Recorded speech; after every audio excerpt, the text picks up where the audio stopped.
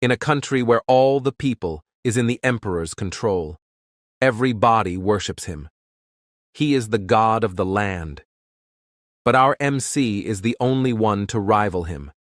The MC kills all the knights of the emperor in front of the royal palace. The knight group, which was especially drafted by the emperor, named the Special Force. The only reason this special force exists is to protect the mighty emperor, Leon Cavalon. Our MC is none other than the commander of the Special Force, Yan. He is going to kill the emperor as the emperor has made all to the soldiers and his people as his puppet. Yan is setting all the knights free by killing them. In the palace, the emperor is sitting and talking with a fairy. In that time, Yan entered the palace and stands in front of the emperor.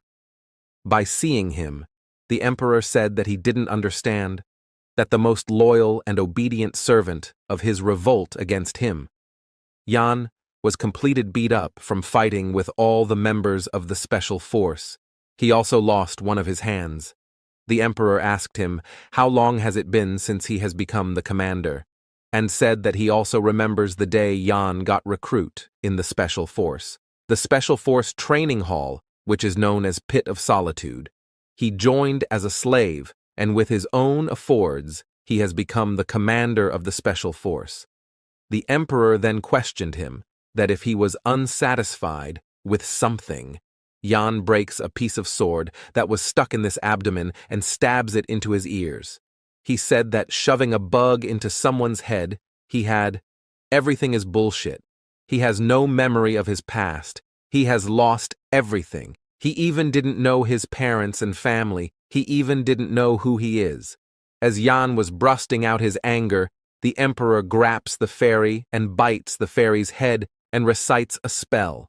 As he recites the spell, a sword comes and pierces the heart of Yan. The emperor then stand up and said he didn't know how Yan found the bug, but it's a shame he has to die, as he was the toy the emperor liked.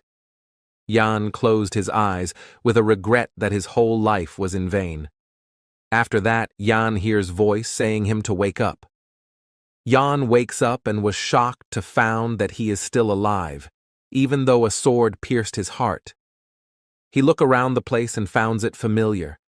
He touches the pillar behind him and found out that this is the great stone sword, which is the symbol of the Special Force Training Hall. An uncountable number of soldiers has died in front of his great stone sword.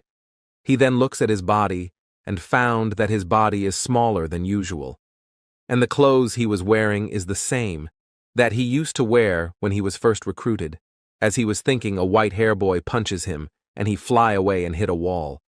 The white hair boy said that why is he distracted, and if he is looking down on him. By seeing him, Yan remembers that his name is Roman and he is the 12th recruit of the special force. Yan asked if they were in the middle of training. Roman replied that training is only an excuse. He is planning to beat Yan up, as no one cares if a low-level recruit dies. After this, Yan gets all his puzzled pieces and comes to a conclusion that he has returned to the past. He is happy that he has gotten a chance to execute his revenge. He will use this chance to behead the emperor. Yan then told Roman that he will not get a girlfriend even when he is 40. This makes Roman angry and he attacks Yan. Yan then further mocked him by saying that he get hit from this slow punches. This take Roman anger on a higher level. Roman then unleashed a technique called Dark Choas, 7th formation, punching rampage. Yan was dodging all of the punches as they both come close. Yan told Roman to take this as an advice and gives him a 1-inch punch. After getting hit from Yan's 1-inch punch, Roman fly away. As Yan was going to hit him more, he saw a pendant that breaks out from his neck and lands on the floor. By seeing this, Yan said to Roman that his luck is good and takes the pendant on his hand. He opens the lid of the pendant and saw an old photo of him with a man and woman standing beside him. Seeing this, Yan starts to cry, as this was his family that he has forgotten about. Love, family, and the memories that he has forgotten for more than 30 years are coming to him. What he could not obtain even after setting the imperial palace on fire and killing all the imperial knights is now on his hand. He also understands the mistake he was going to make, and decides that he is not going to waste this life on something as pathetic as revenge. He will get out of this place and will live the life with his family. The Special Task Force reports directly to the Emperor only. The Special Force has completed many impossible missions successful, such as the fall of the Verna Fortress, the assassination of the Grand Duke of the North. The Special Forces has completed many such missions in the history of the Empire, along with the one that stands at the top of the Special Forces, the commander of the Special Task Force, Yan. He is the right-hand man of the Emperor and the Empire's strongest knight. That body of his that hold all the power and strength now has turned into a shitty state. The commander of the Special Force is now an errand for a purification squad. There are 1,000 trainee soldiers in the Special Force in this place. Everyone becomes stronger by killing each other to survive. On a daily basis, an average of 3 to 4 people die in front of this great stone sword. Those empty spots are filled up either by kidnapping others or by those who are willing volunteered to join. The training ground is the Dragon Den located in the northwestern mountain range. The inside of this place is a labyrinth, like a dungeon. The trainee soldiers are each assigned a number. The numbers are assigned by the skills and strength of the trainee soldier, and they can climb up the ranks through test and competition. This is a pyramid-like system where the higher the number is, the better the treatments is received. Under such a system, it's hard for the lowest-ranked trainee soldier of the 90th batch of trainees to survive. Yan is assigned a number of 974, as his number is among the lowest, so he is assigned to do labor or to help others people training. As he was carrying the boxes, he gets hit by other people and fall on the ground. He told them if they don't have eyes. But in a pyramid-like system, there are those who stands at the top. The beautiful girl said sorry to him for bumping into him. These people are the high-ranked trainee soldier, the successor of the Empire's nobles. For the sake of the Empire's loyalty and to continue their family line, the nobles join the training center. They live a comfortable life at the training center because of their noble status.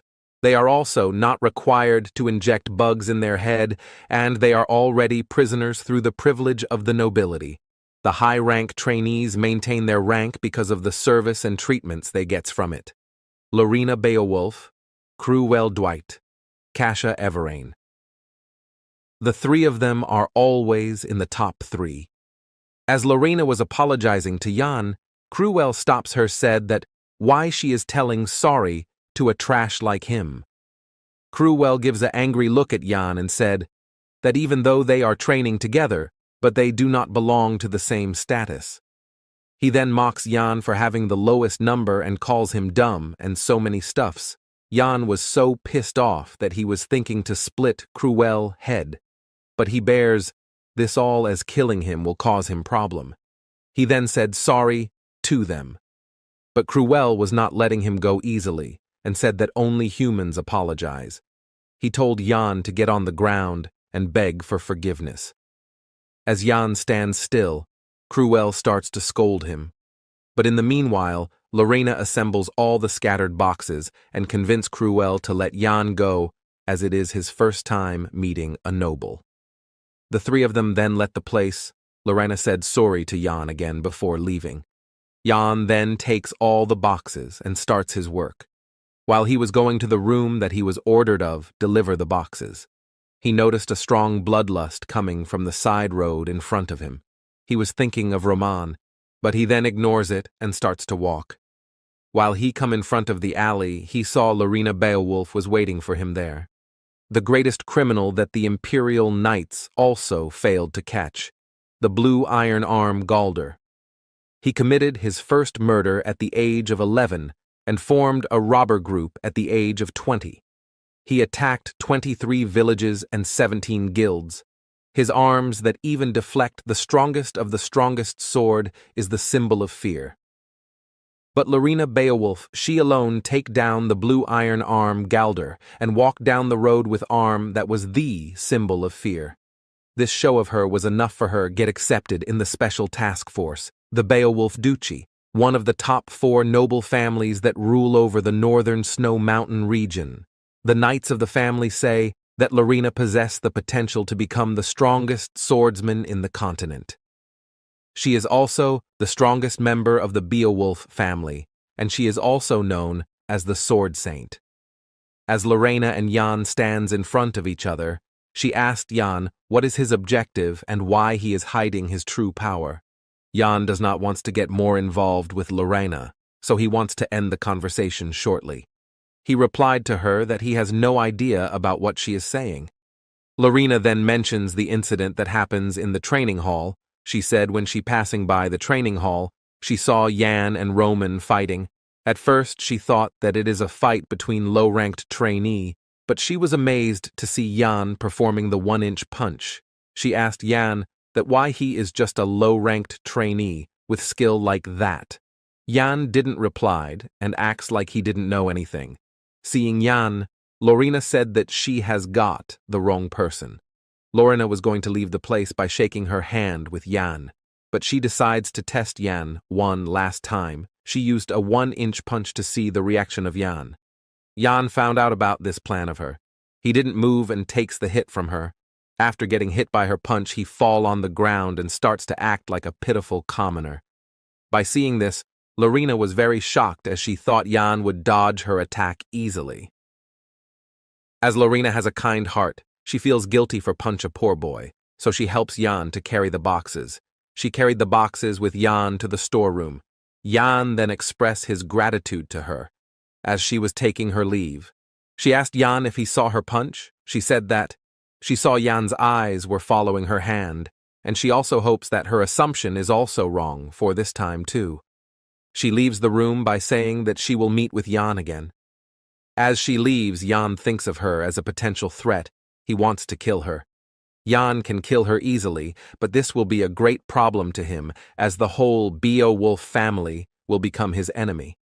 So he ignores all these foul thoughts and starts to focus on his plan of escaping this place. He comes to a toilet and was searching for something. When he was the special force commander, he caught a person who was able to escape from this place. He tortured that person to know from where he was able to escape. The person said him that in the 3rd area of the 5th cubicle, in the abandoned toilet, if he breaks the toilet wall, there is a small exit found. Jan goes to the located place and also found the hole, but a digging is needed for him to fit in as the hole was quite small. He gets happy that at last he can escape the special task force and regain his freedom. Afterwards, we can see at the special task force the guard is roll calling everyone. But when he calls for 974, which is Jan's number, at first, he didn't respond, so the guard thought that he has escaped, so he goes to check him and see that he is there and is laying on his bed. By seeing him, the guard shouted at him and told him to answer quickly. The guard then leaves by saying them to blow off the candles and sleep. Later Jan was think that after all of the mission he has performed, he has understand one principle, that is, the more cautiously you moved, the higher the rate of success. Jan has only one chance to escape, and if he managed to escape, the pursuit team will chase after him. That will cause him a lot of troubles, and if he gets caught, he will be executed, and he will be an example for all the special task force members. So to avoid all these cases, he decides to train himself in a special technique, even though his current body cannot bear this technique. He sits on the ground in a lotus position and starts to practice the dark dragon's breathing, a mana circulation, technique that only the special task force commanders know, as Jan body cannot bear the effects of the technique. So to reduce the after effects, he creates an energy core which will act as a mana engine.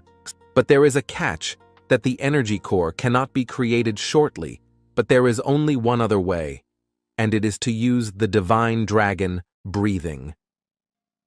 As he starts to practice it, the surrounding mana gets into his body at a lightning speed, and his full body gets overloaded with mana as if a dragon has entered into his body.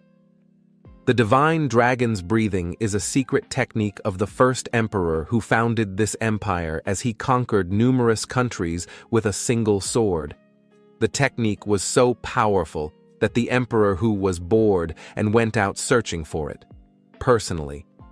As Yan was practicing, he notices that all the mana from his body is no getting out. He tried his best to hold the mana into his body. This also causes him to deal with a great amount of pain. But unfortunately, he failed to learn the technique. And one of the main reasons is that he only knows the half of the secret technique.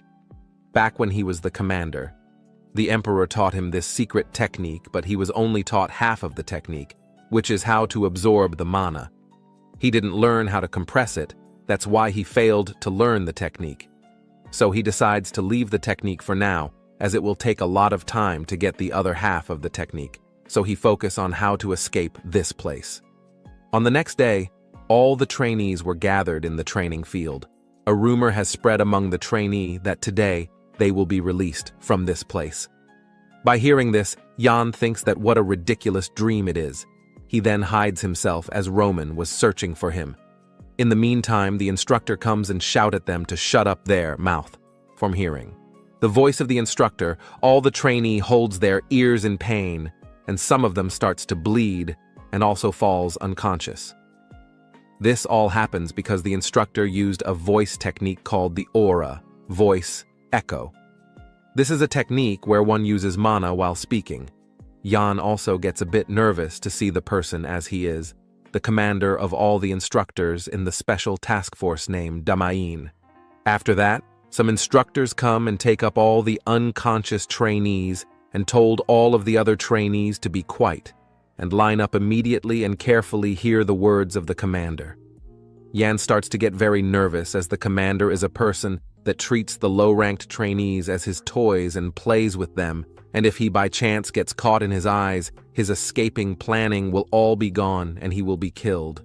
The commander then speaks up and said to all of the trainees that they all are trash, and if he could, he would kill all of them.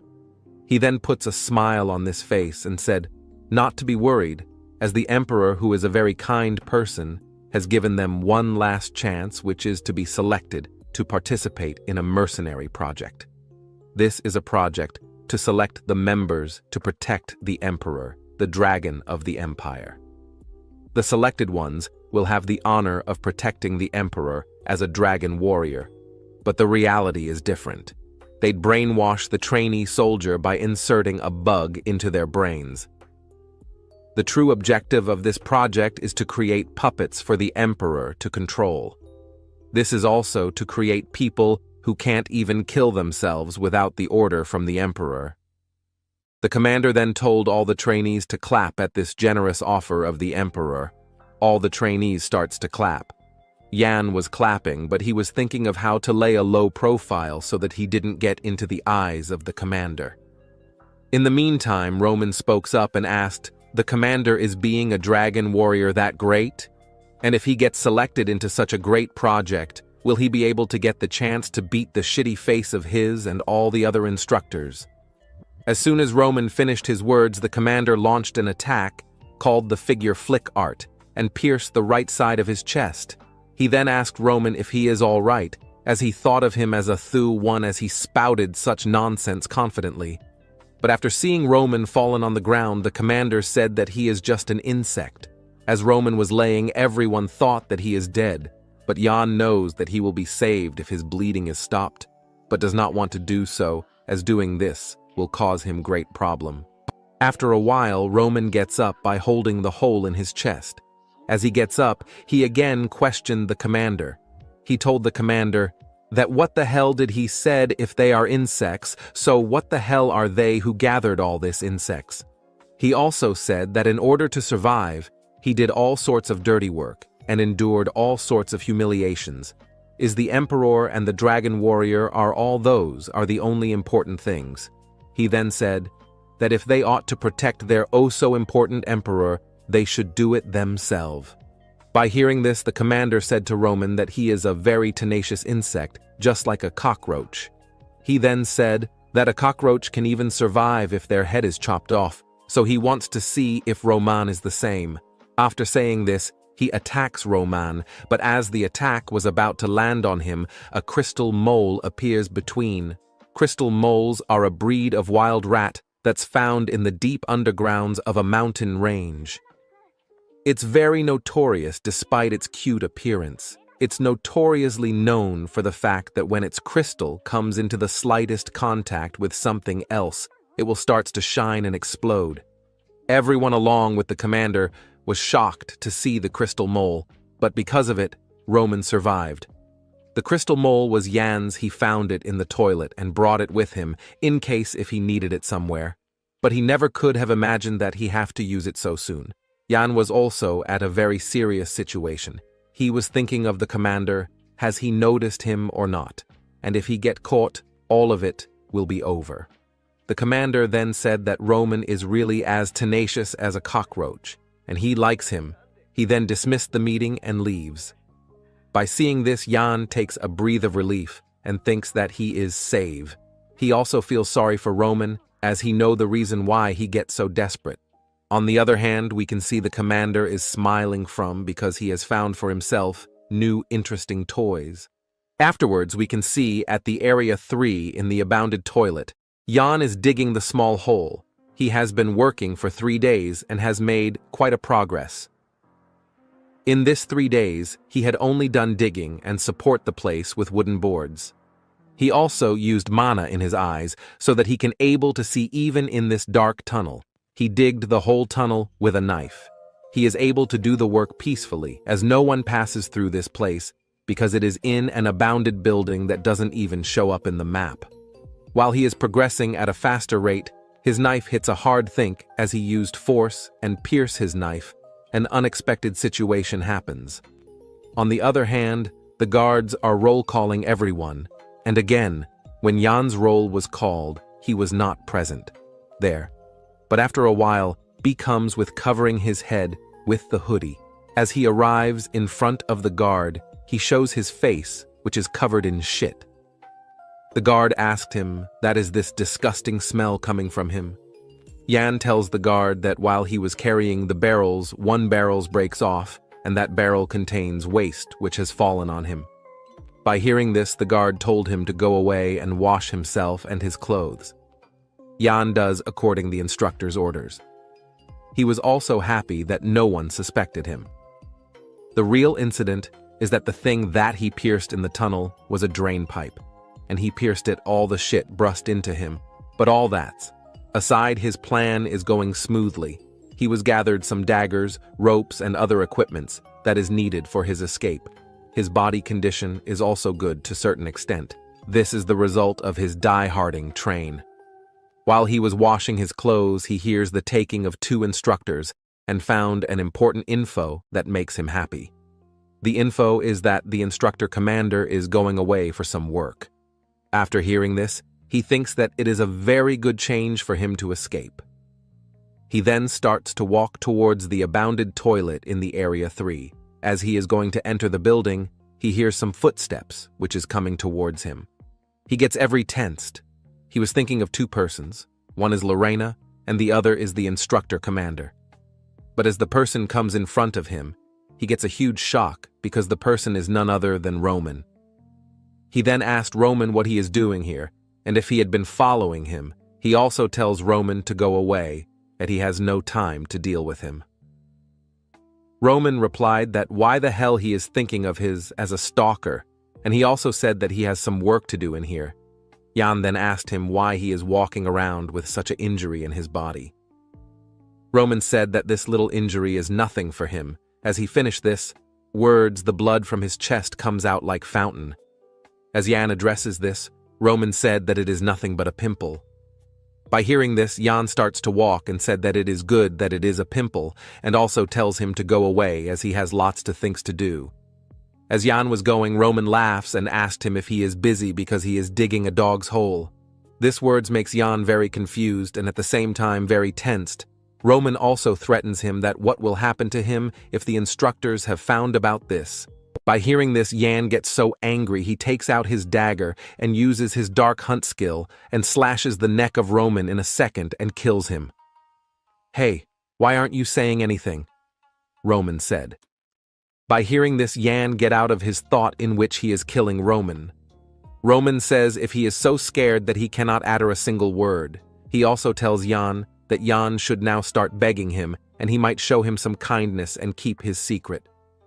From the inspectors, Yan then speaks up and said he wouldn't do that and tells Roman that he would say anything to the inspectors. Roman then asked why he thinks that he won't tell the inspectors. Yan replied that the reason he won't tell the inspectors is because he loathes the special inspectors more than he does. And the reason he knows it is because of the rebellion he does against the instructor commander, even though he would have died there, and the strong determination for escaping this place.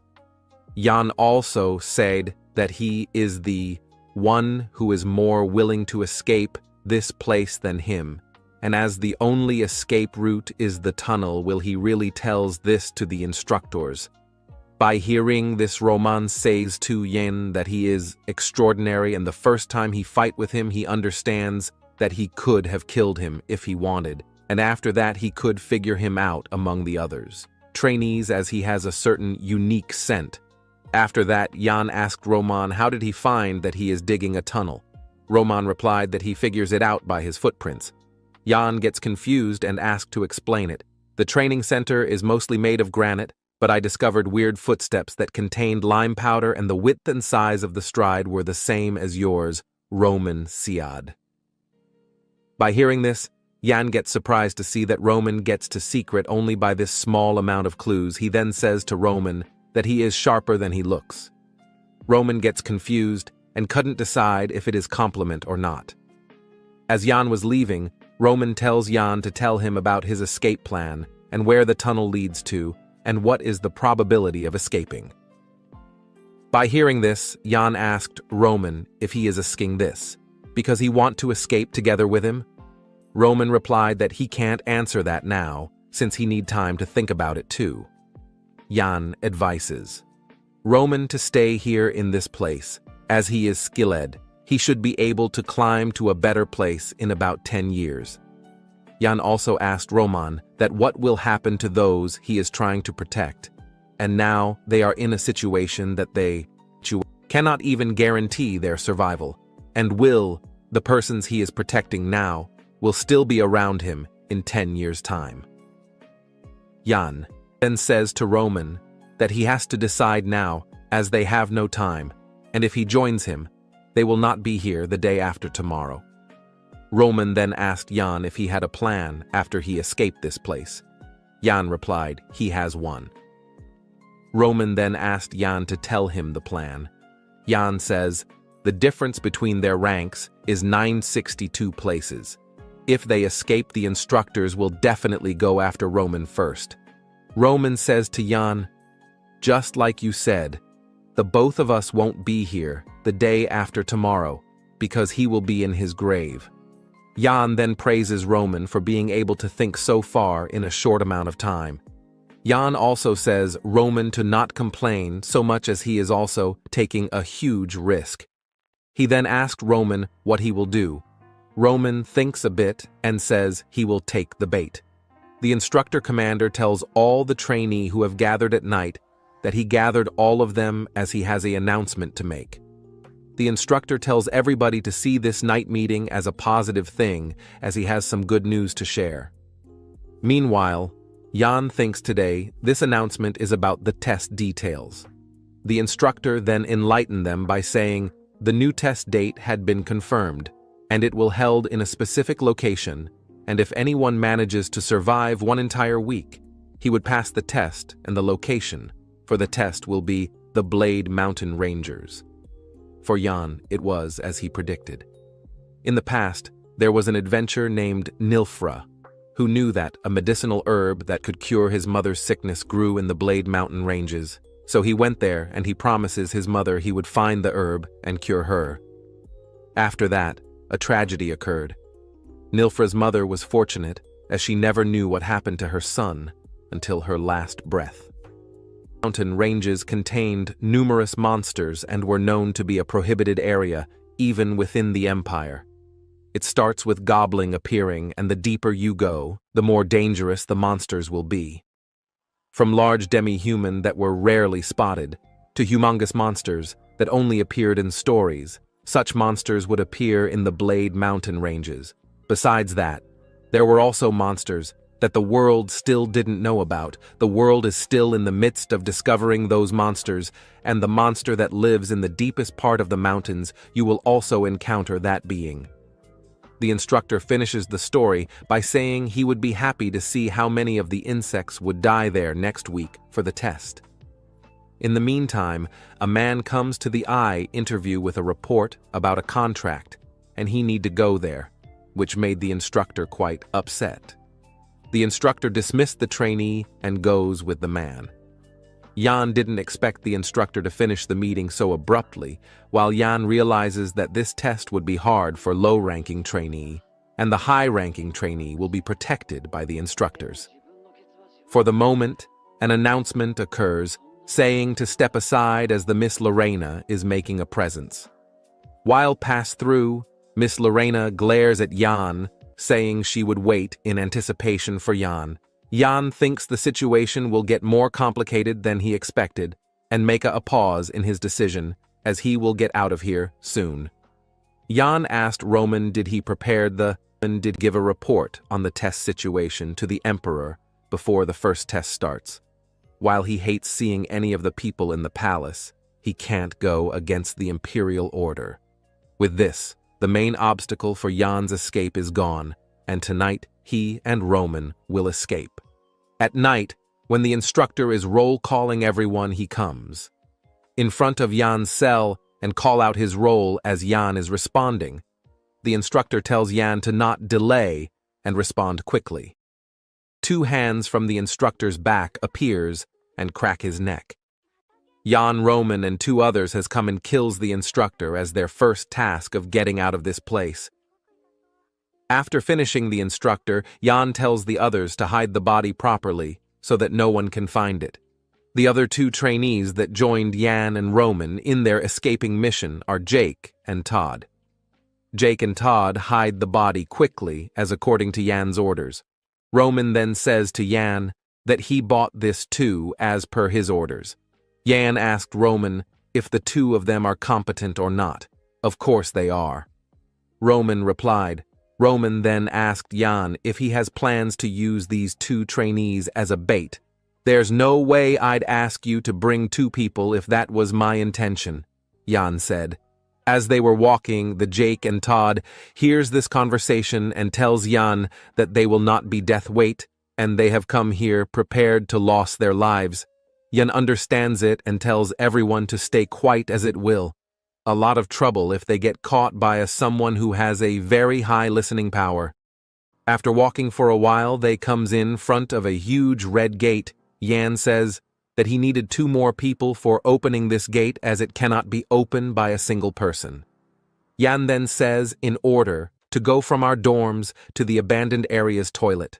We need to open these doors, but to open these doors, 2 pressure plates need to be stepped on and the switch outside that controls the door must be pulled firstly. 2 of us will step on the pressure plates. After the other 2 go across, they will pull the switch and fix it in place. Then, the 2 from the switches will cross over after hearing the words of Jan. Everyone understands how to open this gate and escape from this. Jan replied that they should stay here until he gives a signal after that. Jan and Todd goes through the red gate. It's been a while they have gone, and a single signal was given by Jan as time was passing by. Roman gets tensed, and after a few minutes the red gate also shuts by. Seeing this, Roman gets totally confused and moves towards the gate, and by hiding the gate he shouts Jan's name. As there is no response, he thinks that Jan has left him behind. He also shouts at himself for not understanding that Jan would betray him. While he was cursing Jan, he heard a voice which says, "Have you gone senile?" By hearing this, Roman asked if it is Jan. The red gate then starts to open, and Jan says to Roman, "That didn't. He told him to wait, and he cannot even do that." Jan was covered with blood, and by seeing blood on Jan's face, Roman asked him, "What has happened?" and if Todd is okay. Jan replied that both of them are okay. and an unexpected situation has arisen, which made him so late to open the gate. Roman asked Yan about the unexpected situation. As they passes the tunnel and gets to the other side to the room, Roman gets shocked, and Yan tells him that he tried feeding sleeping pills, but it didn't work, so he had to fought and kill it, so it took him some time. It was Great Wolf that, by seeing this, Roman asked Yan if he alone killed the Great Wolf. Yan says yes and tells them that they need to move quickly and get out of here. After that, the escape went as planned. Using the passageway that Yan dug in the abandoned toilet, they could see the area outside of the training center. They safely gets out of the tunnel and steps to the ground. Yan then moves towards the cliff and tries to sense for the presence of other, but he couldn't find any presence of other people in the area.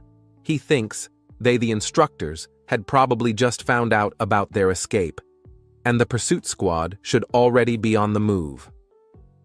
Roman then goes to Yan and tells that if he knew escaping was this easy, he couldn't waste his time in the special training center.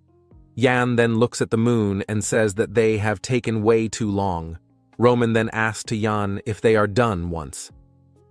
They gets out of this place. Yan tells them to not let their guard down.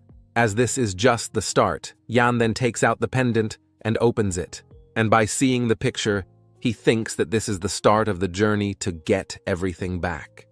Yan then tells everyone to stop and listen to him carefully, as they have no time to waste. Yan says that they are in the middle of the Atrian Forest, and the Atrian Forest is made of sequoia trees. It's located near the front of the Empire's northern mountain ranges. As they are in the center of the forest, they need to run 2 days to get out of the forest. Roman then stops Yan and says, "Wouldn't it be good to hide in the forest? As the sequoia trees are tall, they can hide among them." Yan agrees that there are lots of places to hide in the forest, but there are also dangerous monsters roaming around those places, and the tracking hounds of the instructors will find them in no time. Even they are well hidden, and there will be around 20 members in the pursuit team, and if they get caught, their game will be over. So in order to increase their chance of escaping, they need to disperse and split up the pursuit team. In order to do that, they have to go different ways, and the pursuit team will have no choice but to split up. Yan then says that they just need to shake off 5 members of the pursuit squad each. Roman then gets angry and says that he will be the bait, as he is a high-ranked trainee.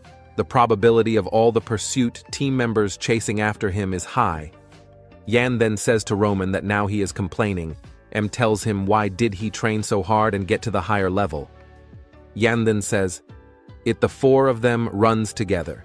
The pursuit squad will catch all of them, so they have to run separately so that at least one of them can escape safely." Yan then asked if anyone have any questions, and if they has none, he tells to run them in separate directions. As everybody is about to run, Jake thanks Yan for letting him escape this hellish place. He removes his hoodie and tells Yan that he will definitely repay him when he meets him in the future. At first, Yan thought of Jake as a normal trainee, but after seeing him he gets that he is not, as he also has a story for getting out of this place.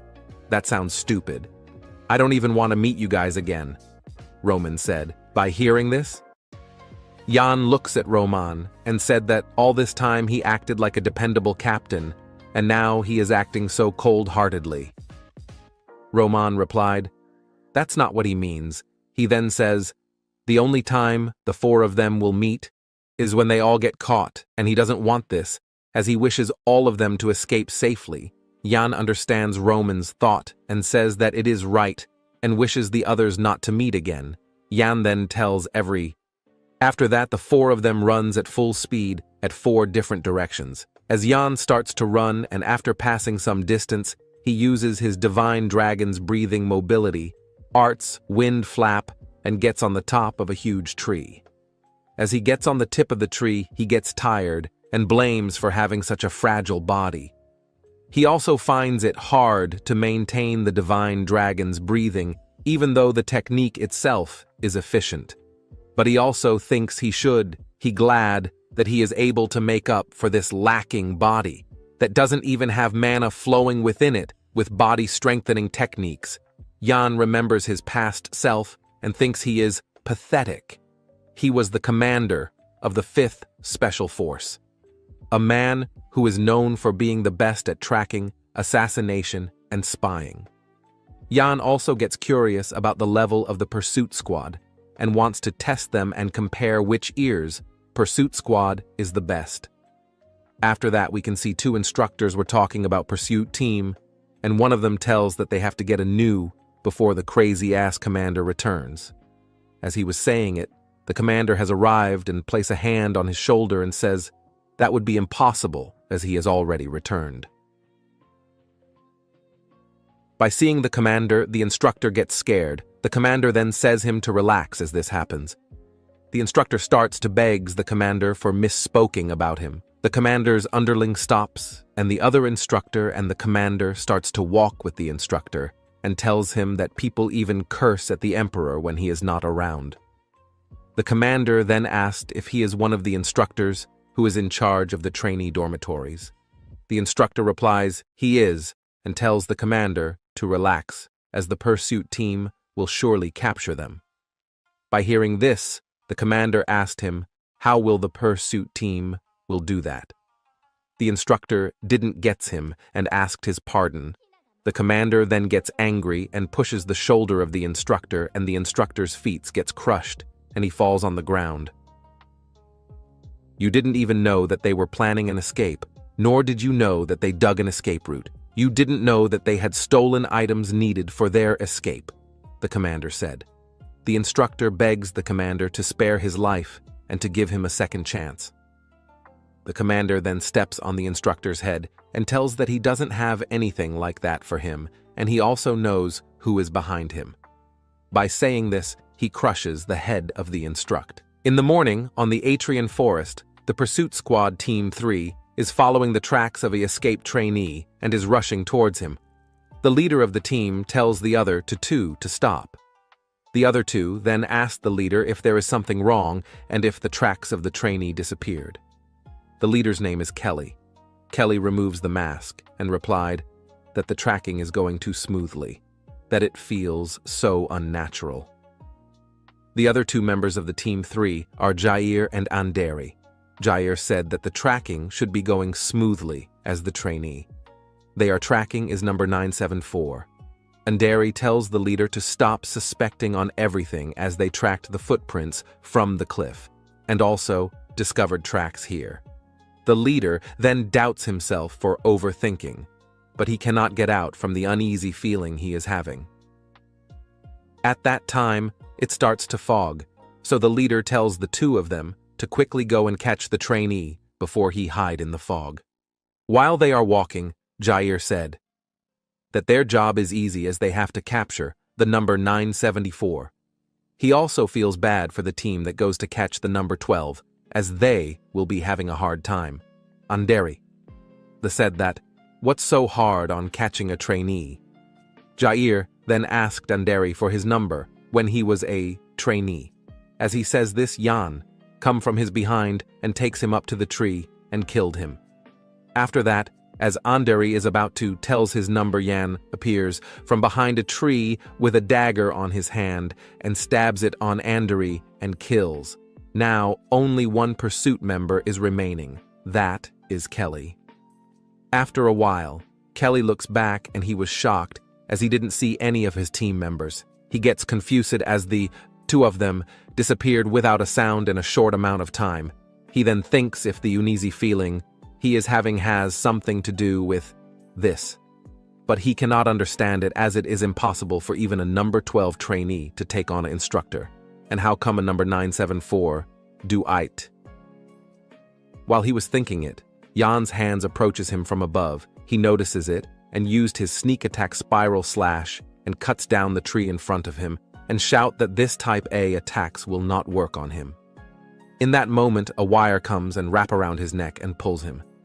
Kelly was totally caught. He then thinks that the footprints and the pieces of clothes were not tracks as they were baits laid out to catch them. Kelly, then asked Yan how a number 974 can kill 3 instructors. Yan didn't answer anything and finishes him quickly. Yan then takes the knife of Kelly and sits on a tree branch and thinks that killing the pursuit team was easier than he thinks, and he should be able to fight without a problem if he used body-strengthening technique. Yan then thinks he need to get out of this forest before the fog swallows it whole. He spread the blood of the pursuit squad all over the area, so the hunting hounds will pick up the scent and come here, and it'll be easier for him to escape once he hide my scent. Yan then chews slime plant. Its fruit is poisonous, and the leaves have a strong stench. He crush the leaves and smear it all over him, as even hounds hate this stench, so this will erase his scent. So they shouldn't be able to find him with this. You need to hurry up. Escaping will get tougher. The longer he dragged this out, even Yan wouldn't be able to get away if they encircled him and set up an inescapable trap. Yan then notices a black smoke coming from the place where Jake and Todd escaped. He thinks that they are idiots, as this will expose their locations. Yan wants to get to them, but he stops himself as he brought them along to use them as bait. It's actually better for Yan with them attracting attention. Like that, Yan then remembers about the time they spent together and rushed towards them, as it's probably more advantageous for them to be alive right now. He just need to get rid of those tracks before the pursuit squad finds them. While Yan was running, he feels goosebumps that ran across the back of my neck. He can feel it, the eyes of death that he felt on numerous battlefields. He also sensed that something is behind him and is watching him. Yan feels a snake wrapping itself around him with a killing intent. At that moment, Yan hears a voice telling that I am glad that you bit the bait. The voice that Yan heard was none other than our instructor commander, who tells Yan that he was right in his judgment. The instructor thought Yan as an interesting fellow and also predicted that Yan will show something interesting and wonders how attracted Yan to this place. The instructor greets Yan as the trainee soldier 974. Then suddenly, lightning strikes. Yan thought, what's the instructor is doing here? This was impossible, as before Yan regressed. He was sure that the instructor returned later than the planned schedule. There were even rumors that the instructor was imprisoned after causing some troubles at the palace, and assumed that the changed because of his own actions. Yan thought, which action of his caused this phenomenon, but he couldn't think of anything that would influence instructor's actions. Yan believed that the tiny cracks that were created by the different actions he took after his regression ruined the original future. The instructor asked Yan that what he will throw this time around, a mole or a lightning rat. Yan realized that the instructor might have noticed that action of his. The instructor was mesmerized that Yan threw it in such a short instant and praises Yan for his awesome reaction time. In addition, the instructor said that firstly he was confused, but as he saw that, he changed his conclusion. The instructor thought that place only contained novice or vermin, but there was something interesting hiding in there. Yan regretted the previous action. If he hadn't interfered, this wouldn't happen now, and he doesn't know how much of the future changed for this action. But this is the worst scenario possible.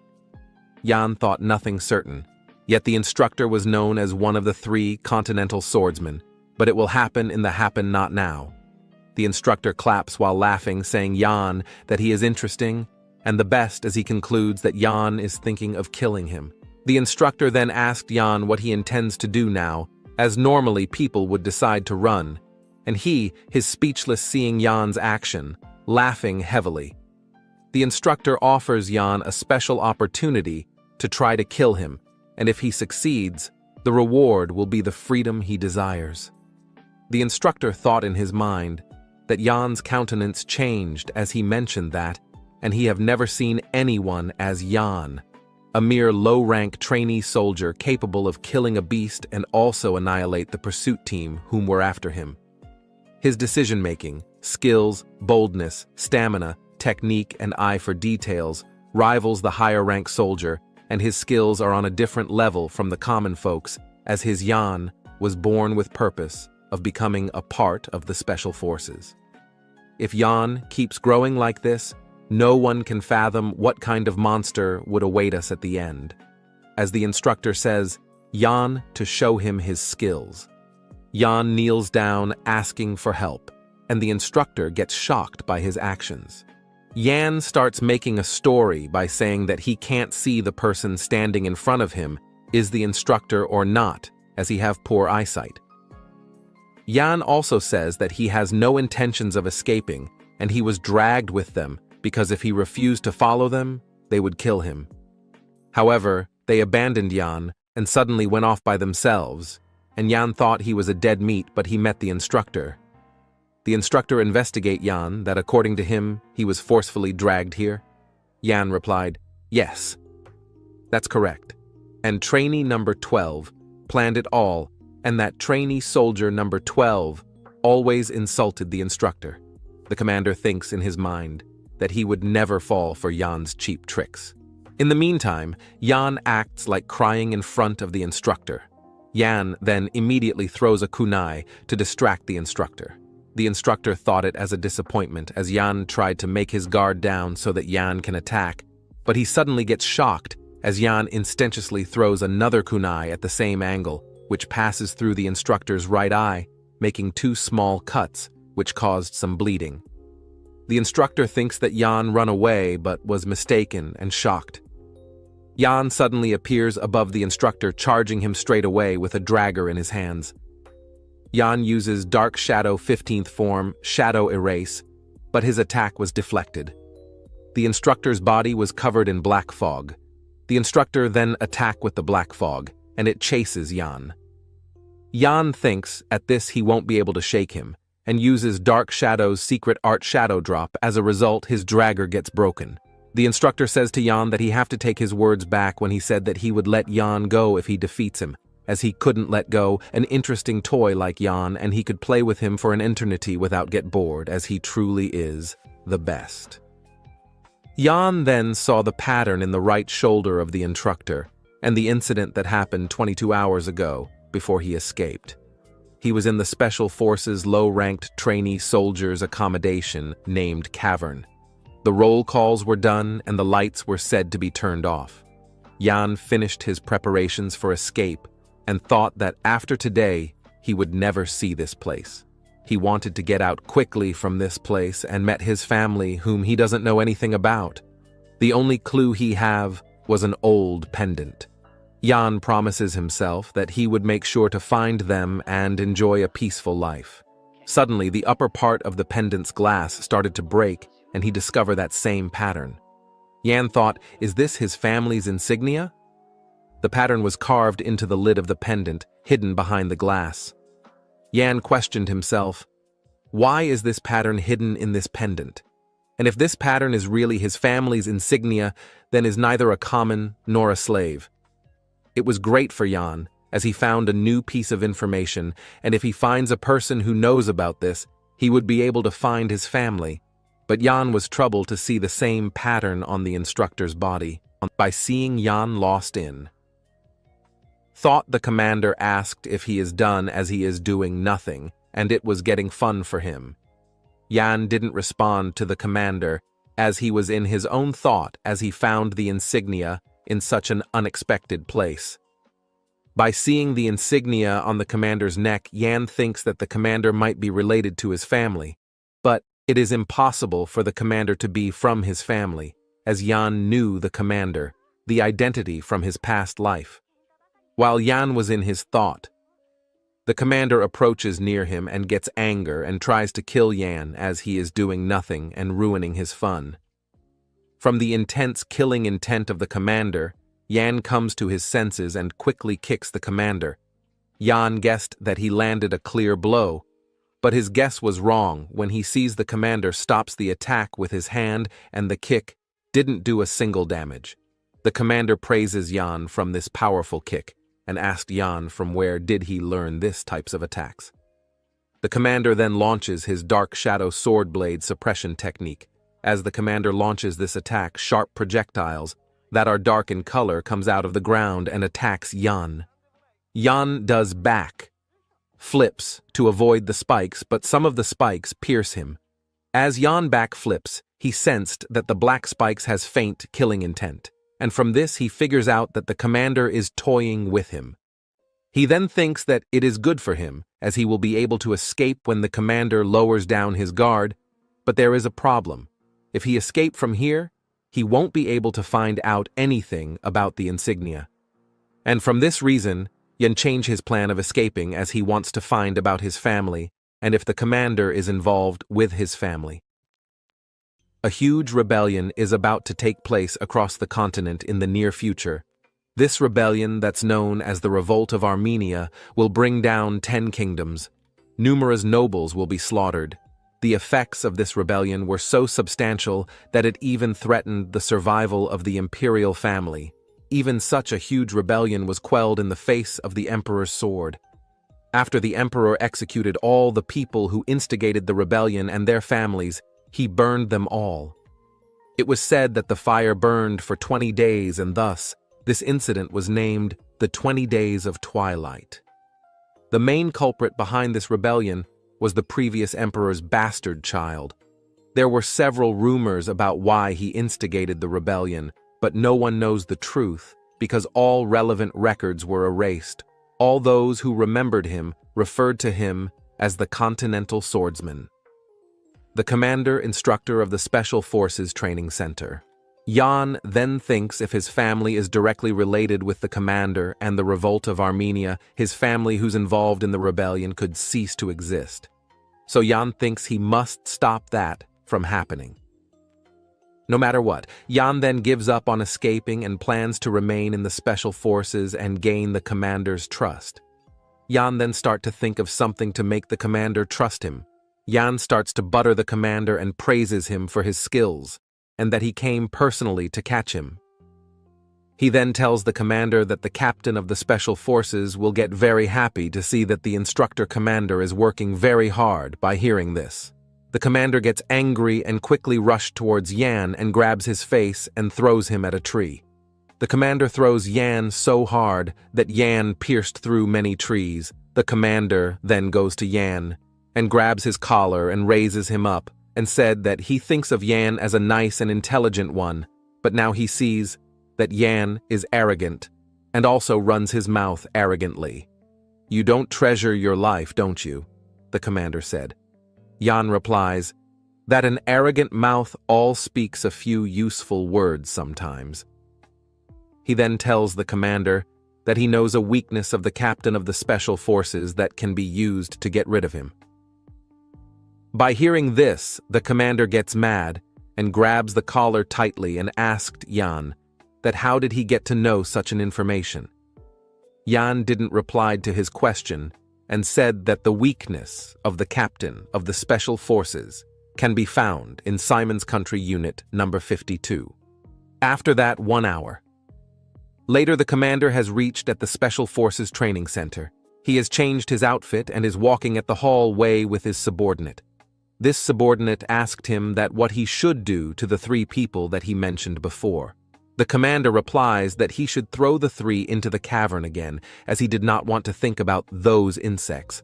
As the commander was talking to his subordinate, as voice for a head comes, which says, "You are acting all busy, and so here you are. You look like you have all the time in the world, or are you just lazy?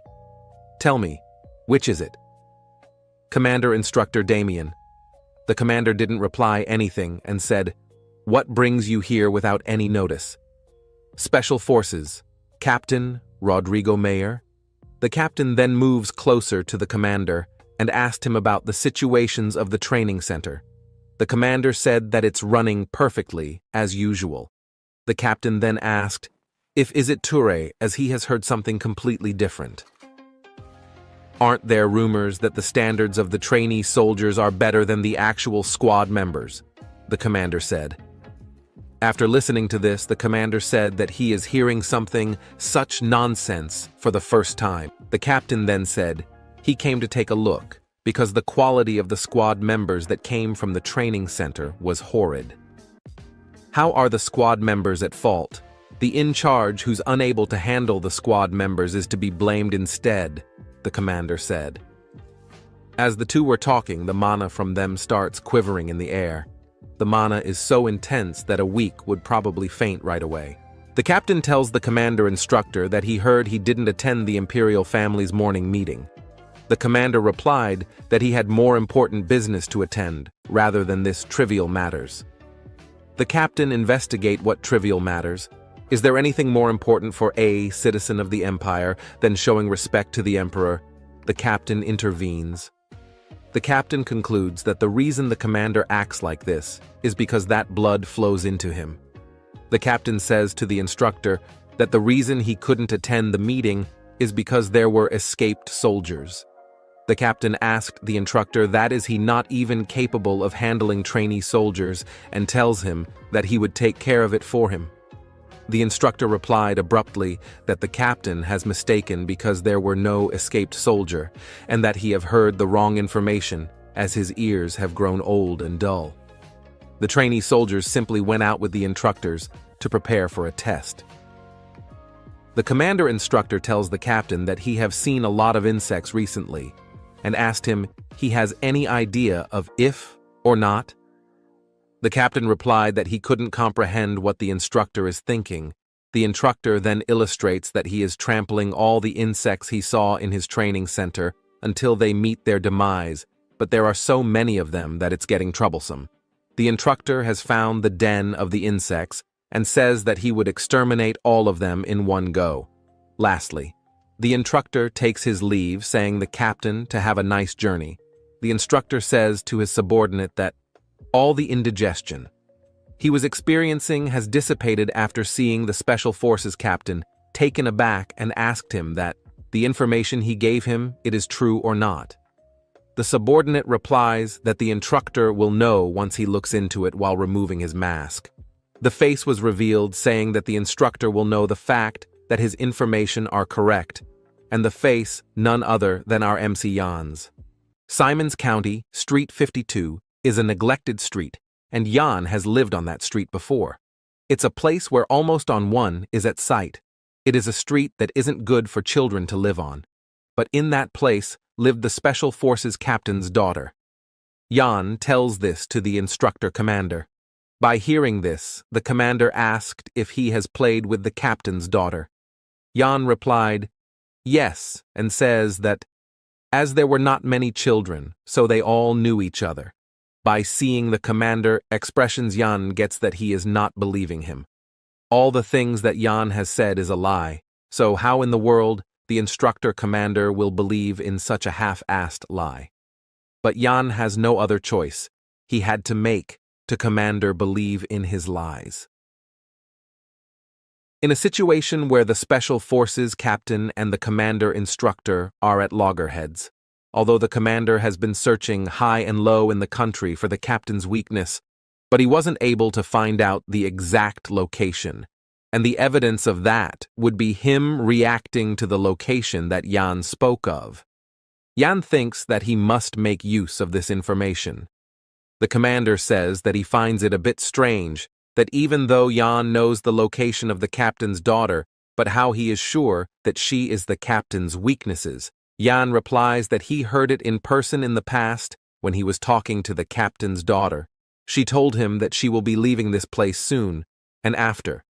Jan asked her for the reason. She replied that there are bad people who are after her dad, and those bad people are looking for her so they can threaten her dad.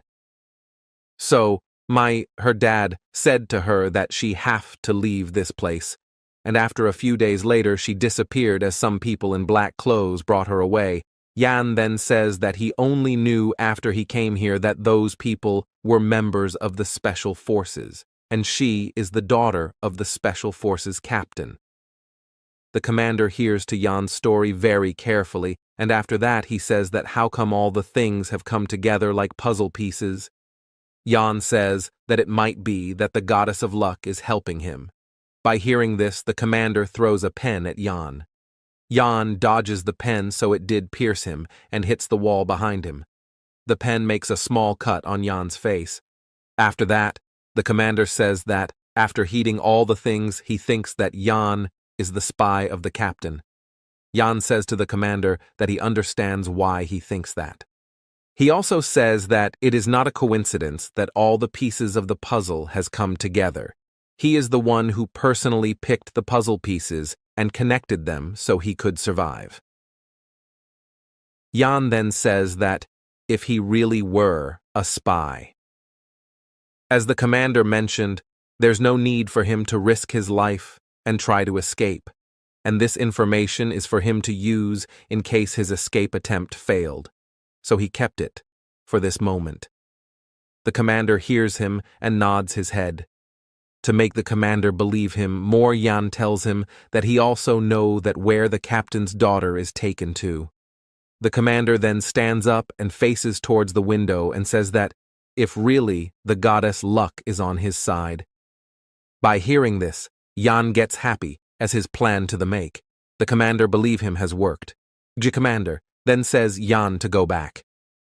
With this, Jan has overcome a crisis, even though the commander probably doesn't believe everything.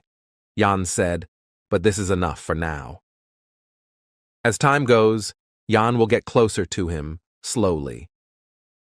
Jan then says, the commander farewell and takes his leave. As Jan leaves, the commander thinks that how a guy like him is number 974, and he thinks that the instructors have no eye for evaluating people. The commander then takes the form of Jan in his hand and smiles. After that, a week later, at the demonic realm Blade Mountain ranges, the first Special Forces trainee soldier exam starts. The demonic realm Blade Mountain ranges is a restricted area in the Empire. This area is one where all sorts of monsters inhabit and is undoubtedly the most dangerous place. As the first Special Forces trainee soldier exam begins, some trainee soldiers are hunting in the swamp goblin area. The scent trainees killed all the goblins there and make the place flooded with goblins' blood.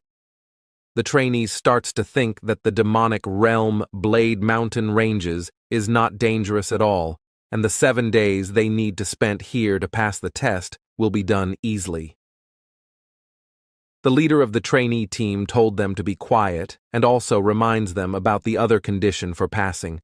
The test is to kill monster and collect demonic crystals from them.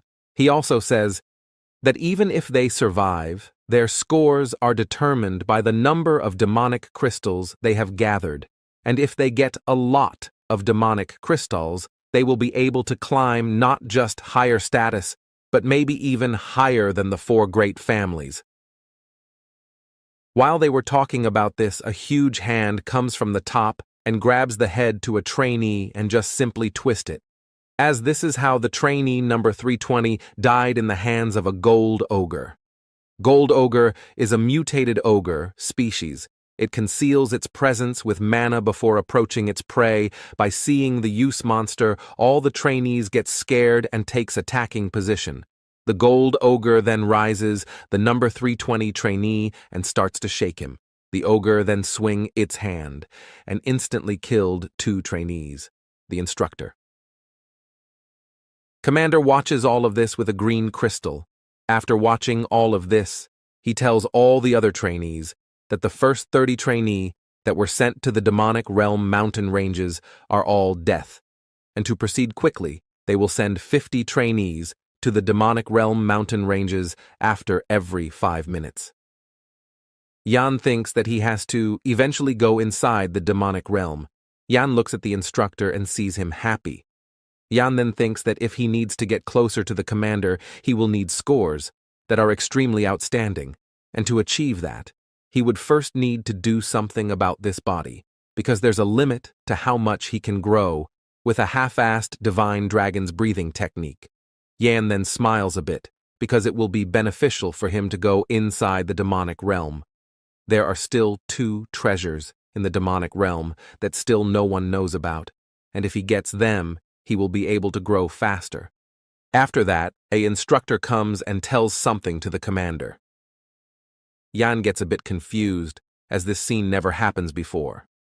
After that, the commander and the rest of the instructors kneels down by saying the trainees to pay their respects to the ruler of the Kavalan Empire, the legitimate successor of their great emperor. As they says this, the crown prince, Leon Cavalan, arrives there. By seeing him, Jan gets totally shocked because based on his past memories, the only notable event that occurs during this time is the death of 500 trainees, but the scene that is happening now is a special event. The crown prince greets all the trainees and introduces himself. All the trainees then fell on their knees and greets the crown prince. But Jan gets very angry, and this blood starts to boil out of anger. The crown prince then tells all of them to be at ease. He also says to all the trainees to raise their hands if any one of them want to get out of this hellish place. The crown prince also says that he swear upon his name that he will guarantee their safety. As Jan hears this, he gets super shocked, as this not the prince that he used to know. After that, we can see a little flashback of Jan's past life at Capital Avalon at the Emperor's residence. Jan has come the Emperor Leon and says that the team they have sent has successfully burned the demonic crystal's mine, and now they are trapped and they should send reinforcements to safely bring them Emperor. Leon says Jan to leave them as they are so that they can sacrifice themselves and take down some enemies. Jan says that they should not just abounded their soldiers that has fought for the empire. The emperor then says that the world is like chess. All the pieces only exists for the sake of the emperor, the one and only king. The Emperor Leon also says that it will be a great honor for them to sacrifice their life for him. This type of person is Leon, who is merciless and cruel. Back to the present, Leon the Crown Prince tells all the noble family's children who has entered in this special training to earn strength to go back, unless they wants to go UP against him when he ascend the throne. By hearing this, all the trainees get shocked. Jan also cannot understand if the Emperor Leon and this Crown Prince Leon are the same persons. The commander then goes towards the prince and tells him that by hearing his speech, all the trainees are in huge shock. The prince then says that, "What's the reason for conducting such an unethical project like this?" The commander replies that the special forces exist for the sake of protecting the empire and the emperor. By hearing this, the prince shouts at commander that not to say something this ridiculous in front of him. The prince also says that the emperor exists for the people and orders the commander to stop this evil practices. The commander replies that this is something His Majesty has approved, and everything here is done legitimately within the bounds of the laws. The prince shouts legitimate and says that if there is anyone among the trainees that has volunteered for the test, he will stand down. On one among the trainee has volunteered. But after a while, Jan stands up and greets the prince and introduces himself and says that he would like to participate in the test. The prince looked shocked and asked Jan that as he is a low-ranked trainee, isn't he as mistreated here?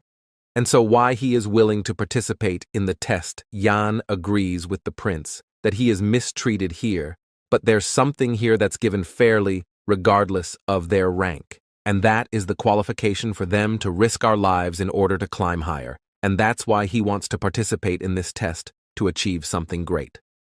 By hearing this, the prince gets a bit disappointed and leaves by telling the commander to continue the test and he watching. As the prince leaves, the test begins. Trainees are sent to demonic realm via a rap gate. Eventually, the turn of Jan has also come. He then stands on the rap, and green light starts to appear for the grounds marking. All this time, Jan thinks that in his previous life, Leon didn't come to the training center, and he is also completely different from the Leon he knew. Jan then asked himself if all of this is happening because of his influence, and what has really happened to Leon. While thinking all of that, Jan has been teleported to the demonic realm. As he gets teleported, he sees that there is no one else around him. So he walks to scout the area and tries to find a weapon. As he walks, he smells a familiar smell of sulfur and demonic energy. From the smell, he gets it that he is in the Blade Mountain Ranges, Valley of Wind. As he was standing still, he sensed that a monster is approaching him from behind. On the other side, where the rest of the trainees are, a cockatoo griffin has launched its attack to the trainees. The trainees gets panicked by see the monster rushing towards them. But at that time, rank 1 trainee Lorena Beowulf comes, and by using the Dark Soul 15 form technique, Stardust, she kills the monster. The trainees that began to thank her for saving their lives. Lorena then asked that if their team is made up of low-ranked trainees. They replied yes, and says that their team is mainly made up of 700 ranked trainees. They also says that as many of their members are injured, so they are facing hardship to get out of the valley, so they request Lorena that if they can travel with her team until they get out of the valley. Lorena replied that they can follow them as much as they like, as it doesn't matter to her.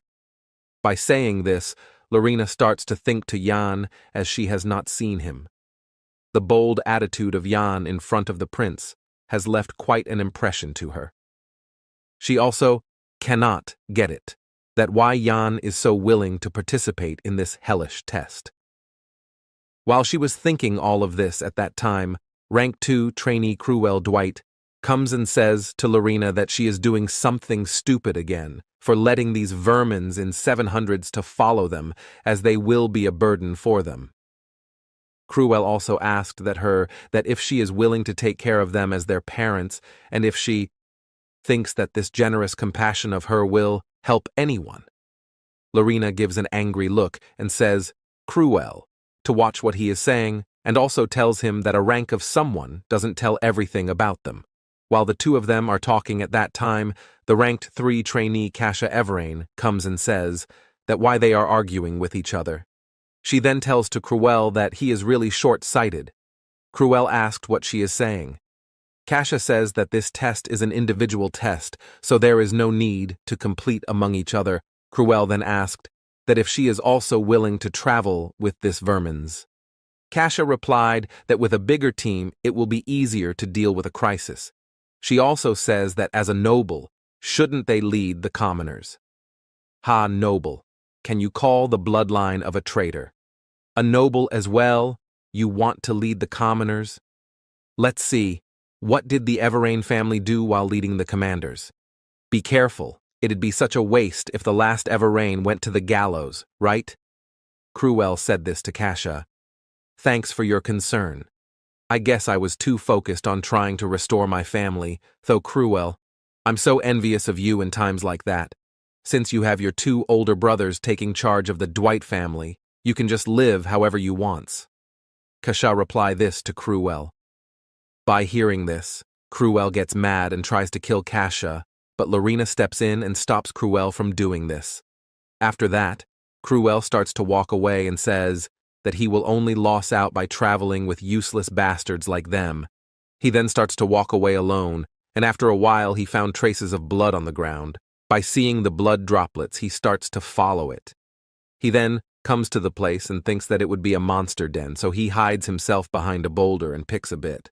But by seeing the scene, he gets shocked as there is a human who has killed a large number of red goblins and is eating the heart of the goblins.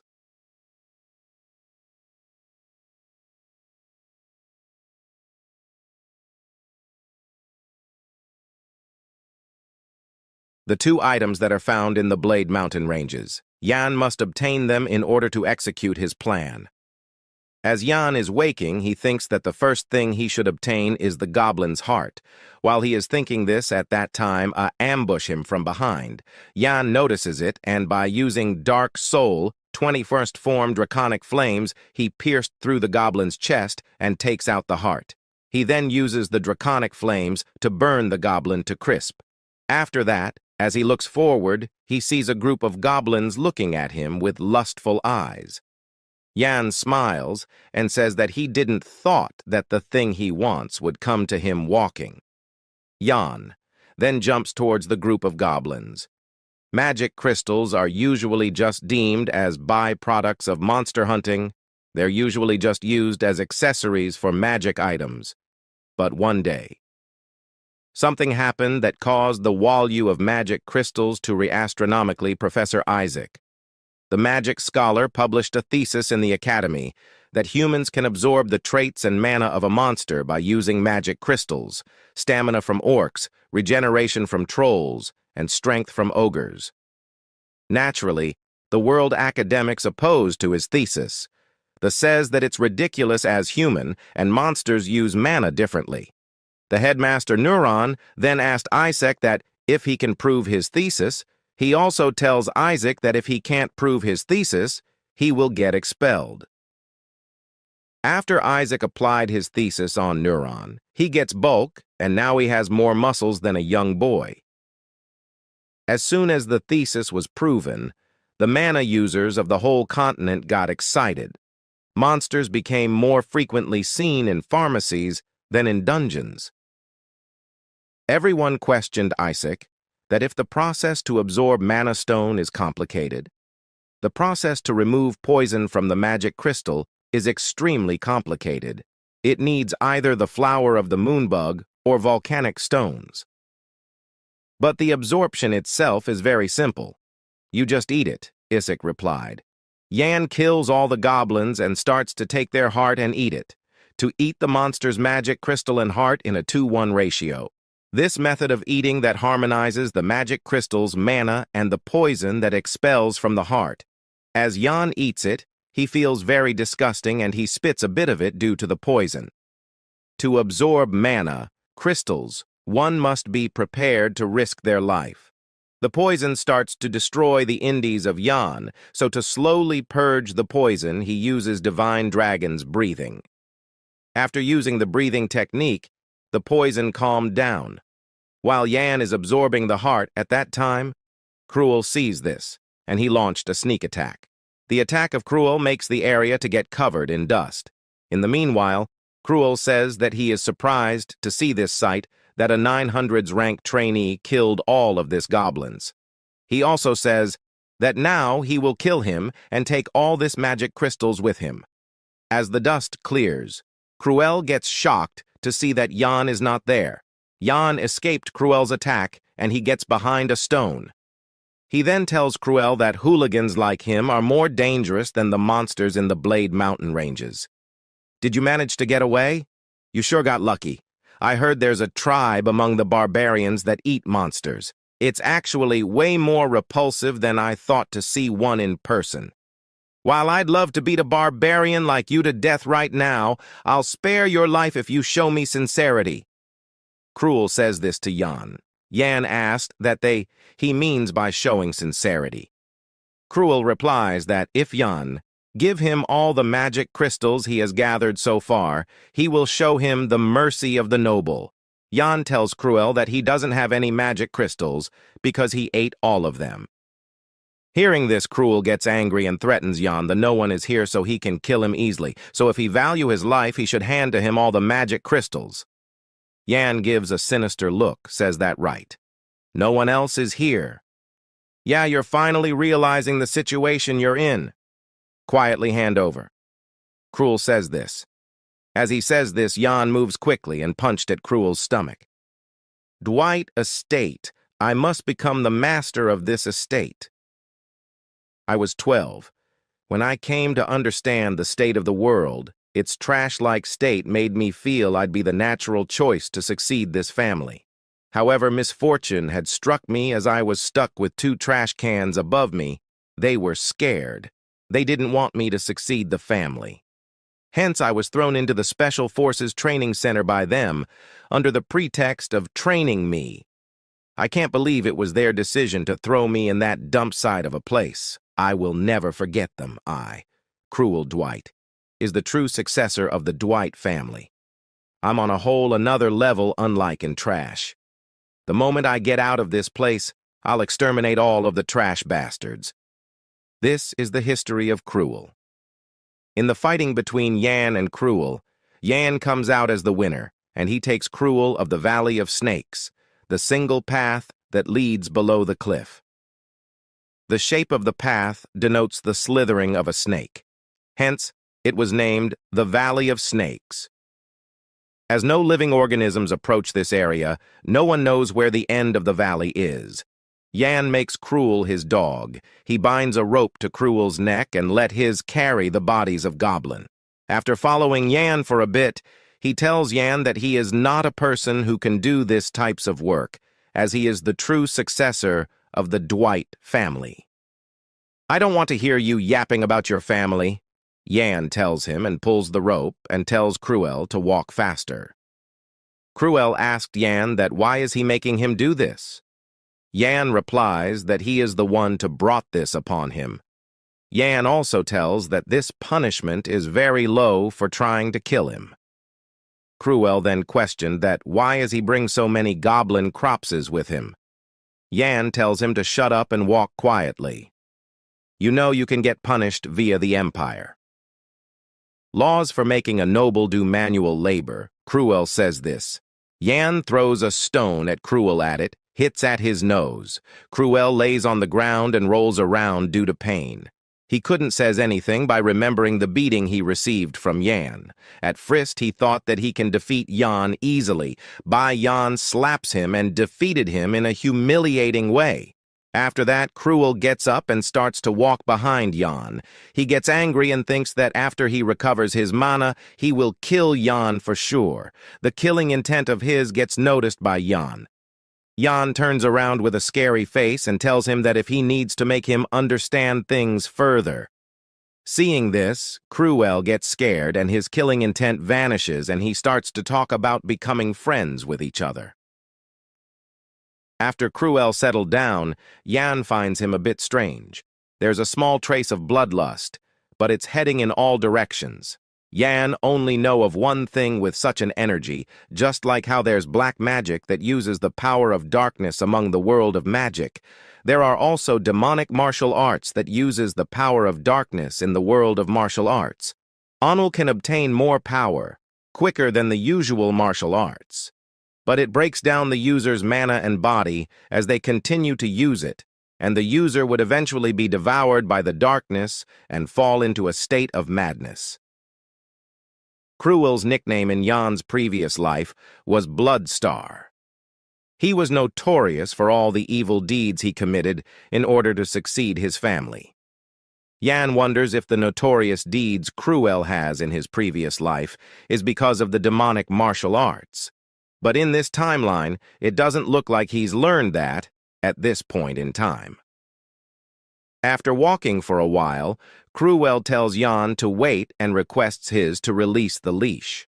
At first, Yan didn't intend to do so, but as he hears the words of Cruel, his gets convinced and then he releases the leash. Cruel rubs his neck and says that now he feels good. Yan then tells Cruel that his job is done as they have reached their destination. Cruel asked Yan about this place. Yan replies that a real treasure is hidden in this place. After that, Cruel throws the cropses of goblins in the huge crack. He then kicks the bag and tells Yan that he has done the job that has been instructed for. Yan tells him that as he has finished the job, he will give him a piece of advice. "Advice?" Cruel asked. Yan looks down and seems a bit tensed. He advises Cruel to run to the gate without looking back. As Yan says this, we can see two eyes glows at the bottom of the crack. As the bodies of the goblins fall on the bottom, their blood spills on the floor and activates a magic circle. After sucking all the blood from the goblins, the circle glows red and black. Smoke emerges from there. From that, a monster awakens, and it roars. Cruel and Yan is seeing this from above. Cruel asked Yan that what the hell he has done. Yan says that it was all Cruel's doing. He then tells Cruel to get ready as the monster is coming.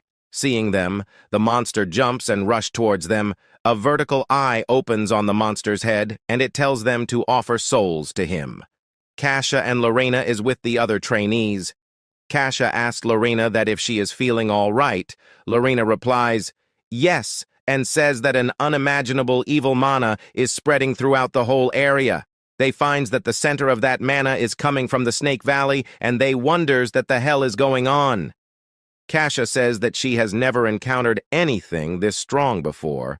so she is not sure what to make out of it. Looking at the situation, Lorena tells Kasha that they have to change their plan and they should head towards the gate right away. Lorena then announces to the other trainees that they will be going to the gate as fast as possible, so she tells them to throw away any useless baggage and also to throw away the magic crystals. The trainees asked her that what will happen to the test. Lorena tells them to shut up and quickly get to the gate. The trainees then starts to do as they are instructed. Lorena then tells Kasha that the mana is on par with the Patriarch. The Patriarch? No way! His fighting abilities alone are always within the top 5 of the Empire. He's the guardian god of the North. That mana is on par with Duke Beowulf. That means that even if all the instructors came over, they wouldn't be able to defeat that. We are done for. Kasha says this to Lorena. After that, we can see at that instructor post. An intruder has infiltrated their base. It's the monster that Jan has awakened. The monster kills all the instructors in a second.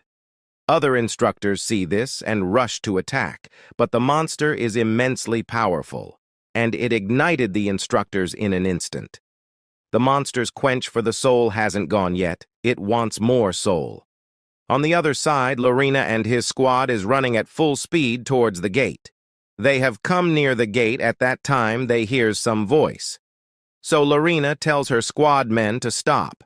A trainee comes in front of them, and he is walking weirdly, as is, saying that he will offer his soul. The trainee then points his hand towards Lorena and his body brust. Lorena gets ready to fight. Kasha tells the other trainees that they have been ambushed, and she tells them to look for the enemy. At that time, the blood from the brust trainee starts to float in midair, and it takes shape of a magic circle. Seeing this, the low-level trainees get terrible headache and they starts to vomit. Lorena tells everyone to get on guard. From the magic circle, the monster starts to come. The monster tells them that they are the ones who have awakened him from his slumber, so now he will express his gratitude by taking their souls. As the monster has now shown his full body, we can see that it is an ancient lich with 4 hands and 3 eyes. The mages were saddened, because human life was finite, whereas magic was infinite. Blinded by greed, the mages researched on how they could pursue magic eternally. As a result, they offered their souls to the darkness and obtained eternal life. They turned into undead, a monster that loathes all living things, into a lich. As Lorena sees it, she gets that it is not a normal lich. It has absorbed numerous lives and become a being that has existed for almost an eternity. Lorena wonders that why such a monster is lurking around here. On the other side, Roman, Jake, and Todd is rushing towards the gate. As they approaches towards the gate, they sees the death bodies of the instructors. Seeing this, Roman gets tensed, and he remembers the words of Jan before they got transported here.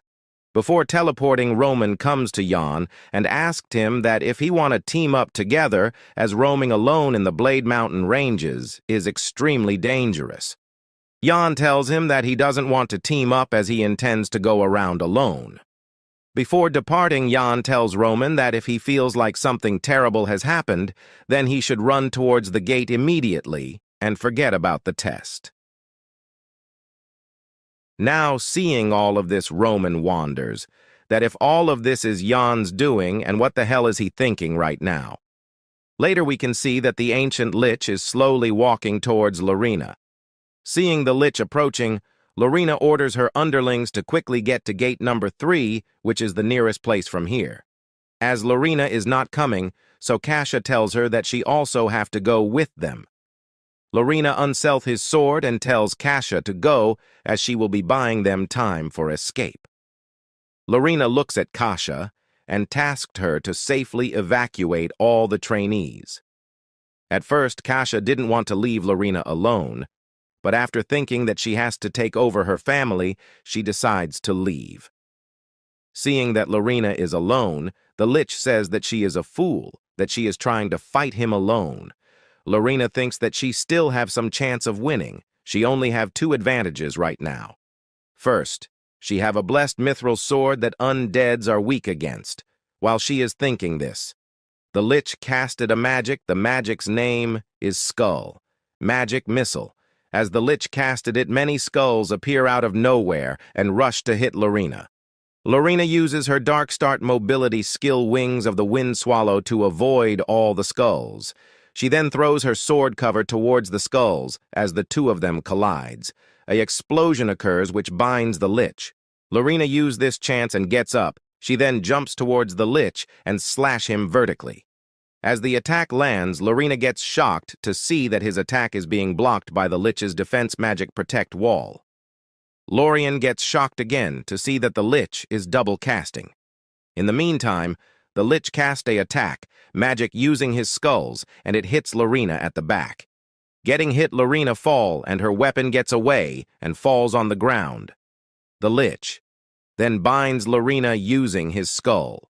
Lorena now gets into a terrible situation. She shouts at the Lich to unbind her and let her go this instant. The Lich laughs and says that he will now destroy that haughty soul. After that, the Lich starts to cast his magic. A magic circle comes in front of Lorena, and the Lich says that he will turn her into a corpse that will only serve him. On the other side, at the ancient Lich's lair, Yan enters the lair alone. He walks along the lair wearing a monster leather.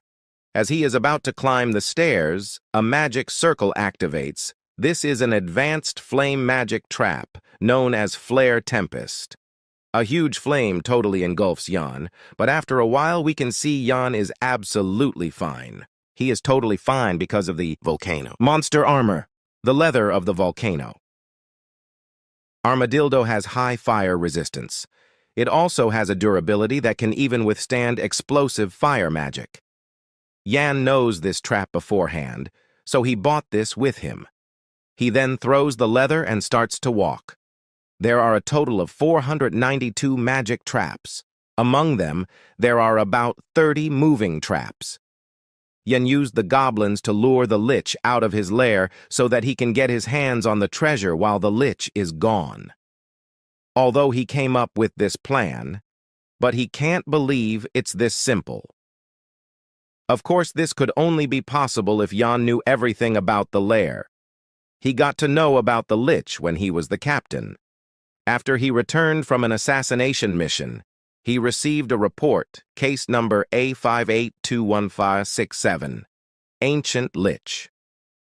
In this case, 1,000 trainee soldiers have gone to the Blade Mountain Ranges, and there they found an immensely powerful monster that killed 900 trainees, and only 100 of them survived. A huge loss that placed the Special Forces Training Center in a critical state. Additional Report 1. We're assuming that the Lich woke up and left his lair after sleeping for a long time and began to suck the blood of the trainees. After that, we were able to locate the Lich as we investigated that incident. The lair was assumed to have been built during the ancient times. It was filled with mysterious treasures, grimoires that would make you a sage even if you read one of them, jewels that would make you so rich that you wouldn't have to work for life if you had one of them. But the most important thing was missing a life vessel. The egg of mana that contains the Lich's life and mana.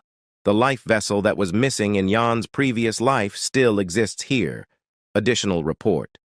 To discovery of the remnants of a life vessel assumed to have gotten damaged while the Lich was fighting someone, the culprit is undetermined. The incomplete secret technique that the Emperor gave Yan only allowed him to absorb it, but he couldn't compress it. But if Yan have the life vessel, the ultimate form of mana, he could use it to replace the missing function of compression that the secret technique lacked, that could perfect the divine dragon's breathing. Yan thinks this smiles as now. If he used this opportunity, he might be able to surpass his precious self. After walking for a while, Yan comes in front of a gate, in which lies the Lich's altar, and this is also at the bottom level of the lair. Yan then throws a kuni at the gate. As the kuni is about to hit the gate, it is stopped by a magic barrier. After that, a skull comes out of there and attacks Yan. Yan dodges it and moves backwards. This the gatekeeper that Jan has heard off. This is the sealing magic face lock. It is an evil spirit without a physical body, so it is very hard to deal with. The skull then scans Jan's face, and as it didn't match it, tells to verify with the right face. Jan leaves that route as he knows about a secret way around. There was a place written in the report. After searching for a while, Jan found a switch in the wall, so he pressed it. As he pressed it, a door opens. This is the secret passageway made for the slaves. Additional report, 2-2. A large number of slaves are assumed to have lived in the lair. There's a passageway for the slaves to use. Jan knows this info from there. It's a labyrinth with a lot of primitive traps, so it'll take a while to get through this place, but there's nothing a special forces captain like him can't get through, and Jan has plenty of time now, as he knows that Lorena will buy him plenty of time. As the Lich casts the magic, a red rope-like thing comes out of the skull, and it slowly comes towards Lorena. Lorena is not scared. She tells the Lich that the way he smells and acts is just like an old man. Ho, ho, ho, I'm looking forward to how your soul will contort. I'll rip off your head to use it as my favorite livestock. Shall I try dismembering that body of yours and transplant it into an orc? Or I could also turn you into a zombie and make you eat humans. I wonder if you'll still be this haughty enough talking. Let's begin, it's over for you. The Lich says this. And after that, the red rope-like things rushed to attack her. As the attack is about to hit Lorena, she did something unexpected that shocked the Lich. Lorena catches the red rope with her mouth. She bites it and says to the Lich that all he can do is act, but actually he tastes like shit. The Lich gets mad, and HW starts to make a black-red ball with his hands. This magic's name is Dark Annihilation. Magic Dark Break. As he is about to launch the attack, the Lich noticed something and stops his attack and looks at his lair. Lorena gets confused to see this scene. The Lich gets that the barrier he puts in the altar gate has been broken. He gets furious and binds Lorena's neck with the red rope. He then pulls Lorena towards him and says that how dare she is to distract him while her other friend gets into his lair. Lorena says that what does he mean by that? The Lich gets mad and tells her to shut up. He then uses gravity wave magic and smash her on the ground. The Lich then turns around and orders his skulls to open the gate to his altar. After that, the skulls rotates around at mid-air and a red portal is made. The Lich gets through the portal. Lorena now gets up and she is injured and also confused to see the sudden disappearance of the Lich. Then in the lair, we can see a red magic circle is formed on the white floor, and from there, the Lich comes out and says, that who dares to defile his altar? The Lich finds no one, and he starts to think that how come someone has break through his barrier, and how did they know about this secret place? He thinks that if this person is from the Mage Guild or an enemy from the Empire's army. As he walks further, he sees that some of his elixirs bottle are rolling around on the floor. Seeing this, he gets angry and shouts, "My elixirs! Who drank them all?" These are the extra elixirs, the best secret potion that the Lich has refined in the last 1,000 years that can reconstruct mana and physical bodies. The Lich's blood is boiling out of anger, and he has prepared these elixirs for 1,000 years for the sake of being revived as a human. After that, we can see Jan is sitting behind the Lich, seeing the Lich. Jan speaks up and says that the extra elixirs tasted so good. Hearing Jan's voice, the Lich turns his head and asks if he is the one who passed through his barrier. Jan tells the Lich to calm down and suggests him to come and have a drink with him, as there is no point in saving them. Jan is at a state of excessive mana consumption. When one consumes too much mana, they'd be in a state similar to a drunken state. Seeing this, the Lich gets mad and gets that Jan is a drunken brat. Seeing as how you rushed back, you must have been having a great time just now. Did I get way of that? It was worth coming in from the main gate. Jan says this to the Lich. The Lich shouts and tells Jan that he will kill him first and then kill all of the others outside. The Lich also asked Jan that if he thought that he wouldn't know that some rat had snuck into his lair. You didn't even know your lair was being raided. You wouldn't have known at all if I had only used the secret passageway, Jan says. The Lich then asked why did he break the barrier of the main gate? The main reason that Jan break the barrier is to save Lorena. When Jan was about to take the secret passageway, he thinks about Lorena, and so he jumps from the stairs and attacks the main gate barrier and destroyed it. Jan replies, the Lich, that he suddenly feel like it, so he breaks the barrier. Jan also says that there were also some ancient documents lying around too, and books about mana heart and energy core. So he asked the Lich that if he has gather all of that like some shut-in for 1,000 years, Cuckoo, do you know how I gathered them? My name is Momen, the one who decided to become an undead for 1,000 years for the sake of revenge. In the last 1,000 years, all I did was to prepare a mere rat like you dares to foil my plans. For the sake of seeking revenge against the bastard who betrayed me and took everything from me, I even swallowed the humiliation of becoming an undead. My great plans are now for naught thanks to you. Jan hears all of this while drinking the elixir. He then says, sorry to the Lich. Seeing him drinking, the Lich gets furious, and he instantly starts to attack Jan with his magic. He uses the Great Flame magic as he wants to even vaporize the blood of Jan. Jan closes his eyes for a bit and reopens them and looks at the Lich confidently and tells him to stop. Hearing this, the Lich stops instantly. The Lich steps back and says that the energy of the mana coming from Jan is very familiar to him. Jan starts to show his chest and tells the Lich that he catch on quickly. As he sides the cloth and shows his chest, there is a small magic circle glowing in his chest. The Lich sees this and asked Jan that if he has consumed his life vessel. Jan tells him that it's a mana heart. A mana heart? You used my life vessel to obtain a mana heart? How do you know how to use a mana heart? The Lich asked. Jan didn't answer him anymore and starts to run away.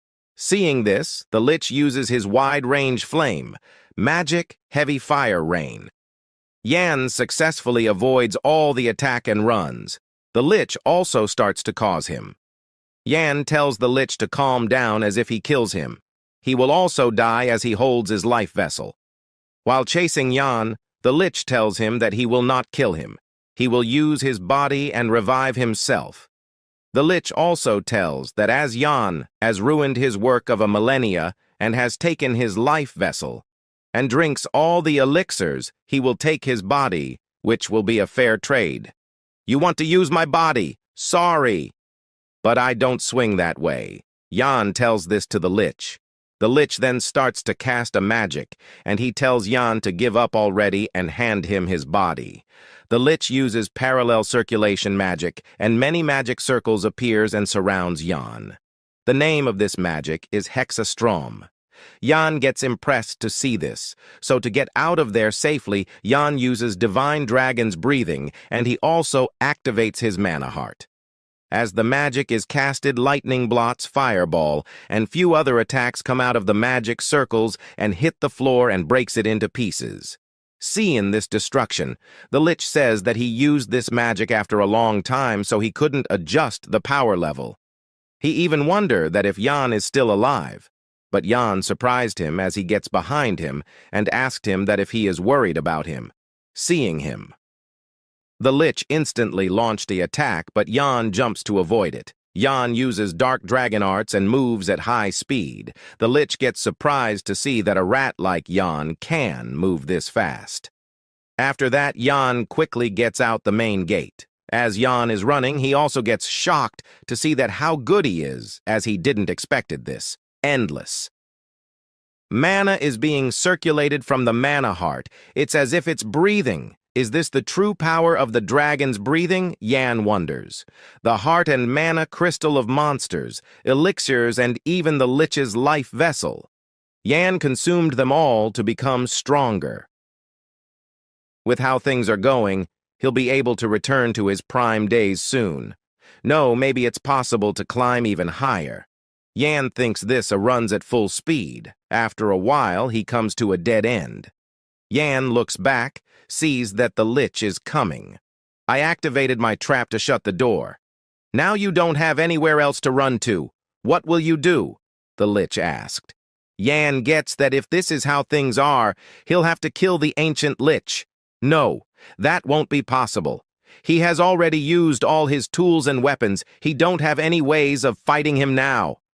The lich again starts to cast a summoning technique and summons a dragon skull.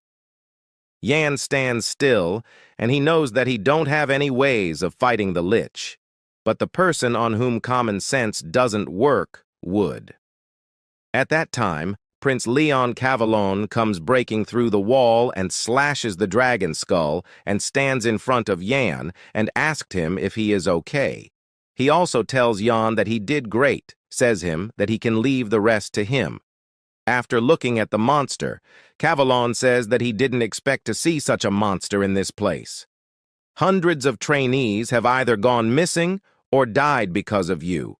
Those hundreds of trainees are also my citizens. However, they withered away before they even had the chance to bloom. I will never forgive you. Leon Cavallon says this to the lich. After that, Yan greets the prince. Leon asked Yan that what a trainee like him is doing here. I was tracking the lich and got separated from the rest, Yan replies. Leon then praises him for informing the location of the lich. He then tells Yan to run away. Yan thanks Roman for informing this. Before the test, Yan tasked Roman to tell about this, coordinates to the prince. The lich then asked Leon that the energy from his body smells like Bahamut, so he asked Leon that how the hell is he related to Bahamut. Bahamut, how do you know our founding emperor's name? Leon asked. Founding emperor? To think you're the descendant of Bahamut.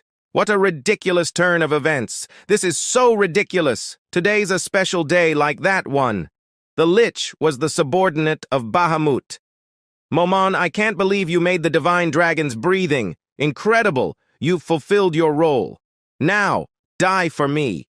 Bahamut uses Momon and kills him. Momon is the one who formed the divine dragon's breathing. The lich laughs as the descendant of his sworn enemy has appeared before him like this. Back in the past, when Momon was a human sorcerer, he has always wondered. The energy core's stable flow and ability to maintain energy, along with the mana circle's explosive amplification and ability to absorb if these two become one. What kind of great power would emerge? In order to fulfill that curiosity, Momon began to make use of the body of his friend Bahamut for research. The research was a successful one and new mana had manifested in Bahamut's body. That was the birth of a mana heart. Bahamut has become more muscular and he show off his body to Momon. Momon then asked him that how is he feeling? Bahamut replied that he is feeling great and now he can create a new martial arts. After that, they created a martial art that made use mana heart and named it after Bahamut's wish. The name of the martial arts is the divine dragon's breathing. After the martial arts is created, Bahamut backstabs Momon and he kills him.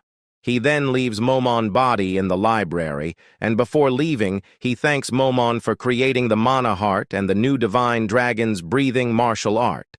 After that, uncountable days has passed by, Momon's flesh has decomposed, and now only his skeleton is left behind. But Momon used his little bit of mana left in his body to hold on to his soul. He was able to cast magic onto his rotting body with just one thought on his mind. Revenge, to meet punishment onto the one who stole everything from him, to give the one who betrayed his trust what he deserves. Momon had prepared 1,000 years for that. The fight between Momon and Leon broke out, the come to the long hall to fight.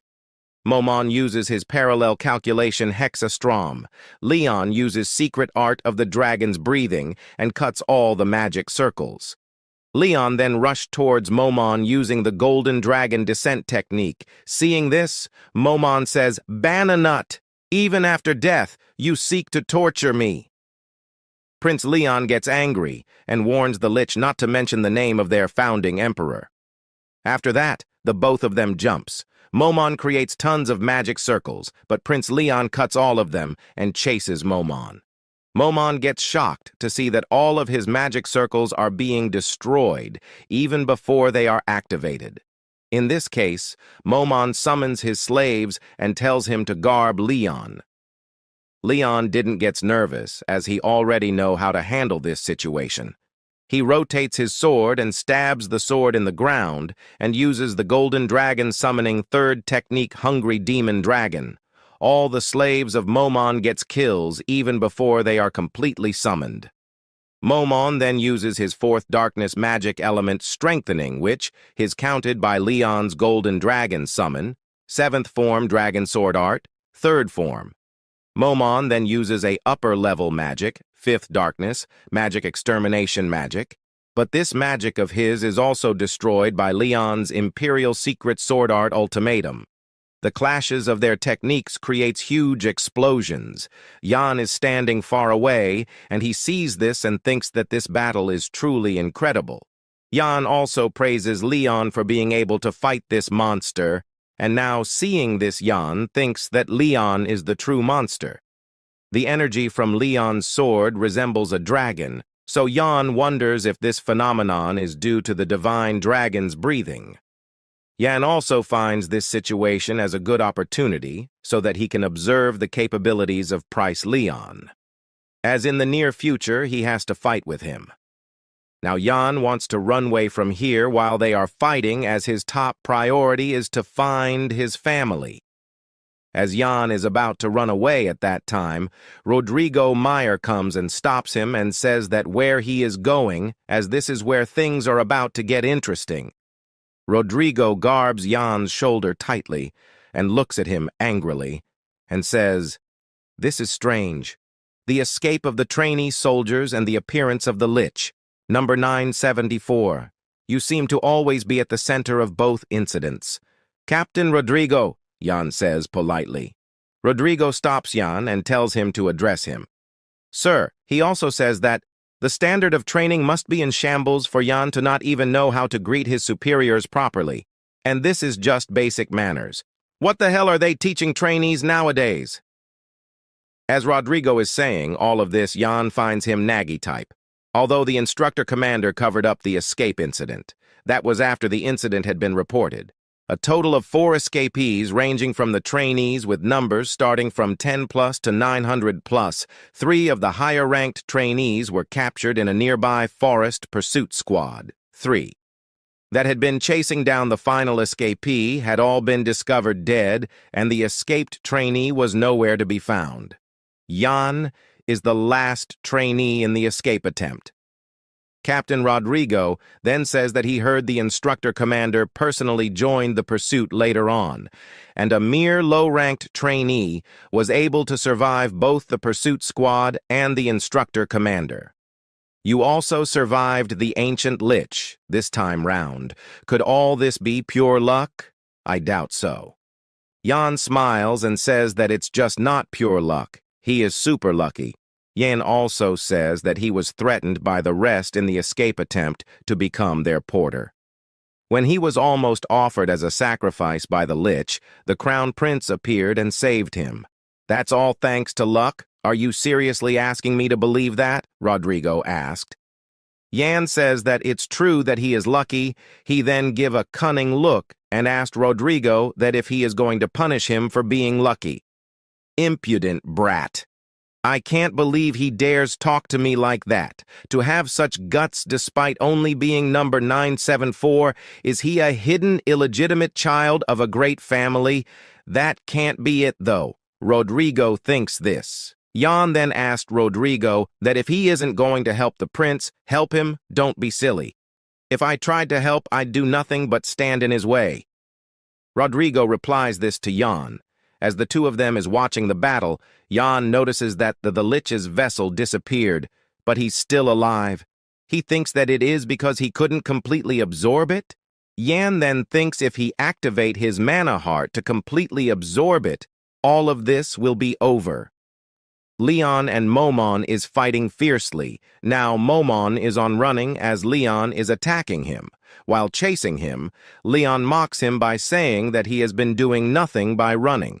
Momon gets mad and shouts to shut up. Momon then feels that his mana output is decreasing, and it's been like someone is sucking his mana. He then looks at Yan, and Yan show thumbs up to him. Seeing this, Momon gets furious, and he says that he won't hold back now. Leon sensed something unusual, so he looks at Momon with his eyes wide open. Momon then tears apart his robe, and from there a huge red eye-like thing appears. Showing this, Momon says that he will kill everyone. This is another Momon's technique known as domain expansion. Domain expansion manifests the inner world of the user. Other than the Emperor, there are only 4 patriarchs who are capable of using this skill. Yan and Rodrigo sees this scene from above. Momon shouts, "Die, descendant of Bahamut." Leon gets a bit shocked to see this. Yan then uses the mana heart's full power to absorb the mana of Momon's life vessel. Momon suddenly feels a huge decrease in his mana, and he starts to shake. Leon sees an opening and attacks Momon with his Gold Dragon Dissension's ultimate technique. But as Leon attacks, his sword breaks into pieces. Seeing this, Momon laughs and says that domain expansion is in effect, and an attack like this will do nothing to him. After that, Leon shouts, "Come forth, Dragon Sword!" As he shouts, a golden light comes from the sword's handle and takes its form into a sword. Now Leon uses his Gold Dragon Dissension's ultimate technique. This time, he cuts all the magic circles in half and also slashes Momon into 2. Momon then starts to vanish away. He tries to garb Leon and says his last words of resentment. After that, his body turns into dust and flies away with the wind. Leon looks up and says that it's done. What a terrifying opponent. That was definitely domain expansion. If that had been perfect, the only thing left here would be is dust. I'm still too weak. After that, Rodrigo and Yan comes to Leon, and Rodrigo says that he has taken so much damage, and why did he have to come personally to do such a tripling job? Leon tells Rodrigo to stop nagging. He then asked Yan that if he is injured anywhere. Yan say he is not, and thanks Leon for saving him. After that, Leon orders Rodrigo to take Yan to the medical center. After that, all training in Blade Mountain ranges ceased. The results were way beyond what Yan had imagined. Yan managed to create his mana heart with the life vessel. He was also able to see what the Crown Prince is capable of. Yan thanks Momon for all of this. Later, as the hall is completely empty, we can see that the single piece of Momon's cloth that is lying on the floor shines. After defeating Momon, Yan comes back to the mansion and he takes a break after such a long time. He sits in a couch and is reading a book and enjoying his drink. Yan can't believe that a mansion like this is the residence for a trainee soldier. He wonders that if all the nobles live in such place. It's way too different compared to that hellhole Yan lived in cavern, 178 square feet, with urinal, chair, metal chains, and cockroaches. Compared to that, a mansion is 1,000 square feet, has bed, sofa, shower room, and proper food. This privilege that Yan is enjoying is because of scoring high in the test. The result of the test are given not too long ago. At the hall, all the trainees are gathered, and an instructor comes and says, "Great job, everyone." Although the first test was put to a halt due to the sudden incident, thanks to the Crown Prince's quick response, we were able to bring the whole fiasco to an end. We were able to stop the test safely. Those who survived the test take pride in that. We'll now announce the results. Rank 1 to 10 would be top. Rank 11 to 100 would be the middle. The rest will be bottom, and accommodations will be assigned according to your results. Those who obtained good results will be able to access Imperial Vault. a vault where various weapons, treasures, and technique manuals that existed from the establishment of the empire up till now can be found. There are hundreds of sacred swords and shelves containing technique manuals that are said to be as large as a fortress. Rank 1 to 10 can access up until the 3rd floor. Rank 100 and above can access up until the 2nd floor. The rest will only be able to access the 1st floor. After saying this, the instructor starts to announce the rankings. Roman has got the 5th rank. He subjugated most of the goblin lair that was in the mountain range. Rank 4, Cruel Dwight. He subjugated the troll lair alone. Rank 3, Kasha Everain. She took command of the trainee soldiers and defeated the orc tribes without any casualties. Rank 2, Lorena Beowulf. She defeated the golden ogre alone. Hearing this, the trainee starts to wonder who the rank 1 is. Kasha seems shocked as she thought Lorena would be number 1. But the results didn't bother Lorena as she thinks the ranking are meaningless. She thinks that rank 1 is simply a facade. As she was way too powerless in front of the real monster, she is determined to get more stronger. What a pathetic sight, Lady Lorena. You acted all big like you could protect everything. But you couldn't even protect your own number 1 spot. Cruel says this. He also says that he heard that Lorena tried to stop the Lich alone when it appeared incredible. What a role model for the nobles. But there's a strange rumor going around that you, Lorena, didn't fight the Lich. You barely survived by pleading for your life. That's not wrong, because the Lich wasn't someone I could defeat with my skills. Lorena says this and starts to walk away. While going away, Lorena thanks Cruel for being interested in rumors about her. She also advises Cruel to start paying more attention to his own results. What did you say? Lorena, you're way too nice living like this. Do you think you can fill the position of the dead Duke Beowulf, the successor of the Beowulf family? It was supposed to be my brother's position, but it belongs to no one now that he's dead. You're aiming for that position, right? That's perfect for your current situation. Oh, wait, could you have created that opportunity for yourself? If that's true, then that'd be huge news. Cruel says this. Lorena looks angrily at Cruel and asked him to guess whether he will die here. Hearing this, Cruel also gets excited and he starts to attack Lorena. At that time, somebody catch Cruel's ear and pulls it. Cruel stops immediately and he asked who dares to catch his ear. The man didn't stop, and upon hearing this, he pulls Cruel's ear so hard that he kneels down out of pain. In the meantime, the instructor announces that trainee number 974 Yan in the rank number 1. And the person who dares to tear Cruel's ear is also Yan. Hearing the announcement, everyone starts to say that how the lowest ranked trainee gets number 1 in the test. Cruel tells Yan to quickly leave his ear, or... Hearing this, Yan gives a death glare at Cruel and asked, "What or?" Cruel lowers his gas and says that he wants to says that his ear hurts a lot. Yan then says hello to Lorena. She asked Yan that how did he get to know Cruel so well. Yan replies that they bump into each other at the mountain ranges. Yan also says that he is happy to see that Lorena didn't get any injuries. Lorena thanks Yan for this. She also thinks that what did Yan do to scare Cruel, who looks down on everybody? And she senses a power from Yan that feels like it could explode at any moment. Lorena wonders what on earth is going on. She has a lot of questions, but there is one thing that she must say right now. After that, Lorena tells Yan that Cruel has been mouthing curse words at Yan since just now.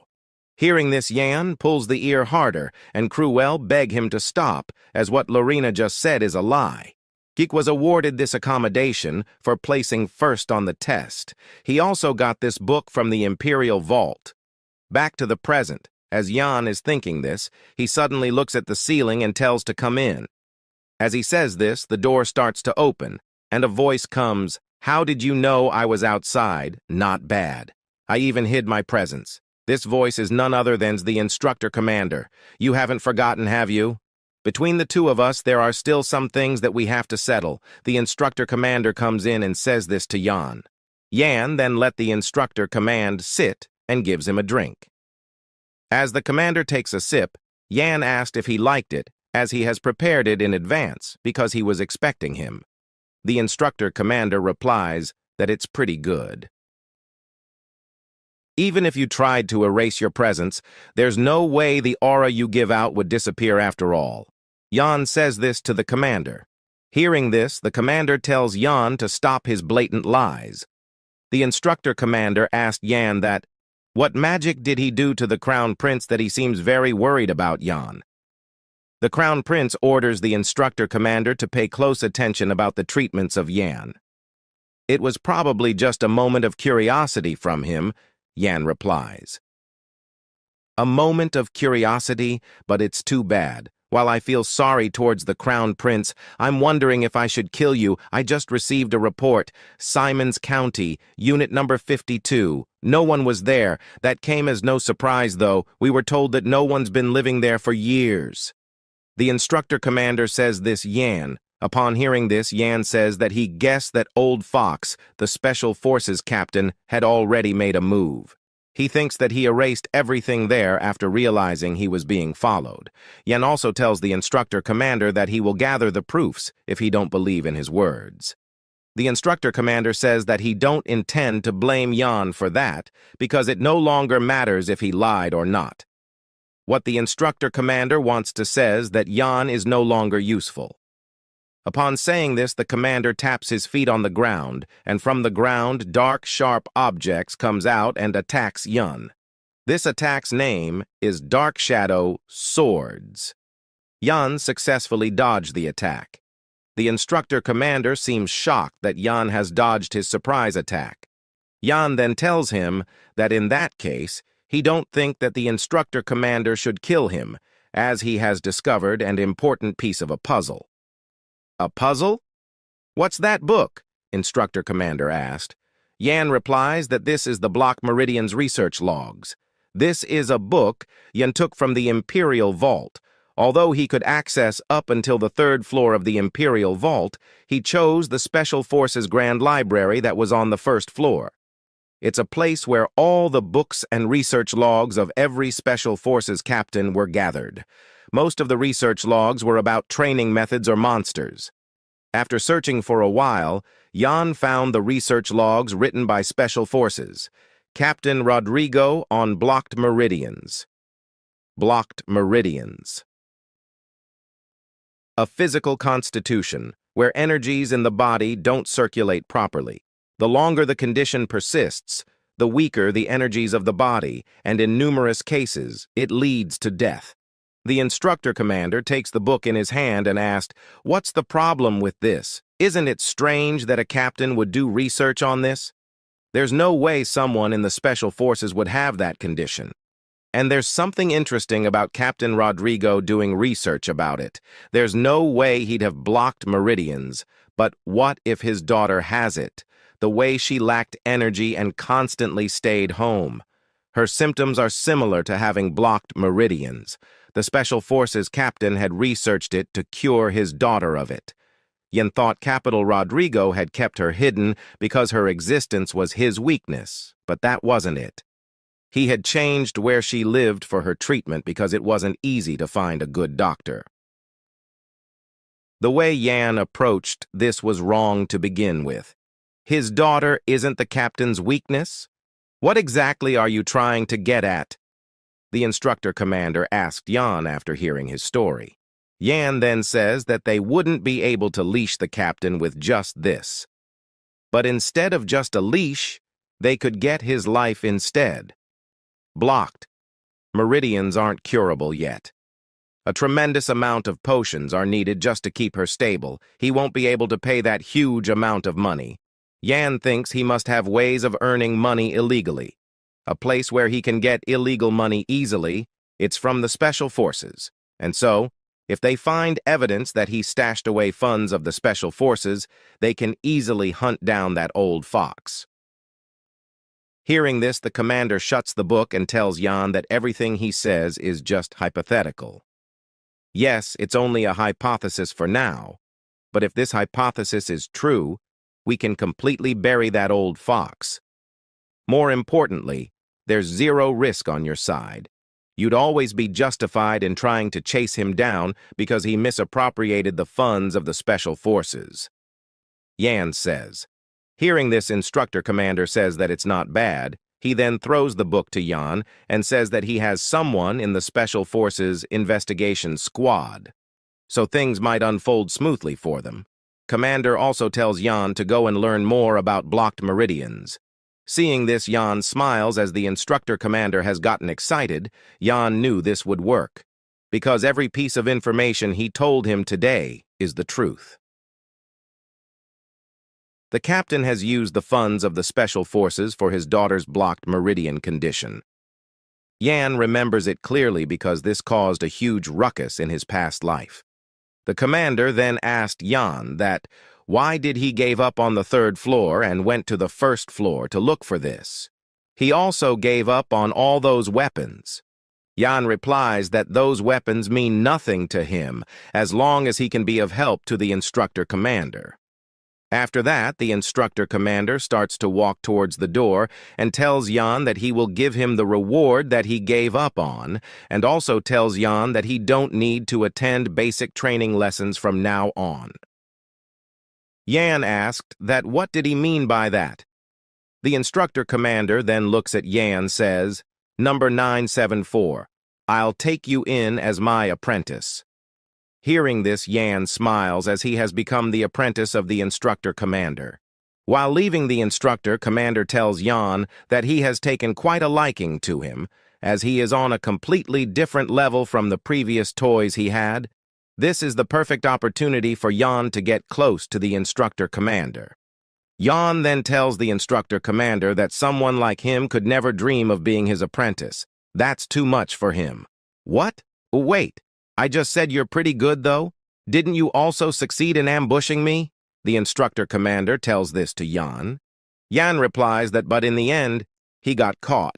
He further says that he is worried that someone as lacking as him would taint the instructor commander's reputation.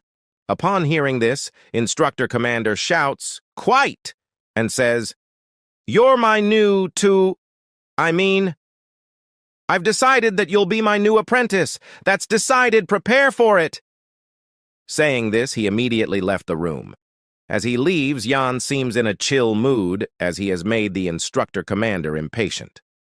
Yan then takes out his watch, and while looking at it, he thinks that he has finally have the change to get closer to the instructor commander. And there is a change for Yan to find out about the insignia and his family's secret. Scene changes, and we can see that at the 3rd arena, which is a personal training ground that's made available to executives. Not even the trainees of noble status have access to this, but Yan is the only one training there. He has built up some muscles while training. After a while of training, Yan thinks to take a rest. Yan can feel his body adapting to fit the mana heart, but the speed of the change is still too slow, but he needs to train as per his internal energy for the time being. Yan is able to use this place, thanks to the instructor commander. There were varied responses when people knew of this benefit that was given to me by the instructor commander. Roman gets angry and says if he became the dog of the instructor commander. Kasha seems interested in Yan and secretly wants to be friends with him. And lastly, Lorena, who began to stalk Yan even more. While it looks like the instructor commander was touched by the fact that Yan chose to go to the 1st floor for his sake, but this book is just a bait. The real thing is something else. The book that Yan really want to get was this The Birth of the Empire. Although it looks like a normal history book, it's a book that would cause an uproar in the future when people find out that it was written by the founding emperor. Although Yan now have a mana heart, but he is still unable to perfectly use the divine dragon's breathing. The divine dragon's breathing was the product of the founding emperor, Bahamut and Momon. In order to perfectly use the divine dragon's breathing, both of them are needed. Right now, Yan need the knowledge of the founding emperor. Come to think of it, Momon is quite pitiful. He got his ultimate technique stolen before he got killed. It's no wonder he became a vengeful lich. Yan opens the book in a thought that he will be able to find any hint about the divine dragon's breathing. But as he opens, he gets shocked as the book is empty. He searches all the pages of the book, but all the pages are blank. Yan gets tensed and starts to think that if all the rumors of his past life is fatal. He also thinks that as the emperor killed Momon to get monopoly for this breathing, so there is no way he would leave the technique so easily. While Yan is deep in his through at that time, a black hand appears above his head. Yan sensed it as he quickly looks around, but he didn't find anyone or sees anything. Yan then leaves the book and goes back to his training. He starts to train his shadow slash. He uses the technique and slashes the pillar. Yan tried to cut the pillar in half, but he is still too weak for that, and he still can't do it as well as the instructor commander. While Yan is training, he hears a laughing sound, and that sound tells Yan that he is a fool. Yan noticed the sound and gets that it's coming from behind a pillar. The sound also tells Yan that he will never be able to solve the secret of the book. Yan tells to show himself.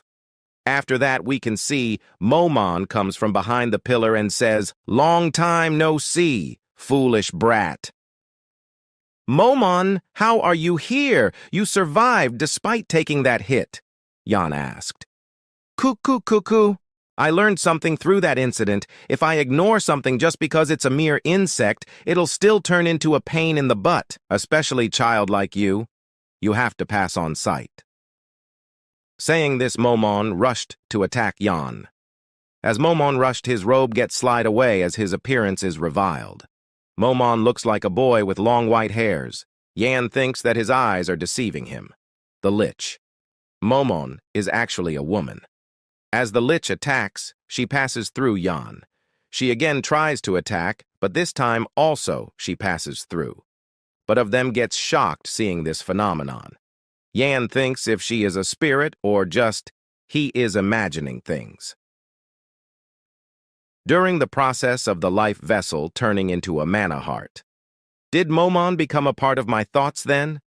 Yan wonders, as Momon has no real body, so she can't harm Yan. But the noise she is making is irritating Yan. Yan then lets Momon. That why is she wandering like a soul? She should have died properly. As Yan says this, the appearance of Momon changes again. She turns more mature, magic scholar. Momon, due to the influence of Yan's mana heart, she returned to her human form. Did you think I'd disappear just like that? Now that I'm back, I'll kill every single one of you.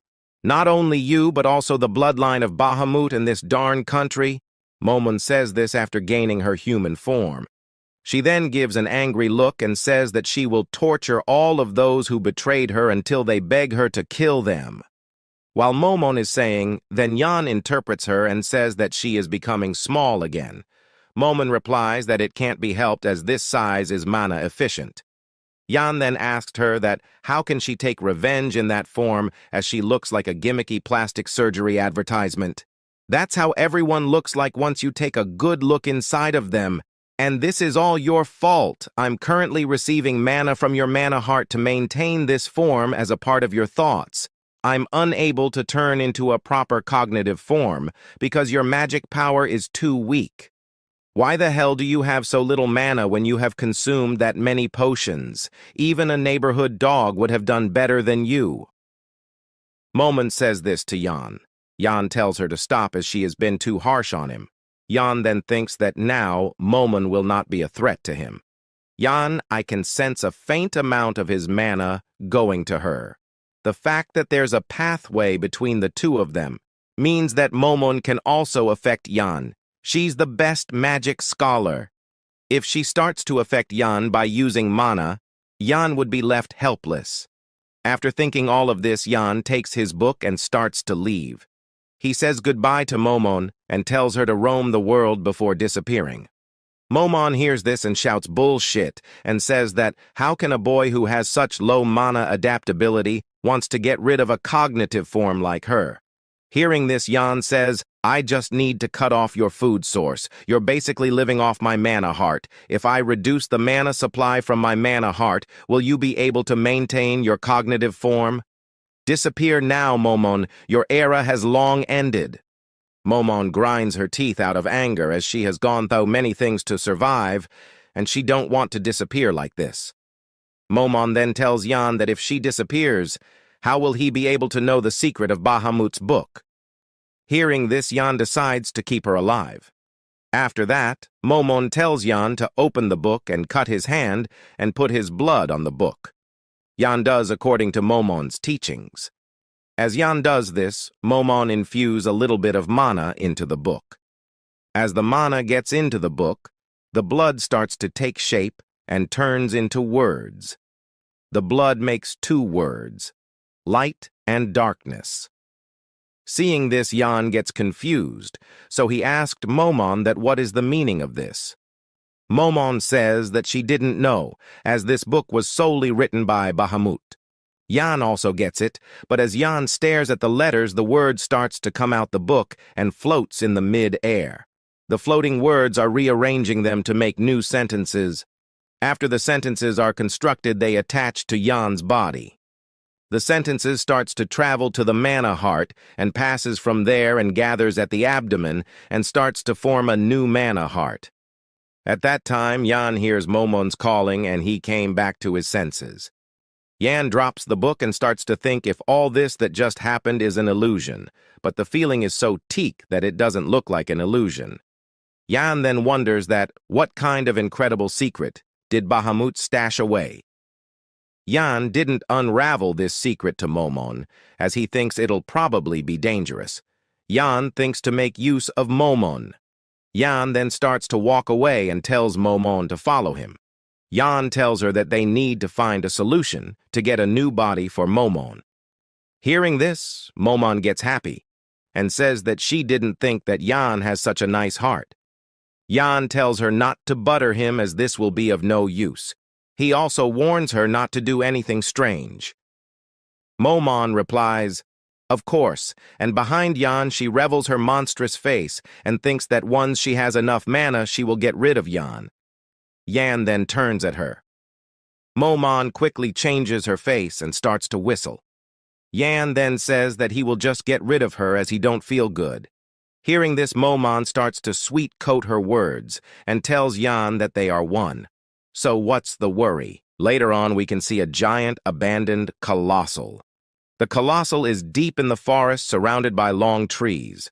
The walls are cracked and has moss grown on them.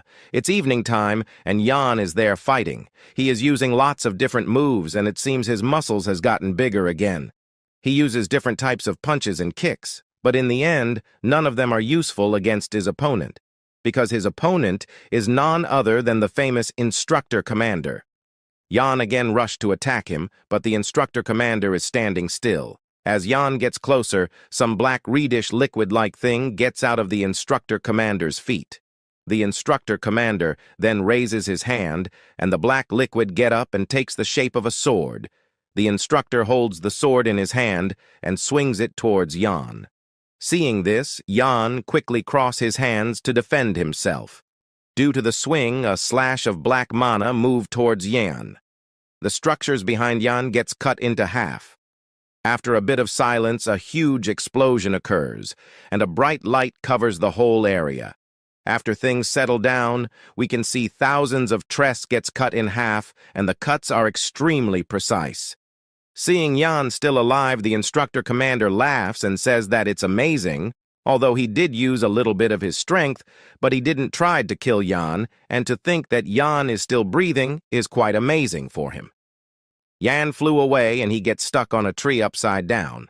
Yan then tells his master to stop trying to kill him when they are sparring, and at least teach him how to defend this attack.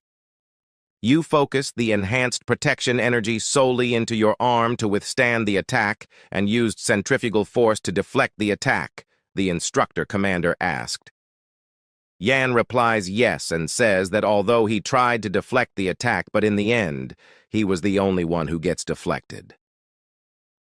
The things Yan learned from the details that he read in the Found Emperor's book helped him.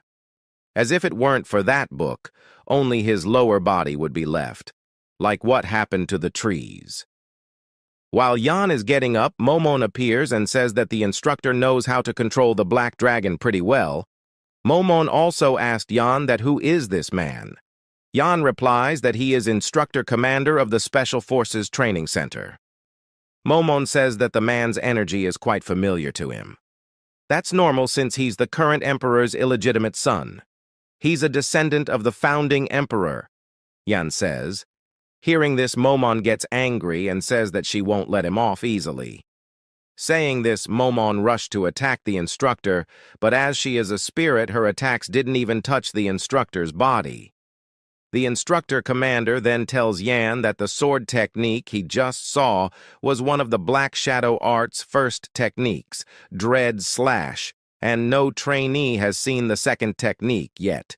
Do you know why? Because all of them died after seeing the first, in an utterly boring manner. Trainee Soldier, number 974. No, my apprentice, Yan. I truly wonder how many techniques you can last against. Hearing this, Yan smiles and says that, I don't know how many techniques there are, but I hope there's a lot of them.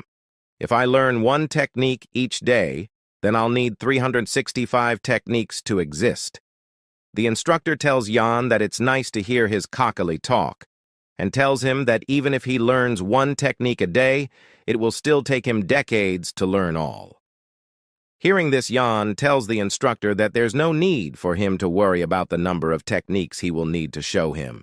And from now on, he will only need to worry about what happens after he has shown it all to him. After that, the training session begins. The instructor beats Yan, and Yan also learns more every day.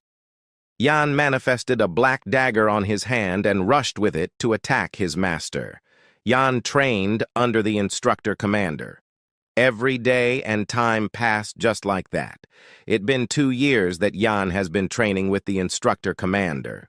After 2 years, we can see all the trainees are gathered at the hall, and the combined ranking for this time's test is given to everyone. The top 50 trainees' names are put on the hall.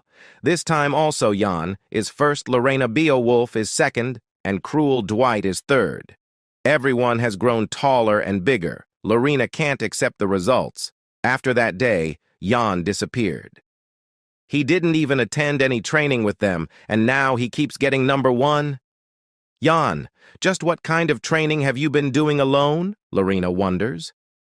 After that day, Lorena didn't meet with Yan. She is frustrated and trains hard daily. She goes to dungeons and slays countless monsters, with the strong determination that on the next test, she will definitely beat Yan.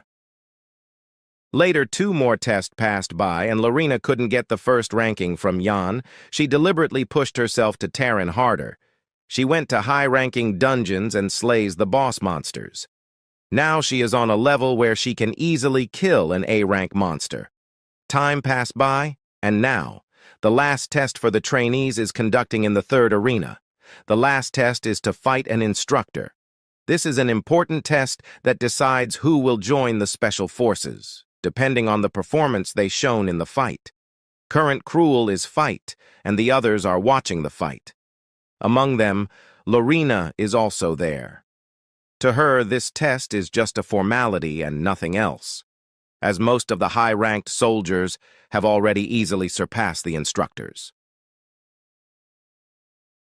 Since a year ago, there haven't been any instructor that are of match with her, but if she don't participate in this test, she can't join the special forces.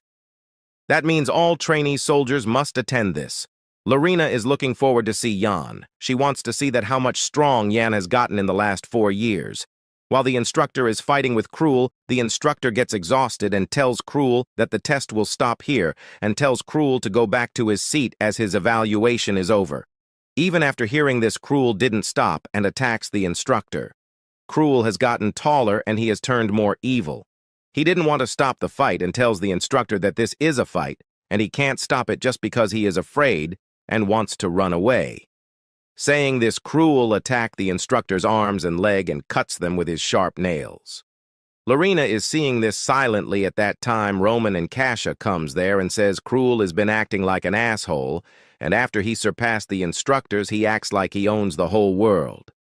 Roman has bulked up and is the 4th rank holder. That poor instructor. He was unlucky enough to get paired with Cruel Roman. Go and help him. He's so pitiful. Kasha, who is the 5th ranked, says this. Hearing this, Roman says that the instructors also killed so many trainee soldiers, so they are just reaping that they sow. Kasha starts to test Roman that he is just saying this because he is scared to fight with Cruel. Lorena is standing still and thinks that Cruel always had a nasty personality, but now he has went crazy. He also recently killed the instructor that was appointed to Terran them.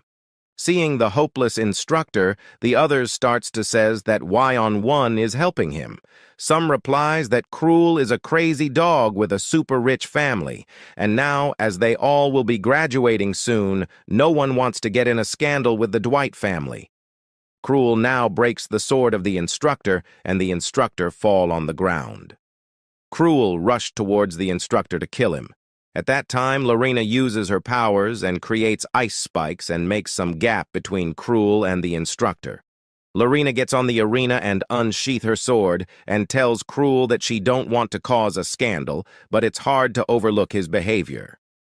Lorena then tells Cruel that she will make sure that there will be no scandals involving the Dwight family by not allowing Cruel to make a single sound.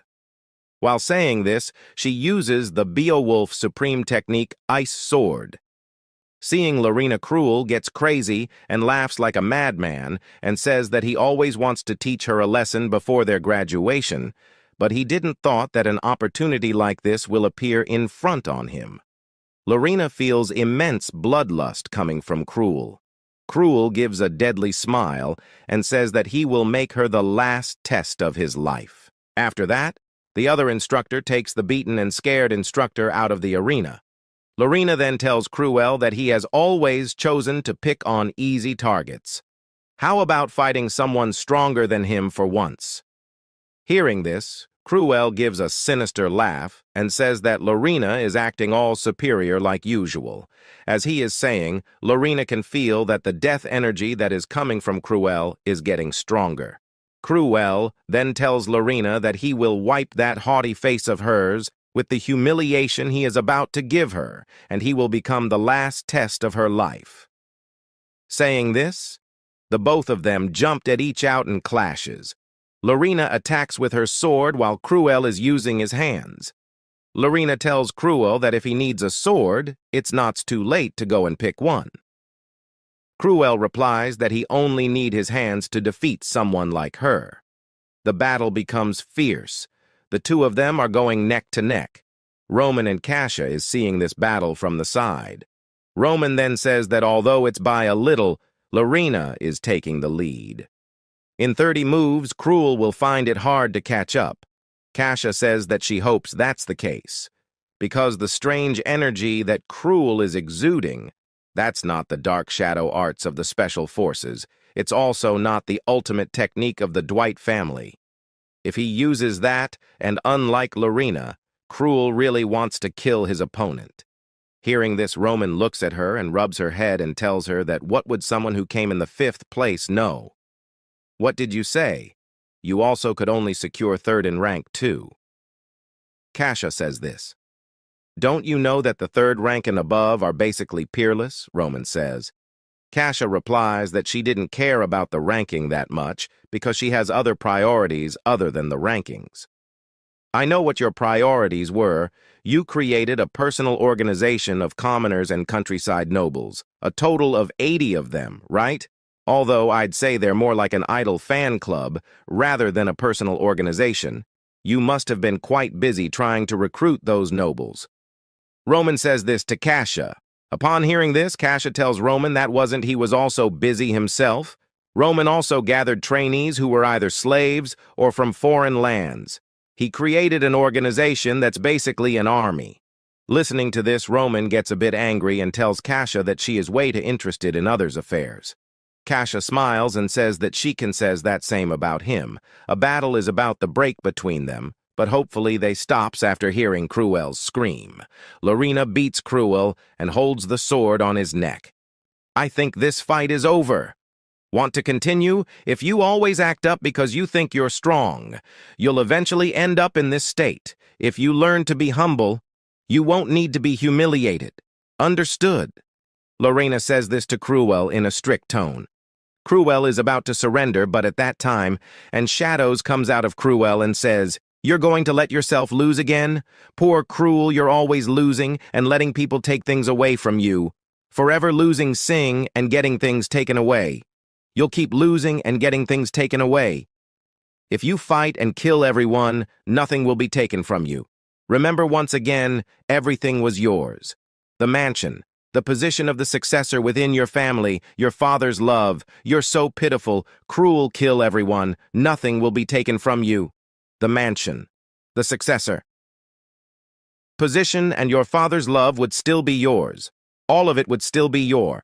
As Cruel hears this, he comes in the control of the demon, and his desire for killing spikes up. His eyes turns blood red. Cruel then put his head up and starts to push himself and gets stabbed by Lorena's sword. Lorena gets confused and asked Cruel that what the hell is he doing? While pushing his neck further, Cruel says that there are people who would rather die than losing. Seeing this, Lorena quickly pulls out her sword and tells Cruel that if he has gone crazy, intending to kill himself. As Lorena takes away her sword, Cruel rushed towards her, saying that he knew that Lorena don't have the resolve to kill. Cruel then attacks her and sends her flying. As Cruel caught her off guard, Lorena couldn't defend herself and gets injured. As Lorena is defenseless, Cruel sees this and rushed to kill her. But the attempt of Cruel is stopped by a black wolf. Everyone gets shocked to see that this black wolf is Yan's. Yan comes and caught Lorena before she falls on the ground. Yan then calls his black wolf and looks at Cruel with his dreadful eyes.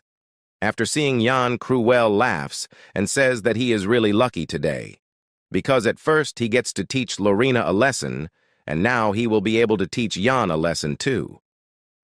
Yan first puts Lorena on the ground and tells her to rest beside the black wolf. Now as Yan stands in front of Cruel, he tells Yan that B has grew closer to a mutt, and asked Yan if he has learned a few circus tricks during the past years. Yan also tells Cruel that he hasn't changed a bit after all this years. In the meantime, Momon gets out and says it's pretty interesting. She tells Yan that Cruel has been eaten by the demonic energy. Yan says that he already knows that. Momon tells Yan that it's progressed quite a bit, and it'd be best to deal with him now. Otherwise, he'll fall and become a demonic human soon. As Momon is saying this, Cruel rushed to attack Yan, saying that what is he doing, mumbling to himself. Yan is calm, and he tells Cruel that he is thinking about his future. And the two of them eyed about to clash at that time. The instructor commander comes and tells everyone to be silent. The commander tells Yan that he appeared out of nowhere after 2 years and have gotten even more arrogant. He tells every to wrap things up as he is going to make the final announcement. As Cruel and Yan is still on the arena, the instructor commander give a frightening look and tells them to move quickly, as it'd be such a waste to die on the last day of the training. After that, everyone settled down and all the trainees line up in the arena. The instructors also line up beside the instructor commander. The instructor commander then strats his speech. First of all, he congratulates everyone for surviving until now. He says that this batch starts with a total of 1,000 trainees, but now only 200 tarnees are left, and this is a decent result. He also says that their strength and skills take up 50% of the final evaluation, and mana estimation will take up 50%. The final results will depend on what he has just mentioned, and they are no longer trainees anymore, so they have earned the right to be called something else other than their trainee number. They also have earned the right to be a Knight of the Empire. Empire. Knights are people who are able to control mana. There are a total of 10 ranks to measure how strong the knights are within the Empire. Rank 10, a knight who has learned how to use mana. Rank 9, a knight who possesses an energy core or circle. Rank 8, a knight who is able to resonate with their sword's name. Rank 7, a knight who is able to manifest energy onto items. Rank 6, a knight who is able to imbue energy onto a sword or their body. After the evaluation is done, and it's time for the results. As usual, Yan is at top, and his night rank is 5. The scene changes, and we can see that Yan is walking through the upper-ranked trainees' accommodation hallway. It'd been 2 years since Yan has a decent accommodation. As he is walking, Momon asked Yan that what is this night rank? Yan says that she don't know about this because this night rank don't exist 1,000 years ago. Yan then tells Momon that the night rank is basically a rank given to a knight like the mana circles. Most of the trainees would get rank 7 to 8. Even though the rank doesn't look high, they're at a level where they're capable of taking out most demi-human monsters. The 4 elites are ranked 6. There are very few people within the training center who can defeat the 4 of them to become rank 6. At their age means they're elites among the elites. As Yan is telling this to Momo at that time, Lorena comes to him and says that he has changed a lot in this 2 years. Yan tells her that she has also changed a lot, and she tells her that she should seek proper treatment for her injuries. Lorena asked Yan that if the reason he saved her in the match between Cruel and her is because he thinks that she would lose to Cruel. "What are you saying?" Yan asked. Lorena gets angry, and he looks at Yan and tells him not to. Thinks that he has won just because his rank is 5, because a rank is just a rank, and it can't portray the full strength of the person. Empire. Knight rank 5, people who are about to attain enhanced sword aura, the dream of knights.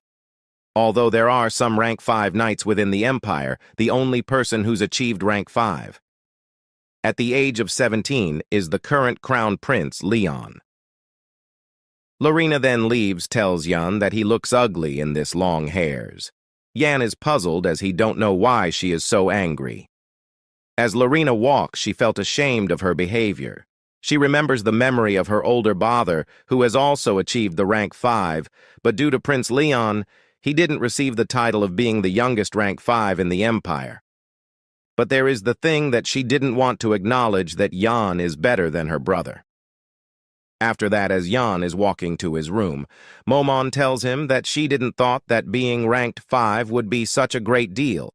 She then asked Yan that why he is hiding his real strength, and if he showed his real strength, he would get rank 4. Showing only this much is perfect for now. It's enough to get moths gathering around me like how they're attracted to flame. Yan says this to Momon. The scene shifts, and we can see the instructor commander is walking along the other instructor. The instructor tells him that because of Yan, the other trainees would be discouraged. The instructor commander says that Yan has exceeded his expectations, especially the Black Wolf. He never taught Yan anything about this. He himself modified the Black Shadow sword art and created the Black Wolf. The other instructor then tells him that he is favoring Yan too much, and if this continues, the order of the training center will disrupt. Senior instructor Zach. I guess you have become fearless, now that you have become a senior instructor. Since. When have you gotten the right to tell me what your personal opinions are? The instructor commander says this while giving a deadly look. Senior instructor Zach asked for forgiveness.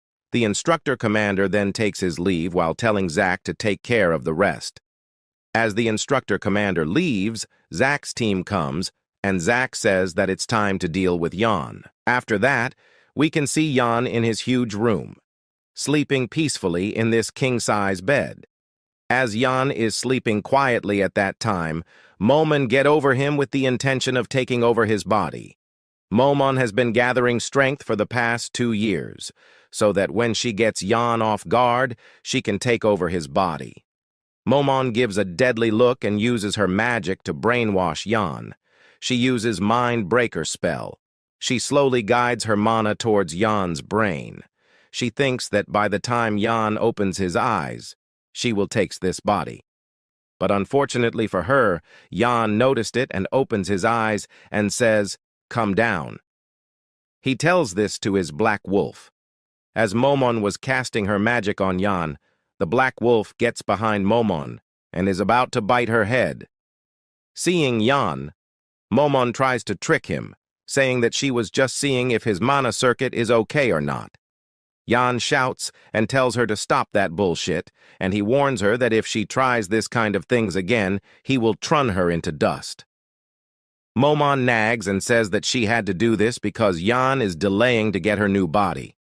While the two of them are talking at that time, somebody knocks on the gate and asks if trainee Yan is inside.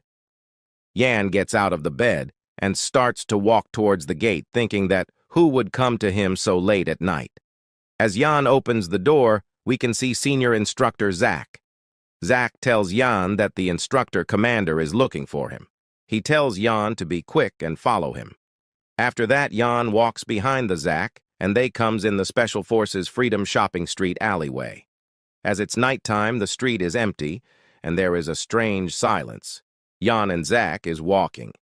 Yan asks Zach that as the test is already over, so why the instructor commander is looking for him so late at night. Zach is staying silent and is walking quickly. Yan asked him that why the instructor commander asked him to meet in such a silent place. He then asked if is it really true that the instructor is looking for him. Hearing this, Zach stops and he draws the hidden weapon from his hand. Sliffs.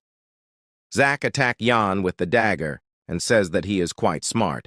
As Zach turns to attack, he gets shocked to see that Yan is not there. Using his agility skills, Yan gets behind Zach and says that he is fast too. Yan then attacks the instructor and sends him flying with his 1-inch Dark Soul 7th form punch. Zach lands and his mask gets out of his face. Zach gives an angry look and asked Yan if he already knew about this. How could I not, when you guys exude such intense killing intent? Guess you guys are not that well trained in covert training yet, Yan says. Yan then looks at Zach and noticed the crimson-colored sword energy that is coming out of his dagger. The only people capable of using that sword energy are rebels. Yan then asked, "You're a senior instructor, right? Does the instructor commander know about what you're doing? This isn't what a senior instructor should be doing. Are you sure you can handle the consequences of this?" Zach hears this and calls Yan a bastard. Zach tells Yan that if he thinks that he is such an amazing guy just because he is ranked 5 Knight, and if that arrogance of his is coming from because he has done well in the tests. Zach then calls his subordinates and says that he wants to see how long his arrogance stays. Yan looks at all the people and says that they won't be able to beat him with his few people. Later we can see that Yan is defeated and he has been caught by the instructors. Momon asked Yan why didn't he fought back and just let him caught by them. Yan tells Momon to shut up and watch what happens. The instructors put Yan in the middle and surrounds him. Yan begs them to at least tell him what the reason behind doing all of this. The other instructors tell Zach they should kill him quickly, and there is no need to hear his last words. Yan requests Zach to tell him the reason, so that after death he can reflect on that. Zach then speaks up and asked Yan that if he remembers what happened 2 years ago. Yan asked, "What happened? You led some trainees and escaped from the special forces. A lot of instructors were mobilized to capture you and the other escapees, and everyone was killed by you. My brother was among them. You probably don't even remember it, killing the squad leader of the 3rd Pursuit Squad. My brother, I won't forget how my brother lost his life because of a vermin like you. I still remember how his corpse looked. It looked like he was in great pain, the expression that he made. I've been waiting so long for this day. I'll kill you today and appease my brother's soul. Go to the afterlife and ask my brother for forgiveness." Zach tells this to Yan and tries to kill him. As Zach is about to attack, Yan calls his wolf and uses the Black Shadow Sword Art 1 Materialization Back Wolf. He cuts the hand of the instructor, Zach. Yan tells sorry to Zach for what happened to his brother. And as that, they both fought to survive, and Yan won, so there is no place for grudges to exist here. Yan tells Zach they were the guy to taught them this, and said that he didn't believe that so Mang instructors come here for this personal grudge. Zach hold his cut of hand and asked Yan that what nonsense he is spouting. Yan then looks fiercely at them and asked if they are rebels. Zach was from Armenia. They had a revolt that shook up the whole continent, even though it still ended in a failure. There was a group of people that led numerous rebels, so they rallied all sorts of rebels and called themselves the Revolutionary Army, the Crimson Revolutionaries. The name originated from the sword aura that they used, the Crimson Revolution. Their swords are always bloody, and they use their own blood to create a dark red sword aura. The battles of the Crimson Revolutionaries always ended in a bloodbath. The Crimson Revolution was known to be an artistic skill that was passed down when the leader of the Crimson Revolutionaries founded it. If a knight on his level had used it, they could have made it even more destructive. But there was a downside, which was that it consumed blood. In order to overcome this downside, the Crimson Revolutionaries absorbed blood. Yan tells the rebels that he actually wanted to meet them, but they have saved his time by coming here their own.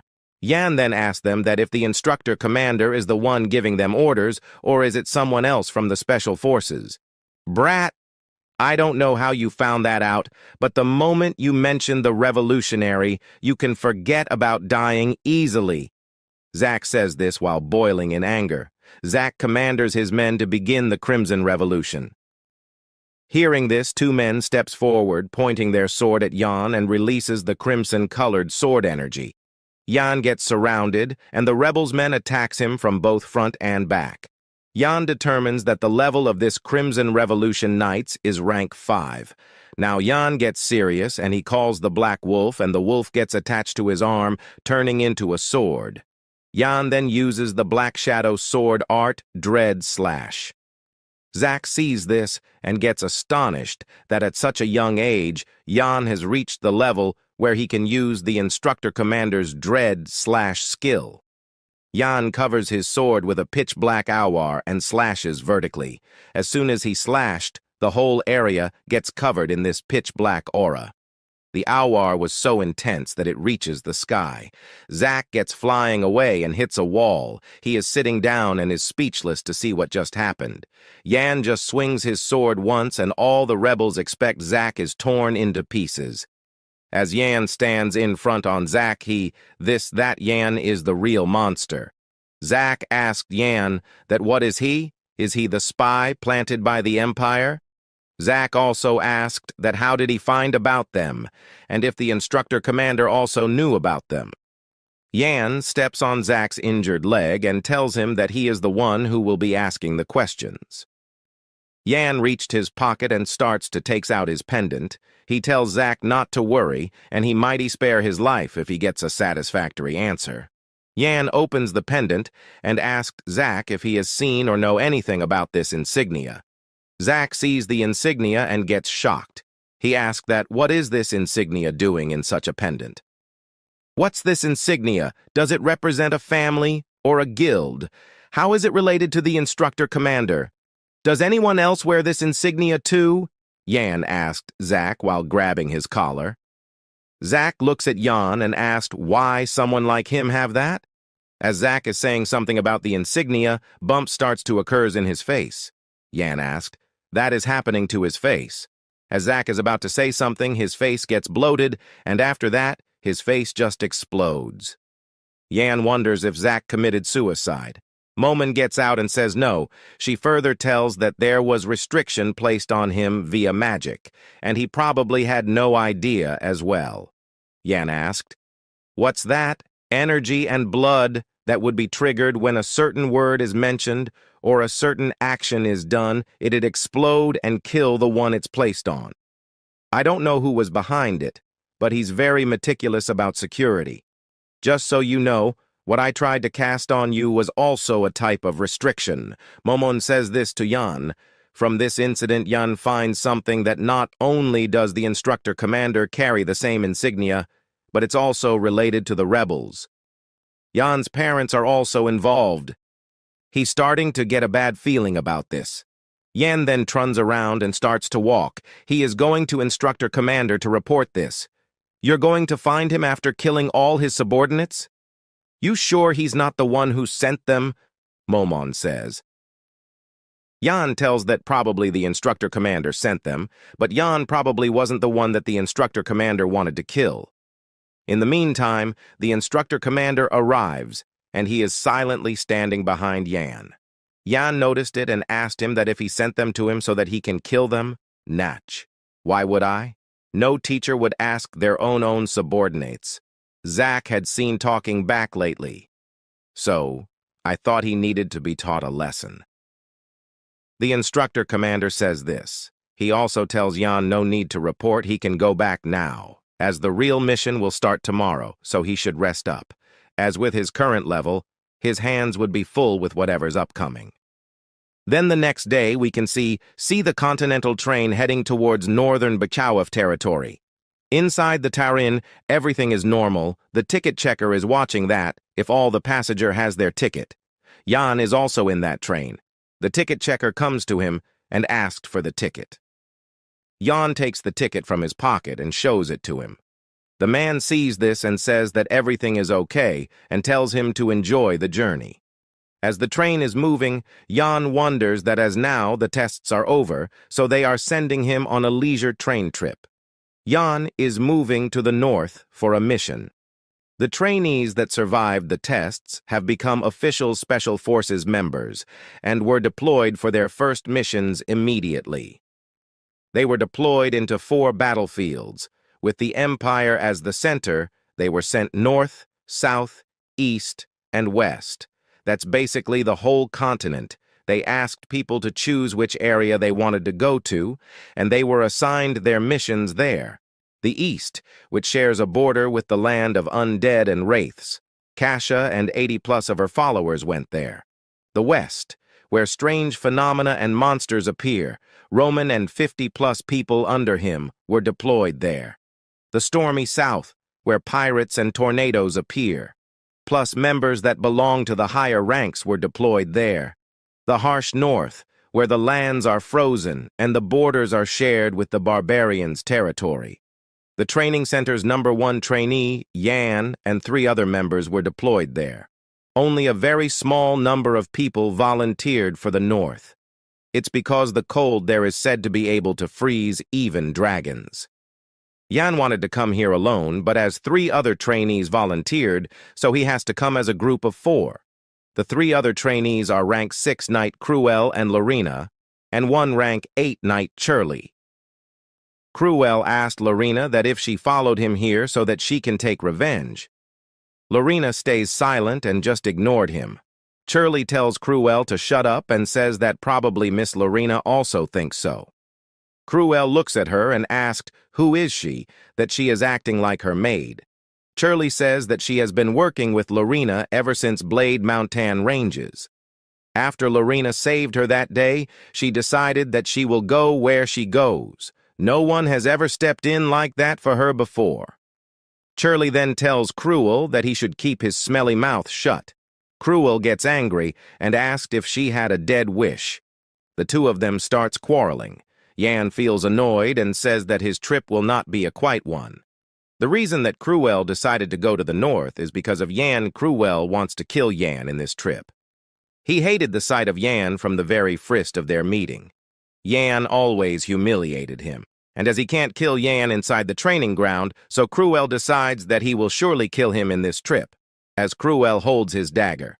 Yan noticed it. He gives dreadful look at Cruel and asked, how many hits does he want?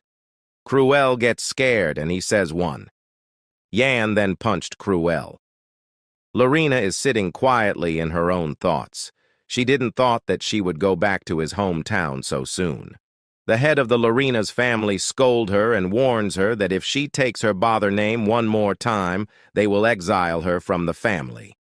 Hearing this, Lorena didn't look back and left her family territory. But even after she left the family, she didn't find any news about her brother. So she don't want to go back like this. Yan sees Lorena's gloomy face and gets that she is not happy going to her hometown. But Yan looks at her and smiles, thinking that she will soon hear some shocking news that will even make her surprise. After that, Yan looks back as see that the Imperial Advisor is in this train. The assistant of the advisor is convincing him to go back, or else the Crown Prince will be very disappointed. The advisor tells him that the teaching of the Crown Prince is complete and he has nothing more to teach him. The reason that Jan chose to come to North is because of the imperial advisor Hugo. Hugo is the teacher of the emperor and the crown prince, the person known as the brains of the empire. Although he was a commoner who knew no magic or martial arts, he became a respected great person of the empire with just academics and philosophy. Even the emperor recognized that and bestowed the title of a count to him who was a commoner. Even in Jan's past life, Hugo was magnificent even in his last moments, befitting of his title. Hugo once goes to the emperor and says, "Don't you know that the territory would be a living hell if the local lord doesn't understand the pain of the commoners? Please open your eyes." The reason the rebels can even call themselves a revolutionary army is because you've abandoned your people. Do you really not see that? Where did the wise and intelligent ruler you once were go? You mustn't become a ruler who is drunk on useless power by ignoring your people, who are the true strength of a ruler. Your Majesty, the imperial advisor kept advising the emperor while bleeding and crying for 3 days and nights. The emperor rewarded his loyalty by giving him death. But that'll only happen way later in the future. Not now. After a while, a train employee approaches Hugo and asked him that they have prepared a VIP room for him, and if he wants, he can come with them to that room. Hugo agrees to go. The employees are guiding Hugo to that room. As they are going, the employees show some kind of hand signs to their subordinates. Jan reads their hand sign. The hand sign says that the train will enter a tunnel, and when it enter, there they will assassinate Hugo, the imperial advisor. Jan sees this and says that he is waiting for this. Hugo is loyal not to the emperor, but to the empire. Someone who'd gladly give up his life if it's for the sake of the empire and its people. The revolutionary army deemed him as a nuisance and decided to kidnap him. The hand signs that the train employees are using is the unique sign language that only the revolutionary army uses. As the employees are taking Hugo at that time, an announcement is made by the Trian captain, which instructs the passengers to remain seated in their seats patiently, as due to some technical error, the train will stop for a bit in the tunnel. Hearing this, Jan gets that the Revolutionary Army. They're intending to start their ambush in the tunnel soon. Jan was waiting for this moment. He plans to rescue Hugo, the imperial advisor, and will build a connection with him. Jan tells his teammates to pay attention to him, as after this, he will be communicating via frequency transmission. Jan tells them that the Taran has been hijacked by the enemy, and in 1 hour the train will enter the tunnel. As the train enters the tunnel, the enemies are planning to attack the VIP's chamber. Jan tells them that the enemies have disguised themselves as the train crew members, and there's also a change that they have disguised them as passengers. Jan starts to tell them about their role in this crisis. As he is about to tell them, Cruel stops and says that they haven't received their mission yet, so why they will follow his commands. Jan beats up Cruel and asked if anyone have any more questions. Lorena says that it's hard for them to digest what Jan just said. She asked Jan that how did he know about this information. Jan replies that the instructor commander has told him this in private, and this is also the reason he has chose the North. Lorena understands it and asked Jan if he has any other information, like who is their enemies and how many are there. Jan replies that he didn't know how many there are, but he knows who are they. As Jan disclosed, the enemy's name Lorena gets angry. Jan says that the enemies are the Revolutionary Army. Later, as the train is moving at full speed, the members of the Revolutionary Army uses sleeping incense to make the passengers fall asleep. One of the crew members tells them to carry their weapons and always be on guard, as there are Special Forces members residing on this train. As they are talking about, this Lorena gets there and ambushes them.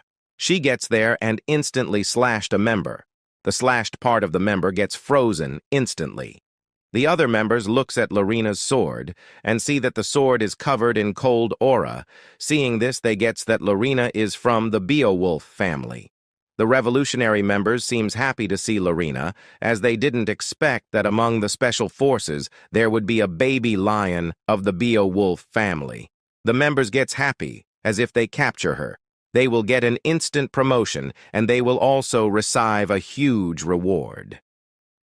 Do you know what the Revolutionary Army has done to the Beowulf household? The reason my brother has disappeared was because he left our hometown to join the special forces and find all of you, but you've shown yourselves in front of me now. I can't help but be grateful to you for that.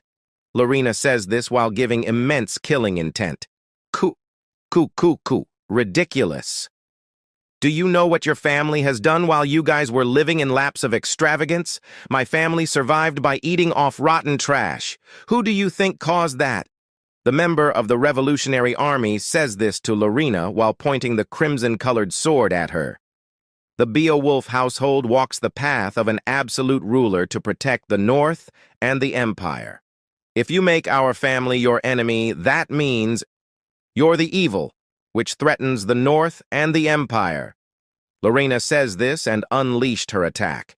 Her attack kills all the members and shatters the windows of the trains. The sound of the attack reached the other carriages, and the other members moves quickly towards that noise.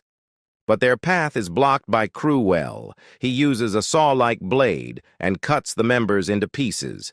He makes a mess and laughs, saying that he likes this blade that he has taken out of the Imperial Vault.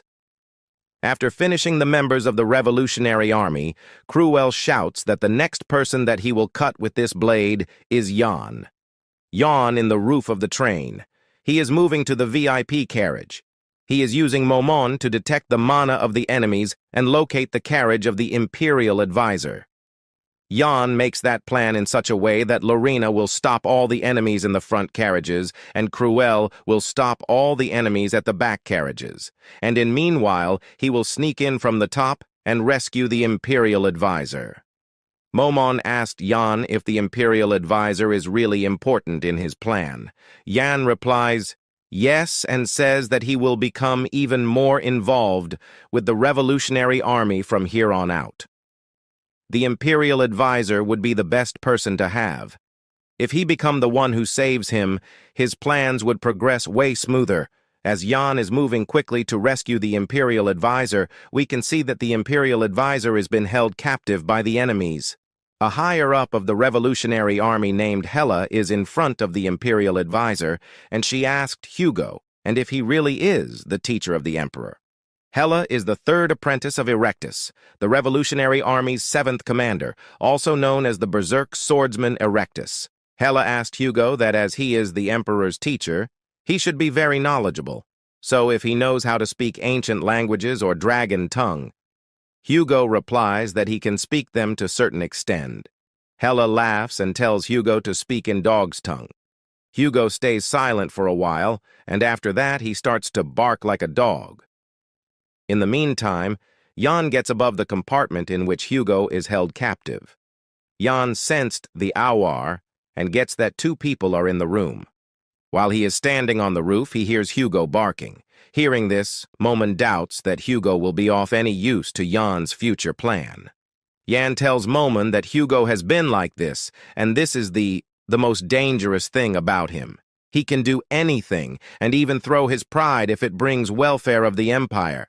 The scene changes and we can see Hela suddenly grabs her sword and strengthens her muscles. She then swings her sword towards the roof, saying that it's time to catch the rat. Hela's swing blows the roof. She smiles, thinking that the rat is death. As she is smiling, Jan sneaks from behind and ambushed her with his dagger.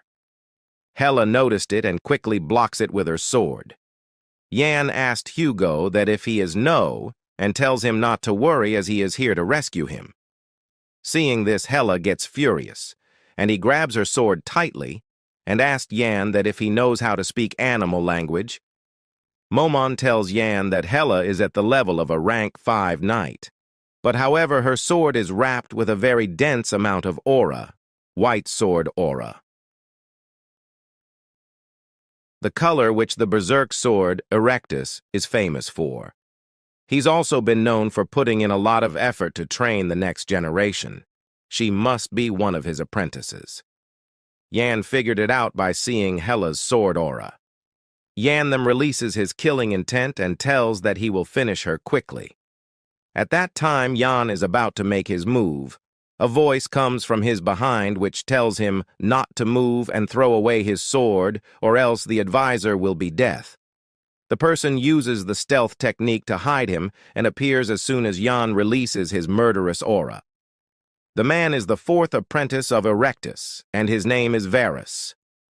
Yan then scolds Momon for giving him the wrong information about the persons in the room.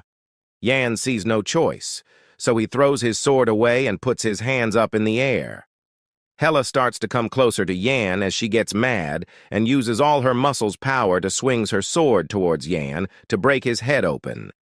The scene changes, and we can see Lorena is fighting with the lower members of the Revolution Army. She uses Beowulf's secret arts and kills all the Revolution Army members.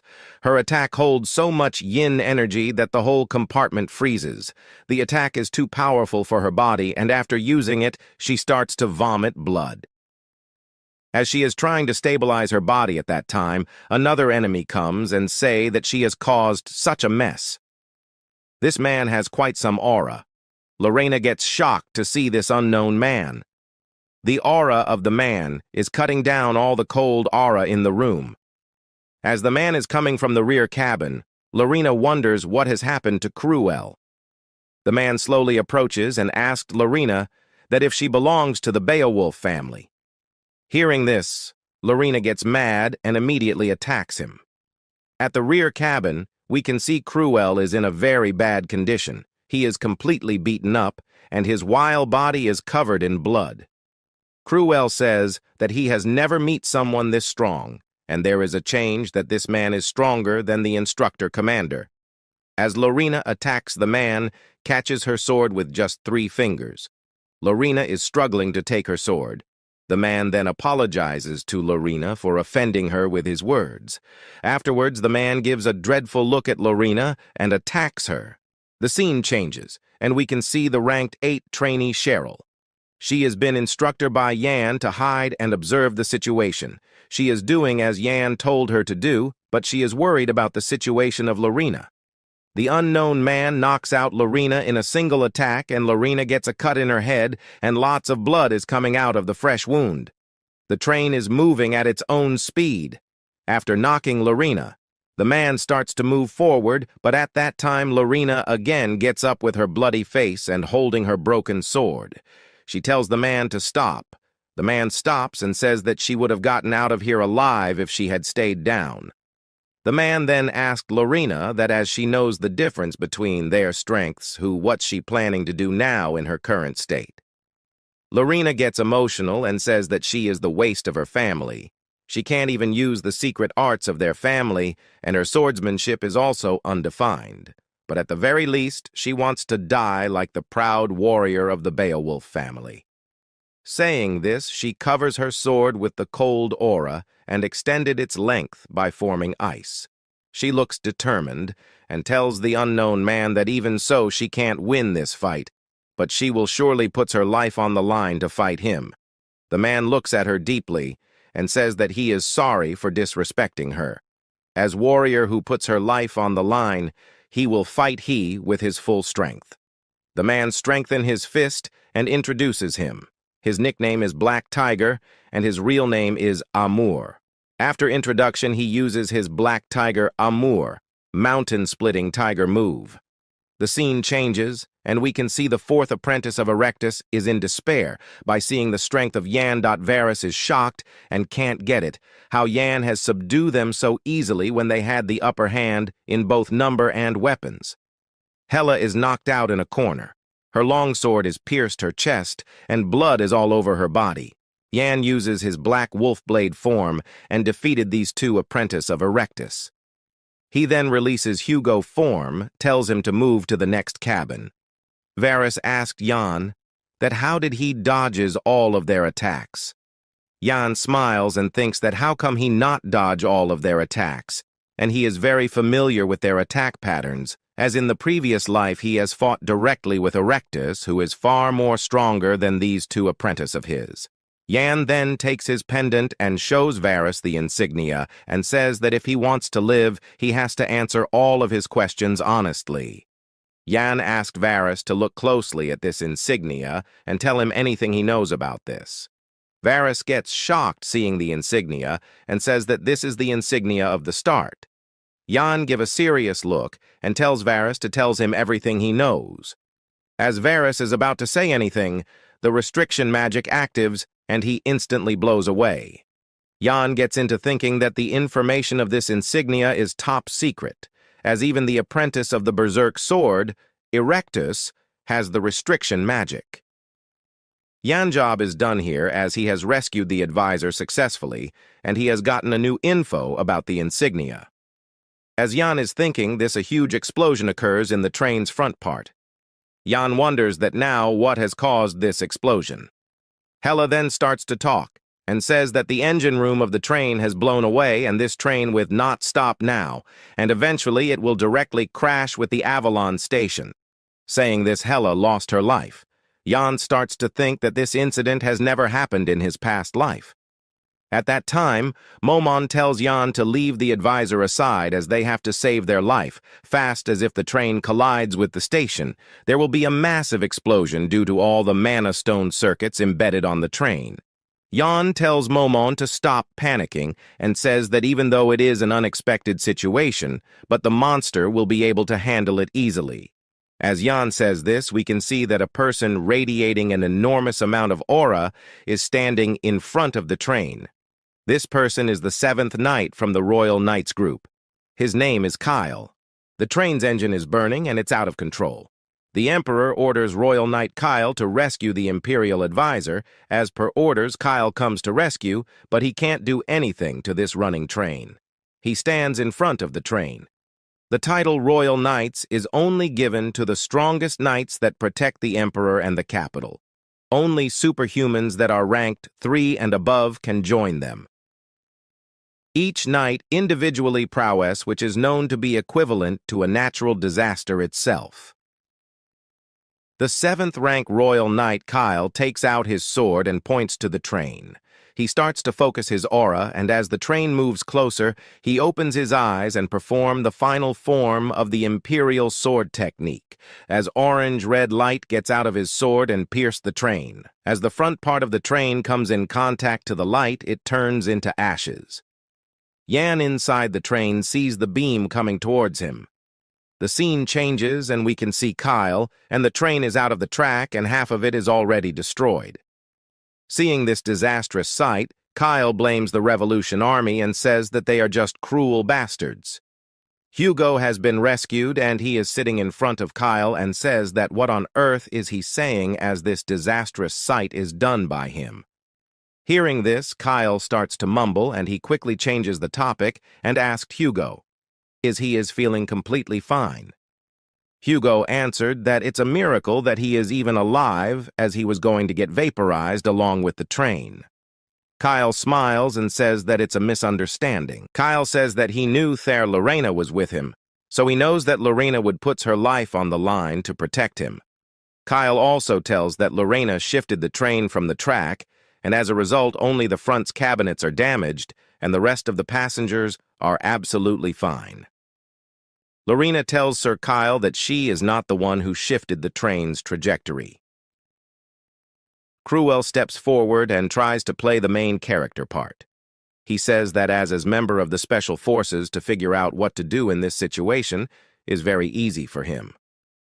Kyle praise Cruel and says that he didn't expect that all the amazing talents would be traveling together.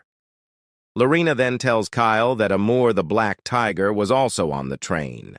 Hearing Amer's name, Kyle's face turns grim. The special rank assassin, Amer the Black Tiger. His unique sword has an energy that feels like a tiger, and that's how he got his nickname. Did the Revolutionary Army hire him? It has been 10 years since he reached rank 3. By now, he should be... Kyle is thinking this after hearing Amur's name. Lorena tells Kyle that Amur fought with her, but the difference between their strength is unimaginable. And after the train flipped, Amur left, saying that they will meet again. Kyle tells Lorena that it's incredible that she had fought with Amur and is still unharmed. After that, we can see Yan is standing at a corner and is wrapping his hand with bandages. Yan gets tensed as the events that never occurred in his previous life is happening one after another. The Black Tiger's ambush, Kyle's attack, and the explosion of the train never happened before. So Yan wonders that why these incidents are happening now. Originally, no one volunteered for the North. The situation changed because Yan chose to go north. Yan asked himself if his decision caused the Black Tiger to appear in the North. Yan understands that his actions are causing a chained reaction like domino effect. Yan is worried, as he can't prediction that what will happen in the future. As Yan is thinking, this Hugo approaches him and says that he wishes to talk to him. Hugo and Yan starts to walk. Hugo feels guilty that because of him, all this incident has occurred, and even Yan has injured his hand to change the trajectory of the train. Hugo tells Yan that he owns him, and he gives Yan his token. This token proves that the person holding it is Hugo's representative. Yan takes the token, and Hugo takes his leave, saying that if fate approves, they will meet again. Yan gets happy, as he has gotten what he wants. He also gets ready to go to their next destination, the land of brutal cold. The scene shifts, and we can see a very narrow alley. Yan has come to a blacksmith to repair his worn-off sword. After examining the sword, the blacksmith asked for 500 gil for repairing. Yan says that 500 gil is very expensive. The blacksmith tells Yan that this sword is made of black steel, and the condition of it is very bad, so that much is not expensive at all. Yan can't afford it, so he takes the takes and keeps it in his robe. The black steel sword that the instructor commander gave me. He probably intended for me to use this as a normal sword, but not even the black steel can handle executing Black Wolf multiple times consecutively. Yan thinks. As Yan is about to leave, the blacksmith acts friendly and asked Yan to come back again, and he will do his best to assist him. Yan quickly leaves from there. The place that Yan is at currently is a place called Villian, which is a city near Beowulf. With the bad weather and the inaccessibility of train, Yan and his team decided to use the gate in Villian to Beowulf. But they can't get to Beowulf through the gate as the gate needs to. He charged, and it will take 1 day to charge it. Villian is a metropolitan city, so they decides to stay and replenish their mana and to restock their goods. Yan is walking on the street, and Momon is sitting on his head. She asked Yan that if he has detected the golden dragon energy from the royal knight Kyle. Yan asked Momon that it's she taking about. You're so naive. Do you not know the power that you have? A mana heart can have 6 types of powers: black, red, blue, green, metal, and earth. The golden dragon is the strongest among the metal elements. Momon says this to Yan. That power is strong even if it's not a part of a mana heart, right? It's just an element, right? Yan asked. Hearing this, Momon gets mad and says, you and your unintelligent orc-like brain. If it were that easy, anyone could have become the founding emperor. The only thing that can manifest the energy of a dragon is the divine dragon's breathing and the mana heart. How dare you look down on the mana heart? What the hell is in this thick skull of yours? After hearing Momon, Yan starts to think that the only ones whom Momon detected the energy of a dragon from were the instructor commander and the crown prince. I can understand why they had it, since they have the blood of Bahamut in them. How are the royal knights related, though? I better find that out. While Yan is thinking this, someone calls him from behind. As he turns, he can see that Lorena and Shirley is shopping. After that, they starts to talk and ask each other that what are they doing. Yan tells that he went to repair his sword and is preparing things for his next mission. Lorena and Shirley also tells him that they are also preparing for the mission, but Yan says that the amount of bags in their hands speaks that they are leisurely shopping around. To save her face, Lorena tells Yan that this are all daily necessities. As Lorena and Jan are talking, Shirley plans something funny, and she smiles and asks Jan that if he would go to shopping with them. At first, Jan didn't want to go, but after seeing the scary face of Shirley, Jan agrees to go shopping with them. Cruel sees this from a corner and goes away. After that, the three of them goes to a cloth store and Jan buys innerwears, boots, and gloves to prevent the cold in Beowulf. Shirley forced Lorena to changes her dress and tells Jan to tell which dress suits her. As per Shirley's orders, Lorena dressed up 3 times and shows it to Jan. After that, she gives up on dressing and dressed in her usually dress. After that, Shirley asked Jan to tells which dress should she wear. Jan tells that all the dress looks good on her, but the imperial dress is the best. As the knowledge of the swordsmanship and the strength she possessed, the imperial cloth is the best at expressing them. Hearing this, she quickly turns and starts to walk away, saying that she is going to the accommodation first. Seeing her leave like this, Shirley gives an angry look and tells Jan that what the hell did he just said? Jan is innocent, and he can't understand that he has done wrong. After that, Shirley also follows Lorena. As Lorena gets out, she blushes, thinking the words of Jan. Jan then gets out of the store and tells Lorena that they will meet at the front gate tomorrow at noon. Hearing this, Lorena blushes and says that not to say things like that as the other will misunderstand them. The scene changes, and we can see Shining Moon, a bar located in the commercial district near Villians Transportation Bureau. It has affordable prices and tasty food, so both local residents and mercenaries love visiting the bar. Cruel is sitting there and drinking continuously. As he is drinking, he also gets mad at Jan and thinks of ways to defeat him. But he can't find a way to do so, as he didn't know the full extent of Jan's strength. While he is thinking this, he gets interrupted by the laughing and talking of the commoners that had also come to enjoy their drink. Cruel can't hold it anymore. He gets mad and yells at them, saying them to stop and not to make a single noise until he finishes his meal. He also tells them that he will show them the difference between the commoner and nobles. At that time, Jan gets there, and he sits beside him and tells Cruel to show him the difference.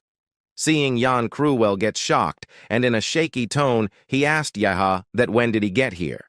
Cruel then explains Jan that this commoners don't know basic etiquette and are causing a commotion, so he is just scolding them a bit. Jan tells Cruel that why did he does this, as he has also suffered from that before. Since Cruel also made it here because he was oppressed by the class difference. While taking a sip, Jan tells Cruel that he would be much stronger if he let go of the class thing. Hearing this, Cruel calms down and asks Jan that what is he taking about that he can get stronger. At that time, a big guy comes and puts his hand on Cruel's shoulders and says, "I overheard your conversation, and it seems like you want to become stronger. Want me to teach you the secret for that?" This big guy name is Billy, the captain of the Thunderhorn Mercenaries. Cruel tells Billy to remove his hand from him. Billy ignores Cruel's words and says that training in weights for 8 hours a day would make a man strong. If you join our mercenary company now, we'll provide protein supplements too. Now Cruel gets furious and he punched on Billy's chin. Getting hit, Billy fall on the floor. Cruel also gets up and says that he is nothing but an inflated balloon. After that, the members of Billy's groups comes in front of Cruel and gives a deadly look. Cruel gets ready to fight and tells them to come all at once. But the scene turns completely opposite. The muscle man compliments Cruel and says that he has innate talent for muscles. Seeing the fight, the others in the bar also starts to talk about Cruel looks and praises him a lot. But surprisingly, Cruel feels to enjoy this moment. They all become friends with each other and all drank together and share their stories. Later at time, Cruel is completely drank and he can't walk on his own. So Jan is carrying him. Cruel is not in his senses and babbles around. He makes Billy his brother and asks Jan where Billy is. As they are walking, Cruel says they're just fools. Everyone was praising me just because I hung out with them. It's so strange that they warmly welcomed a stranger like me whom they've only met today. Yan. Don't you think it's really strange? Even people who met me for the first time today can treat me so well. Why have I never heard a single praise from my blood-related family? Something like, "You did well," or "I trust you." Cruel says this, and his tears rolled on the ground. Momen gets out and asked Yan that what did he put in his drink. Yan asked what did she mean. Momen replies that earlier at the bar, he saw Yan mixing something in Cruel's drink. "I put in a crystal powder used for purifying demonic energy. Considering how Cruel became less aggressive today, the powder was really effective," Yan replies. Momen says that how did he get that as it costs so much money. She also asked Yan that if he is seeing Cruel as his friend or if he is just helping him, who says I'm helping him? I simply recalled a moment from the past. Whenever I see a human who commits evil as they lose their own will, it eats me away. Yan says this, and he tells Momen stop taking as they should quickly reach home before Cruel starts to puke. The scene shifts to Duke Beowulf's castle, where Beowulf's heavy-armored knights are standing. Yan teleports out with his companions, stating that they are finally here at the Beowulf castle. In the castle, Cheryl asks Larina if this is Beowulf territory, while Cruel questions if her hometown has always been this cold. Yan knows that the mission they need to execute here would be to work with the Beowulf household and subjugate the barbarians. As they live in a harsh environment, they are always fighting the barbarians for land where people can live. It's inevitable they would always require more manpower to help. But Yan knows that the bigger problem here would be that the Knights of the North are very prideful, suspecting whether they would actually accept the help of outsiders. Larina states that she has something to tell all of them. From this point, they will be seeing a lot of things that they would never be able to expect and asks them to prepare themselves. A person comes in, asking if all of them were sent by the Special Forces. The person greets them, introducing himself as the chief butler, Hans Meringer, of the Beowulf household, and he would like to politely ask them to please go back, calling them uninvited guests. Hans states that the North has never requested any reinforcements or agreed to receive guests, asking if they know about that. Jan knows that Count Hans Meringer is the former knight captain of the Beowulf household. After he retired, he decided to work as a butler in the Beowulf household. He is at least rank 3 or above with his skills. No matter which country he chooses to go to right now, he would be able to become a knight captain. Jan thinks this is utterly ridiculous. He can't believe someone like him is a butler. Larina comes in, stating that it's been a while, and they are with her on an official mission as part of the Special Forces. She thinks that he has spoken too harshly and asks him to be respectful to them.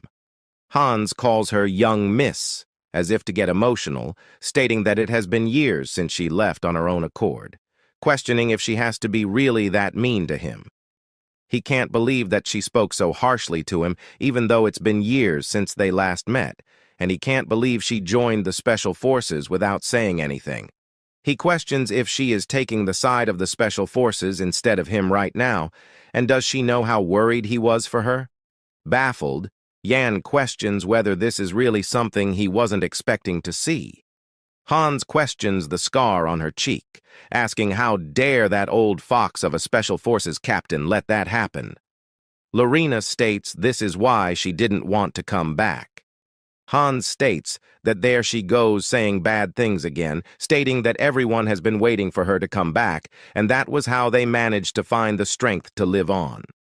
Larina tells Hans that she went overboard with her words, noting that his hair has grown all white over the last few years, and asks if he is feeling unwell anywhere. Touched by this, Hans states that she was worried for him. Calling for them, Hans states that the weather is pretty cold, and they have to go inside, where the head chef said he will personally cook something up. The rest of the people who are with Miss Lorena can go with her as well. Hans adds that the patriarch will soon return from his hunt, and once he's back, she should have a meal with him.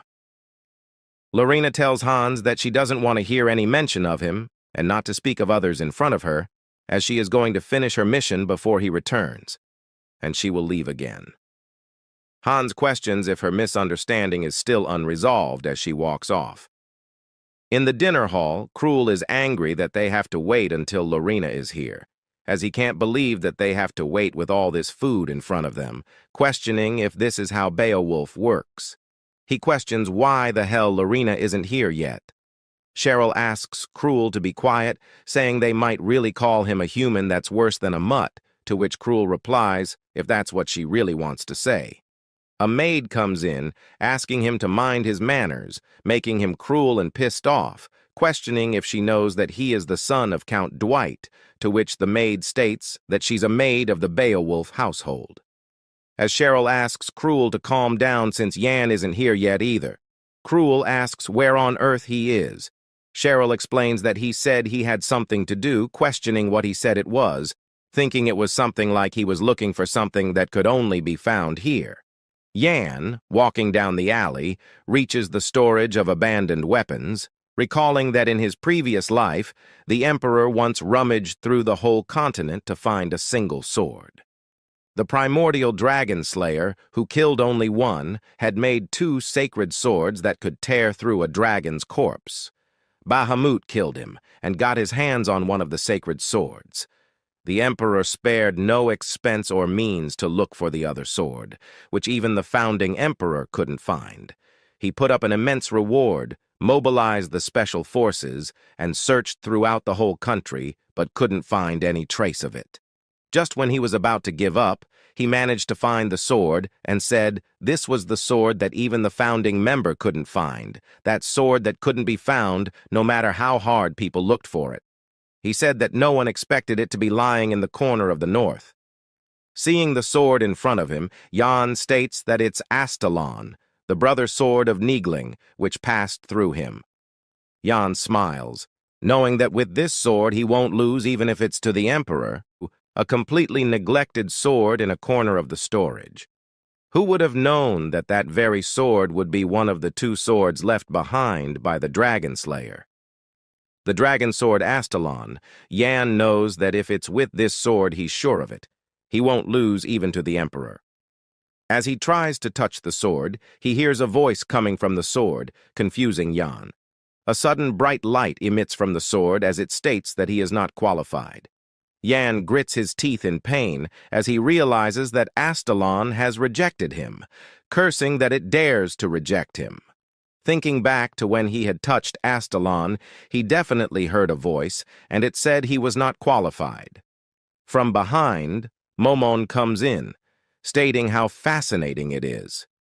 Jan asks if she knows what's happening, to which she answers that it doesn't seem like an ego sword that possesses its own ego. It seems to be a weapon that chooses its master. She states that there are times when a weapon possesses some divinity, and in such cases the sword has its own choice to choose its master. Momon teasingly states that to sum things up, Jan has been rejected by the sword because he is too low level for it. Jan, quite upset, questions what she said and asks her to step aside, stating that he's going to kill it today. He uses his skill of Black Wolf to hold the sword, but the light emits, stating that he is not qualified. Jan screams that someone like him is a pretty decent man and tells it not to give him this nonsense and to accept him. The scene shifts to Beowulf Castle as the heavily armored knights are made attentive. The commander announces to the knights that their operation today would be to subjugate the barbarians. It's something they have done many times, but especially for today's operation, no mistakes are allowed because Miss Lorena will be with them. Hans asks Lorena if it's really dangerous, suggesting she doesn't need to go. He advises that they should wait until Patrake gets back, for which Lorena states that she already warned that she doesn't want to hear any mentions of him. She questions if he thinks that she's an idiot, who can't even complete a mission that is given to her.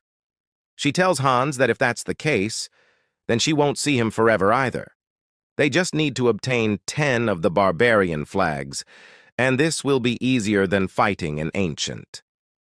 Hans asks her not to underestimate them. The barbarians believe that their tribe flags contain the souls of their ancestors, and they would rather lose their lives than lose their flags.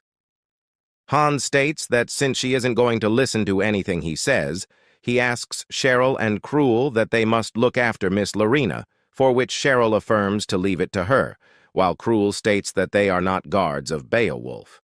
Cheryl thanks Hans for the clothes, stating without them they would have frozen to death. Lorena questions if Hans gave them to him, noting how considerate he is. Hans states that he doesn't deserve her praise. Lorena wears the team uniform, stating that this is her first mission as a special force member after all, but Yan isn't here, for which Yan teleports in, stating his errand ran a little longer than he thought it would be. Cheryl complains that he didn't even show up at lunch and wonders why he's in that state. Cruel grumbles that he looked terrible and thought he would be grilling meat somewhere. Momin teases Yan that he calls himself a decent man and serves him right for acting so arrogantly. Yan crunches his teeth, telling her to shut up, while Momon asks about giving up on that sword, saying a man that's too persistent is not popular with people. Yan states that he has time anyway. He knows that Nagling's brother's sword, Astalon, can't be wielded unless it acknowledges one, and he needs to find a way to get his hands on it. Lorena states that he might misunderstand, so let her tell him first. This is her first mission as a Special Force member. That's why she's wearing the team uniform. It's pretty durable and comfortable for combat situations. And while its resistance to cold is low, she just needs to wear a coat to resolve that, so he should not dare misunderstand the situation. Yan, quite confused, states that he doesn't know what she's talking about, and it does look very good, making Lorena blush. She shrugs it off, calling for the armored knights to prepare to depart and to open the castle gates. As they are departing, the commander states that all of them should keep their spirits high because Miss Lorena is with them today. Cruel tells Yan that they are country bumpkins making such a big fuss over some barbarians, while Yan knows that the central nobles don't know how fearsome the barbarians are because Beowulf has done a good job defending against them this whole time. But this is a time period where the tribes are united under strong chieftains, and they become an enormous kingdom that threatens even the Kavalan Empire. And this is where he appears, the king of barbarians and the man who is also known as the strongest living being on the earth, Vilai. A country that was born from the Warrior Alliance Kingdom and the Alliance of Barbarians became an enormous kingdom that threatened even the Kavalan Empire. The king of the Warrior Alliance Kingdom was one of the top 5 enemies that threatened the Empire, the strongest living being on Earth. Vilai, a strong warrior who was born with an exceptional physique and unusual techniques. What was even more special about him was his ability to figure out the techniques of any of his enemies. In the eyes of the Empire, he was the personification of fear itself. In the past, Yan resorted to all means in order to kill him, but none of them succeeded. There aren't a lot of records as to where he is or what he does in this time period. Yan doesn't know where Vilai is right now, but he hopes he doesn't get unlucky and run into him as they depart. The scene shifts toward the northwest forest, toward the heavy armor knights team. Cruel comments on how much longer they are going to walk. He states it is ridiculous for them to just walk on the endless snow path and asks why the knights need to walk, to which Yan asks him to stop whining, explaining it's hard to use horses during such weather. While the white scenery around them is impressive, it's hard to maintain their sense of direction. Lorena asks what outsiders think of this place. Bleak, and 200 days out of the 365 days are winter. After all, the only thing they can see is Beowulf's snow, and it's too barren and harsh for humans to live here. But there are still people living in these places here, and they are much braver and stronger than anyone else. She respects those people and asks, don't they think that this place continues to grow in beauty as they spend more time looking at it? Yan mentions that it's the pride of a local lord, and Cheryl affirms that this place and Miss Lorena are both beautiful. The knights cheer on, stating that Lorena is the light and the reason for their existence, as they scream that they are with Miss Lorena. The scenery of Beowulf looks beautiful, and they offer their lives for Beowulf and Miss Lorena.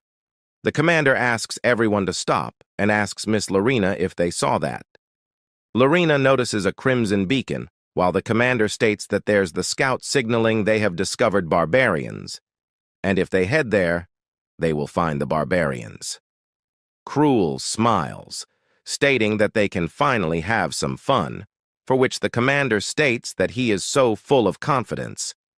But he better prepare his heart, as he will be witnessing a sight soon.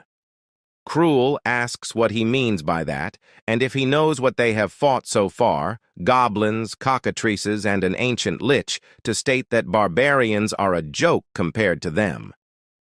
The commander declares to get going as they move on to the area. While the Special Forces members have fought numerous monsters and undergone new training with their lives on the line, they were confident that they could withstand any sights or monsters, but what they saw was a whole new form of cruelty. At a small tribe that could hardly be called a base, a one-sided slaughter took place as the barbarians were pleading to leave the children alone, but they were killed mercilessly. Cheryl questions what all this is, and isn't a knight supposed to follow the code of knighthood and be honorable, protect the weak, and only wield their swords for their lord? But they all look like demons. In fact, it feels like they are the barbarians instead. Cruel shoves his hand to cover Cheryl's eyes, asking her not to look, stating that's not something she should see. Yan is quite surprised that Cruel is still in control, even after seeing blood, thinking that he should be able to control the demonic energy a little bit now. He knows that everyone must be surprised. This is what wars between ethnic groups have always been like. This kind of war isn't the type that happens between armies that have territory to lead. This is the kind that only stops when one side is completely killed, regardless of whether they are grown-ups or children. As a lady of the Beowulf, Lorena must have known about this already, but hearing about it and seeing it in person is completely different. This is the burden that Lorena must carry, while Yan questions whether she would be able to handle it. Suddenly, a certain scream is heard as a little newborn baby cries out for her dead mother. Cheryl tells Cruel that they need to do something and they need to help them, for which Cruel asks if they get involved unnecessarily, they would be in trouble. A knight comes in, stating that it is a lucky child since it doesn't need to live as a barbarian, raising his weapon to kill it.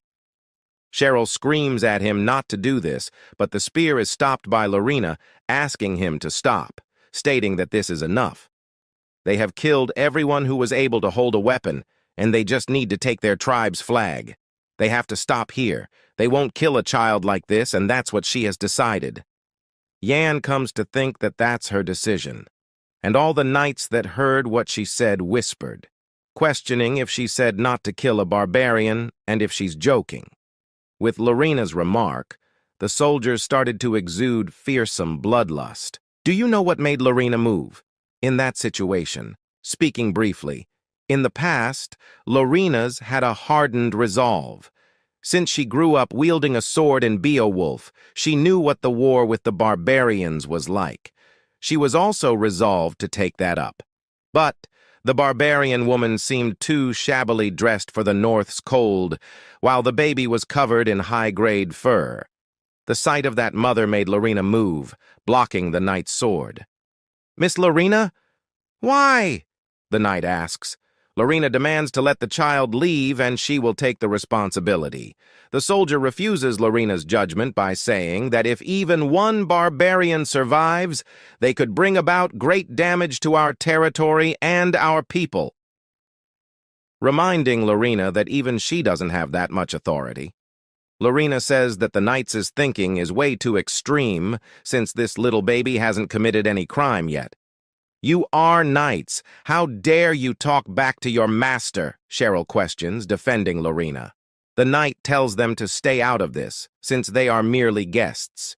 He asks them whether they are intending to get in the way of the Beowulf knights in the Beowulf territory.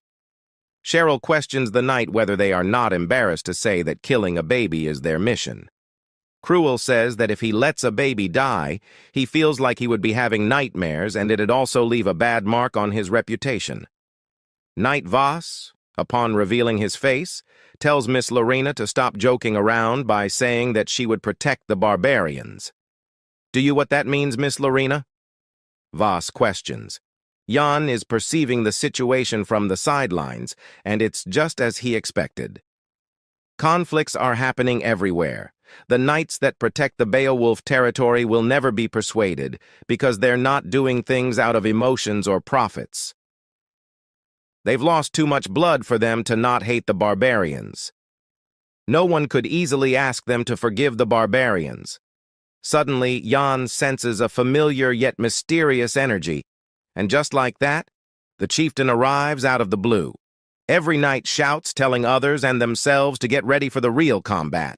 Upon landing, the chieftain scattered the ground, breaking it into large and small pieces. This landing radiated such immense energy which for a moment startled Lorena. Some knights were cleared off with just the radiation of such energy. The knights weren't expecting the chieftain to attack with such an abrupt manner. The chieftain named Kabur lifts up a knight and asks whether they kill his family and tribe people. Kabur says that it's time for them to feel the same pain, which they inflicted previously, and slowly but painfully, he starts to smash the knight's skull with his bare hands. Immediately, from the back, Lorena initiates her first attack, but to her surprise, her sword was blocked, and the tip of the sword broke as it reached Kabur. Kabur's mere head was enough to block the sword. After that, both of the fighters change blows, and the chieftain overpowers Lorena. The attacks were fast, and Lorena is dodging them. Meanwhile, 3 knights charge in and attack the chieftain with spears. The knights tell Lorena to run, and Voss says sorry to Lorena for his rude behavior earlier. He has that it seems that this is the end of the journey for them. He says that he is extremely sorry, as he raised his voice against Lorena. Lastly, before his head gets severed by the enemy, he wishes Lorena a healthy life. Lorena is stunned after seeing this. Chieftain, without further lingering, goes to attack Lorena.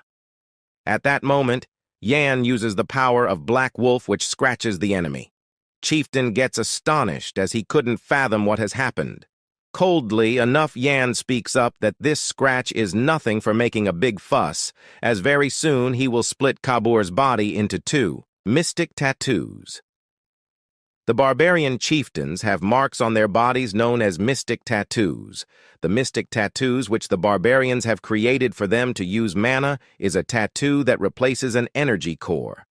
The tattoos on their bodies use mana from their skin and muscles directly. It also greatly strengthens their bodies. Adding on to their trained skills, their attacks are unimaginably destructive.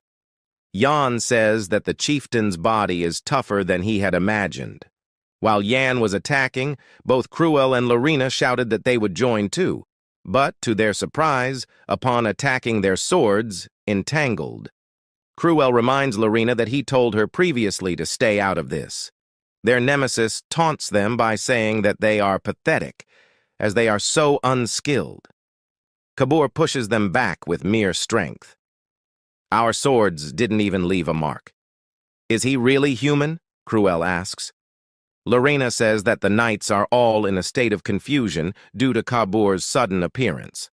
So, they must be the ones to deal with him. In the meantime, Cheryl comes running, telling everyone that she has relocated the baby somewhere safer. Cruel blames Lorena by saying that if it weren't for her interference, he would have sliced the enemy down in one move. He insists Lorena to take the role of supporter so that he can be the one attacking. They started to fight like kids. Cruel reminds Lorena that she has badly lost against him during their last training. Lorena says that she wants him to try it in real life so that he can look how it goes. After listening to this, Jan shouts as he tells both of them to calm down, because acting like this isn't helping when the enemy is right in front of them. Not helping? Jan, it sounds to me like you're saying you can defeat him by yourself, Lorena asks. Yan replies that he has never said anything like that. But she is not wrong when she said that, though. "What's that?" Lorena asks. Yan replies that this isn't the time to be quarreling among ourselves. The chieftain might attack any time. With that saying, the chieftain has already made the move. Yan tells everyone to get away from the attack range. Kabur says that he would kill all of them and make them dead meat. Cruel and Lorena are currently attacking the enemy. Meanwhile, on the sidelines, Yan perceives that they won't be able to defeat him like this. Both Lorena and Cruel are pretty strong. But since they are trying to attack in their own way, they've created dissonance. By seeing her friend's struggles, Cheryl decides to help them, but Yan tries to stop her by saying that it's useless, even if she joins now. Yet, Cheryl goes to give backup nevertheless. Then Yan starts thinking that Cheryl going there will do more good than bad. Upon reaching there, Cheryl tells Lorena that she would assist her, so she can attack the enemy to her heart's content. With that, the flow of the battle has changed with Cheryl's participation. Kabur noticed the change and is flustered right now. Cheryl's attacks aren't special, they're just simple dagger and hidden weapon techniques. But those little attacks were able to slip into the music sheet that consisted of notes, trying to do their own thing and is connecting the dissonance. Not bad. Not bad at all. It's actually incredible to think she had such talent. It made Yan think about why he had never heard of her in his past life. Why was that the case, he wonders. Cheryl suggests that they should attack with full power. They all start to attack, and the attacks are actually working this time. Kabur's defenses are getting weak, and seeing this opportunity, Yan made his move. He uses Dark Soul 15th form, Dark Soul Demolition Uppercut, along with Dark Soul 15th reverse form, Dark Soul Fate Defier, which was a fatal blow. The enemy kneels down for a moment, and the fight is about to reach its climax, or so it seems. Kabur had another card to play from the very beginning. He says that it won't let this end just like this, and escapes as if he is teleported. Wait. What was that? Did he just run away? Lorena asks. Cruel says that he is speechless, and as expected, the barbarians are shameless. Lorena says that it's a pity they lost him, but she is glad that they are all safe. She decides to go back and report back to the Knight Captain. At that moment, they all notice that Yan is missing, and they all assume that he has gone after the enemy alone. In the next scene, Kabur is walking while taking the support of the trees as he is heavily wounded.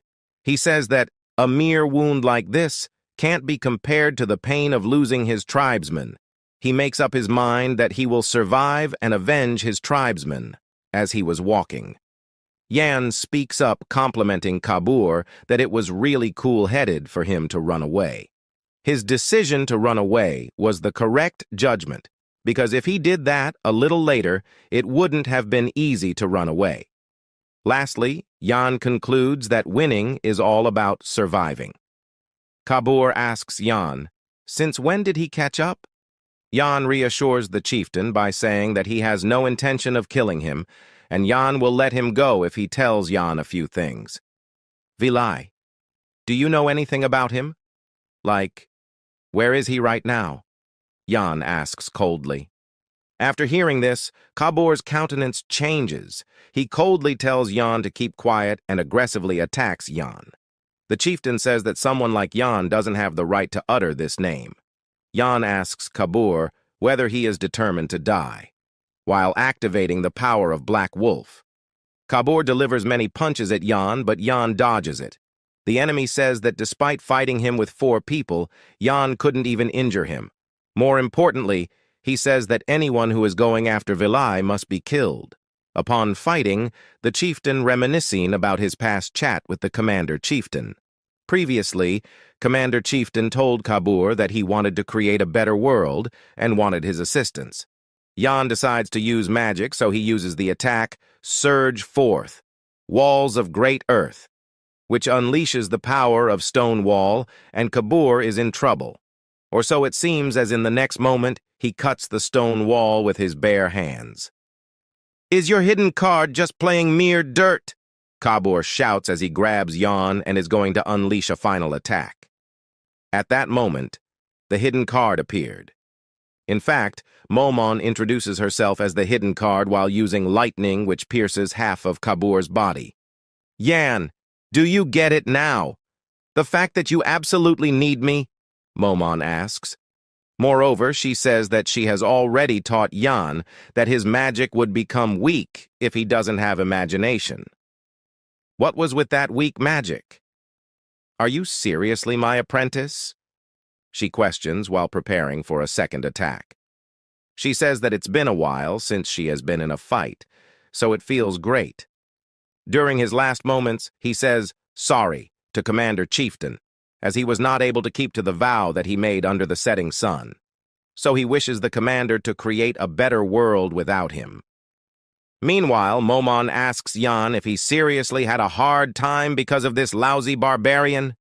Yan replies that this barbarian wasn't lousy. In fact, he was quite strong. Why? Why do all of you go so far to kill our tribe? All we've done was struggle while trying to survive in this harsh land. Are you guys trying to completely exterminate us?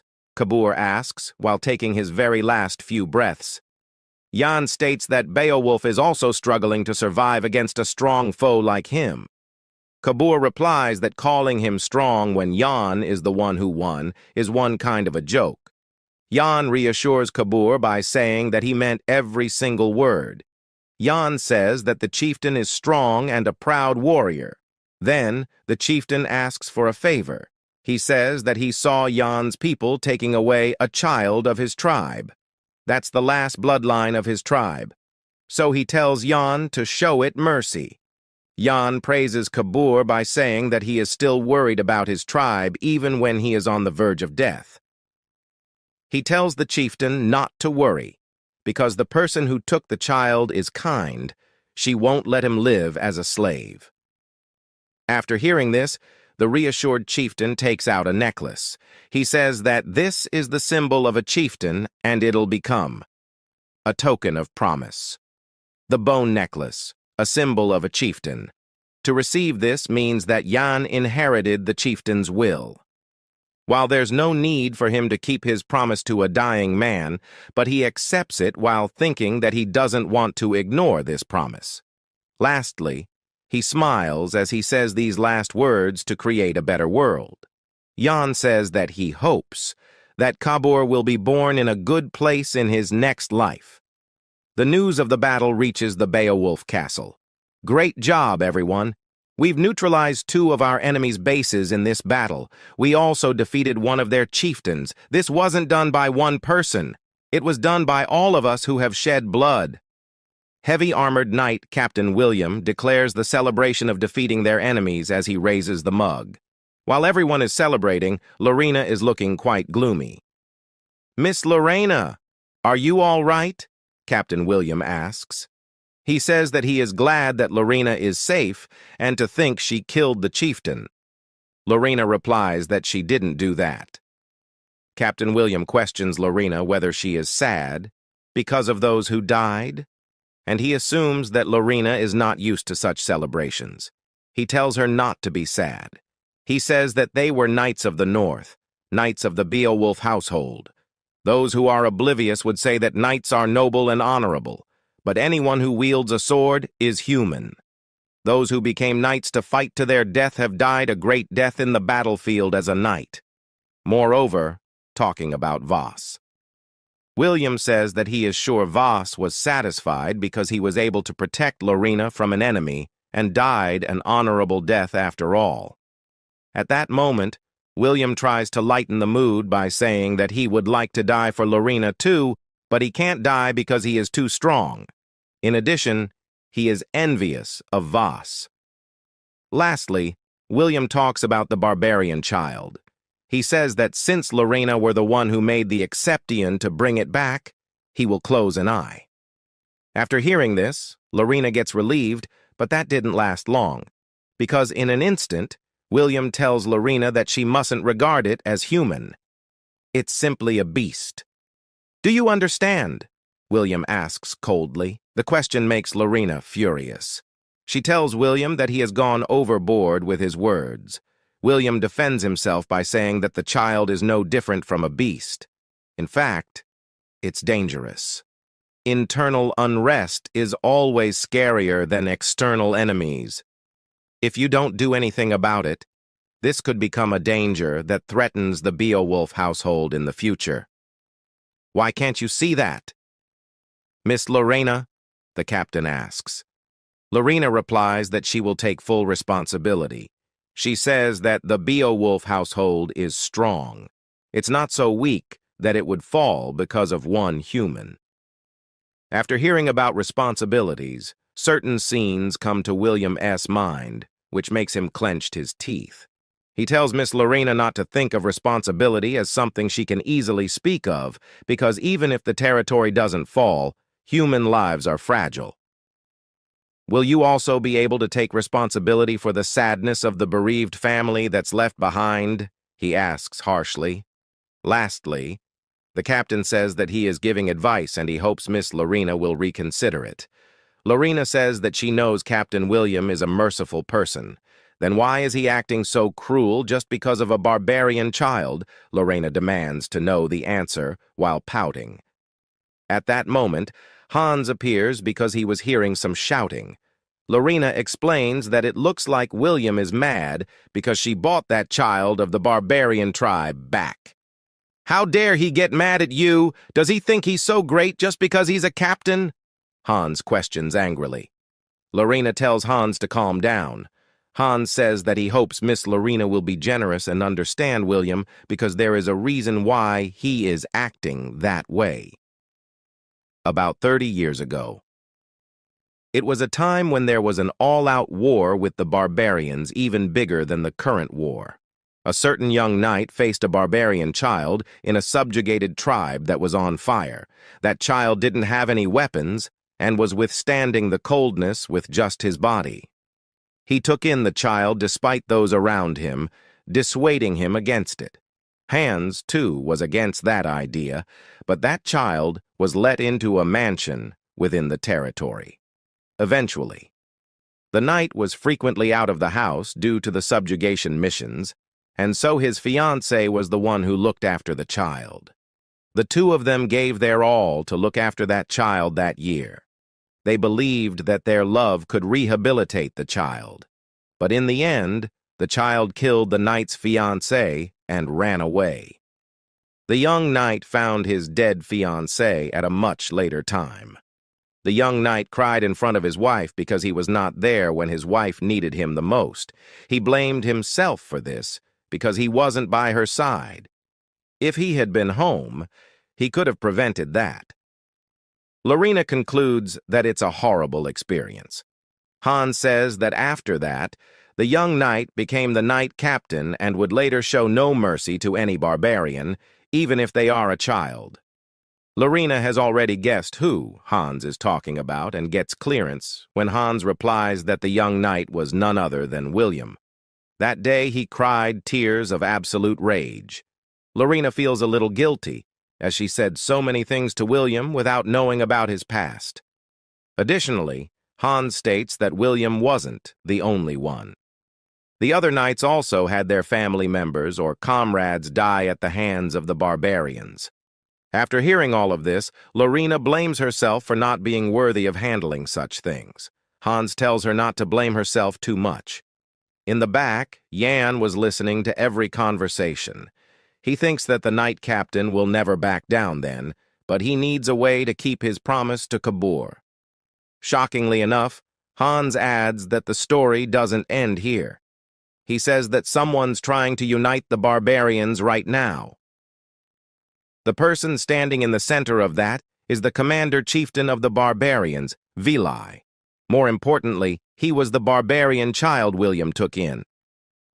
Why is that name appearing here? Jan wonders. Jan tried so hard to find out about Vili, but he couldn't find anything, and to think Vili is related to the Beowulf territory. They probably did everything they could to cover this up, and that's why Jan couldn't find any information, and now it's all making sense. For Yan, this is an unexpected gain which will help him in tracking down Valai. Hans tells Lorena to take a breather and come back because he knows it will be hard on her. Lorena states that she will take care of everything. Hans refuses by saying that William will never forgive a barbarian and asks what other methods does Lorena have to deal with this situation. At that time, Jan appears and conveys that he has a way, and both of them are just overthinking a simple problem. A simple problem? How? Lorena repeats. Jan tells Lorena to stop worrying because it's actually a simple problem. Hans conveys that though Jan might be a friend of Miss Lorena, he is still an outsider, so he should please refrain from interfering with their territory's affairs. Jan smirks while saying that he will tell Hans a simple solution to this problem.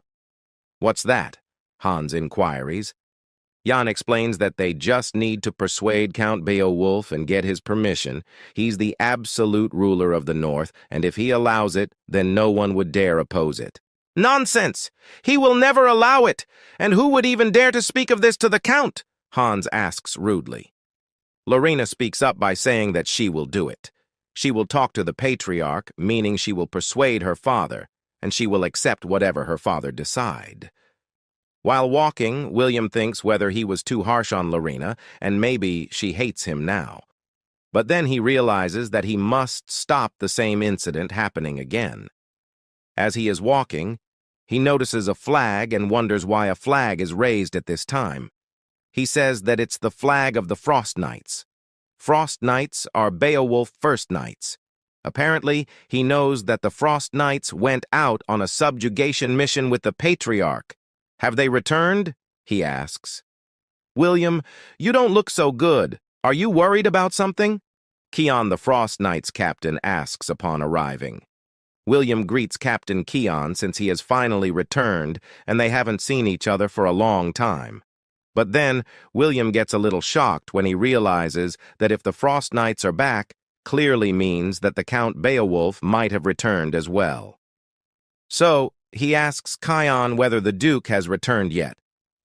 Keon replies that the Duke sent the knights back first, saying that he had something to get. William says that it's dangerous to be in the northern seas alone.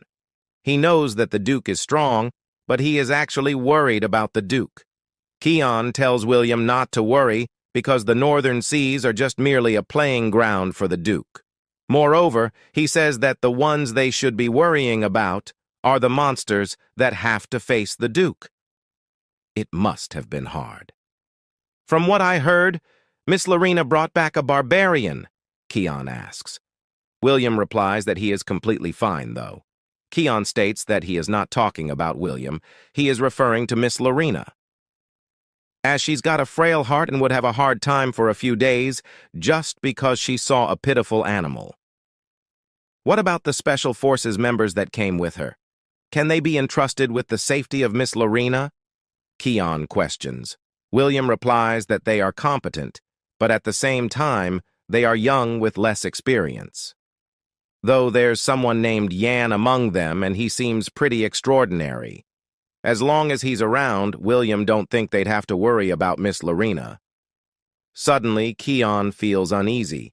He says that maybe it's because he has grown old, but even with Miss Lorena's return, he somehow feels like something bad is about to happen. After hearing this, William gets a little confused and asks what does Sir Keon mean by it. Keon replies that he feels like a storm is about to happen. At the side building of the Beowulf Castle, Momon is floating and drinking an orange juice. After staying here for many days, Momon perceives that they were arguing for several days over one child, but they've gone quiet recently and have even stopped talking about the child. She was told by Yan that there'll be a break on barbarian subjugation for a while. They've only gathered 3 flags so far. She wonders when they'll gather them all, although they were only able to gather 3 flags because she helped. She smiles as she says that Yan should learn magic from her properly instead of swinging his sword recklessly. Previously, Momon had to use up all the mana that she had secretly accumulated, and Yan did praise her. But now, as she thinks about it, She realizes that she was deceived. So she yells at Yan to return her mana. Meanwhile, William and Cruel are having a friendly battle. William is guiding Cruel how to wield a sword better. He gives advice to Cruel, saying that Cruel should move his body more and tells him to be careful about his right side because it's open and vulnerable to attack. William tells Cruel that he is stiff, so he should charge in closer. William states that the match is unfair because he is using a wooden sword while Cruel is using a real sword. "How am I supposed to win with a wooden sword?" he asks. Cruel says that this level of handicap is justified because he is fighting the captain. "Why the sudden duel? I guess you're too bored, huh?" Momon asks. Yan replies that he felt this after fighting Kabur. They're still way too weak, and if it weren't for Momon, they might have been in danger. Momon says that he doesn't have to flatter her just to deceive her later. Yan obtained some information about Astalon, but every time he touched it, it reacted and refused him. Yet the Northern Knights didn't feel any reaction at all. They just said that it felt a little heavy. Yan perceives that maybe this could be due to the unique mana usage method of the Beowulf. They create the snow soul in their energy core and use it to amplify their mana. That precisely may be the reason. He says that the snow soul uses a similar logic to the mana heart. So he is trying to see if there's anything more he can learn from their fight.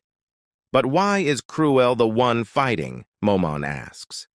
Yan replies that it's precisely because he got sick of beating others up, so he wants to see someone else beating another person up. Momon says that even though she is a lich, she thinks Yan's personality is pretty messed up. "Did something happen during your childhood days?" she questions. In addition, she states that she will conduct some therapy sessions for Yan, and it's not an exaggeration because she is being serious. At that moment, Kion, with his escort knights, greets Yan and introduces himself. Yan also introduces himself while saying that he is extremely sorry that he couldn't meet Kion earlier. Kion, being humble, tells Yan that he doesn't have to worry about that, and he can be at ease. Kion says that he has heard that Yan defeated Chieftain Kabur and praises him because it's an impressive feat for someone so young. Yan says that he got lucky. Lorena and the other Special Forces members already damaged Chieftain a lot, and he happened to finish him off. But you talk in a way such that you seem pretty close to Miss Lorena. What's your relationship with her? Aren't you acting too friendly with her? Are you looking down on her? Answer me immediately. What did you do to Miss Lorena? What did you do? Kion asks a series of questions. Yan thinks that all the old men in this vicinity are abnormal. He wonders whether it's due to the cold. To slide this topic, Yan says that it's a misunderstanding since he doesn't have a lot of interactions with Miss Lorena, nor is he close with her. Kion gets relieved and apologizes to Yan for jumping into conclusions. But after that, another series of questions came forward. But why don't you have any interactions with her? Do you think she's not good enough to be interacted with? Why don't you like her? What did you do to her? Did you make her cry or hurt her? What did you do? Kion asks abruptly, while Yan is now getting sick of this. Suddenly, the mood changes between them as Kion tries to look into Yan seriously. He now knows why William praised Yan. He perceives that while Yan may look like a rank, 5 knight on the outside, immense potential is hidden within him. In that case, he hands Yan a wooden sword and asks for a duel with his youngest knight, who is pretty skilled too. Knight Mir from the Frost Knights reveals his face and introduces himself. Yan smirks, as he thinks that this opportunity came at the perfect time. Yan accepts the challenge by saying that it's fine by him, but he says that the knight could use a real sword if he wants to. Other knights, standing in the back, think that Yan is being arrogant. Kion laughs as he says that Yan is overflowing with confidence like kids these days do. So, he seriously tells Mir not to go easy and use his full strength to defeat his opponent. Without lingering, Mir charges at Yan, saying that he should be the one to use a real sword, but in a blink of an eye, Mir's sword was broken and Yan's sword is near Mir's neck. It became obvious who the winner was, but more surprisingly, the battle was over with merely one move. He subdued a Frost Knight with just one attack. Every knight watching the battle wonders how it is possible. "Are you all right?" Yan asks as he glares at his opponent. At the northern rock-thorn forest, Vilai asks whether the Duke is still in the northern seas. An old man replies that the Beowulf man hasn't left yet. He commands in the name of Commander Chieftain Vilai to gather all the chieftains. In the next scene at the battle arena, Cruel accepts his defeat. William praises him by saying that he did excellent and he improved as they sparred, and that's a fearsome talent to have. Cruel tells William that he must be kidding, because none of his attacks even scratched William. Lastly, William states that the Dwight household has a bright future. At that moment, they noticed that the Frost Knights are here. The fact that Yan defeated a Frost Knight was quite surprising. The knight thinks that it's an impossible feat to achieve. As Yan stands in front of the knights, he wonders whether he hurt their pride, but surprisingly enough, the knights were rather thrilled and wanted to test themselves against Yan, instead of getting hurt and sad over such trifle matters. After the fight, Mir thanks Yan for the battle. Yan humbly replies that it's his pleasure to fight him. Mir compliments Yan by saying that he has some incredible skills for someone of his age. The other knights taunt Mir. They say that Mir, despite being older than Yan, his skills aren't that impressive, and that now he is just trying to act cool. Yan thinks that it's impressive that the knights aren't bothered at all. Moreover, knights are usually very concerned about honor and pride. Whenever they lose, they would either be in utter despair or acknowledge their loss. For them, risking their lives for battles is the norm in life. Does losing like this not hurt their pride? Yan wonders. He perceives that such attitude is probably the secret to becoming strong, and he guesses they're not called the Northern Wall for nothing. Then, the 99th Knight of the Frost Knights named Laurent asks for a duel. Yan accepts the duel by saying that this is great since he still hasn't figured out how the North uses their mana. Laurent says that he is extremely sorry that Mir didn't respect Yan at first. So, to cover it up, he decides to go all out from the start. Yan sees that he can easily notice the trajectory of the sword and quickly thinks of a way to defeat his opponent. He uses speed to his advantage and rapidly moves to the knight's blind spot and deals an attack. Laurent acknowledges Yan's incredible skills and accepts defeat. After seeing this, every knight wants to battle Yan. Meanwhile, William and Keon are having a chat. William asks Keon about his observation regarding Yan.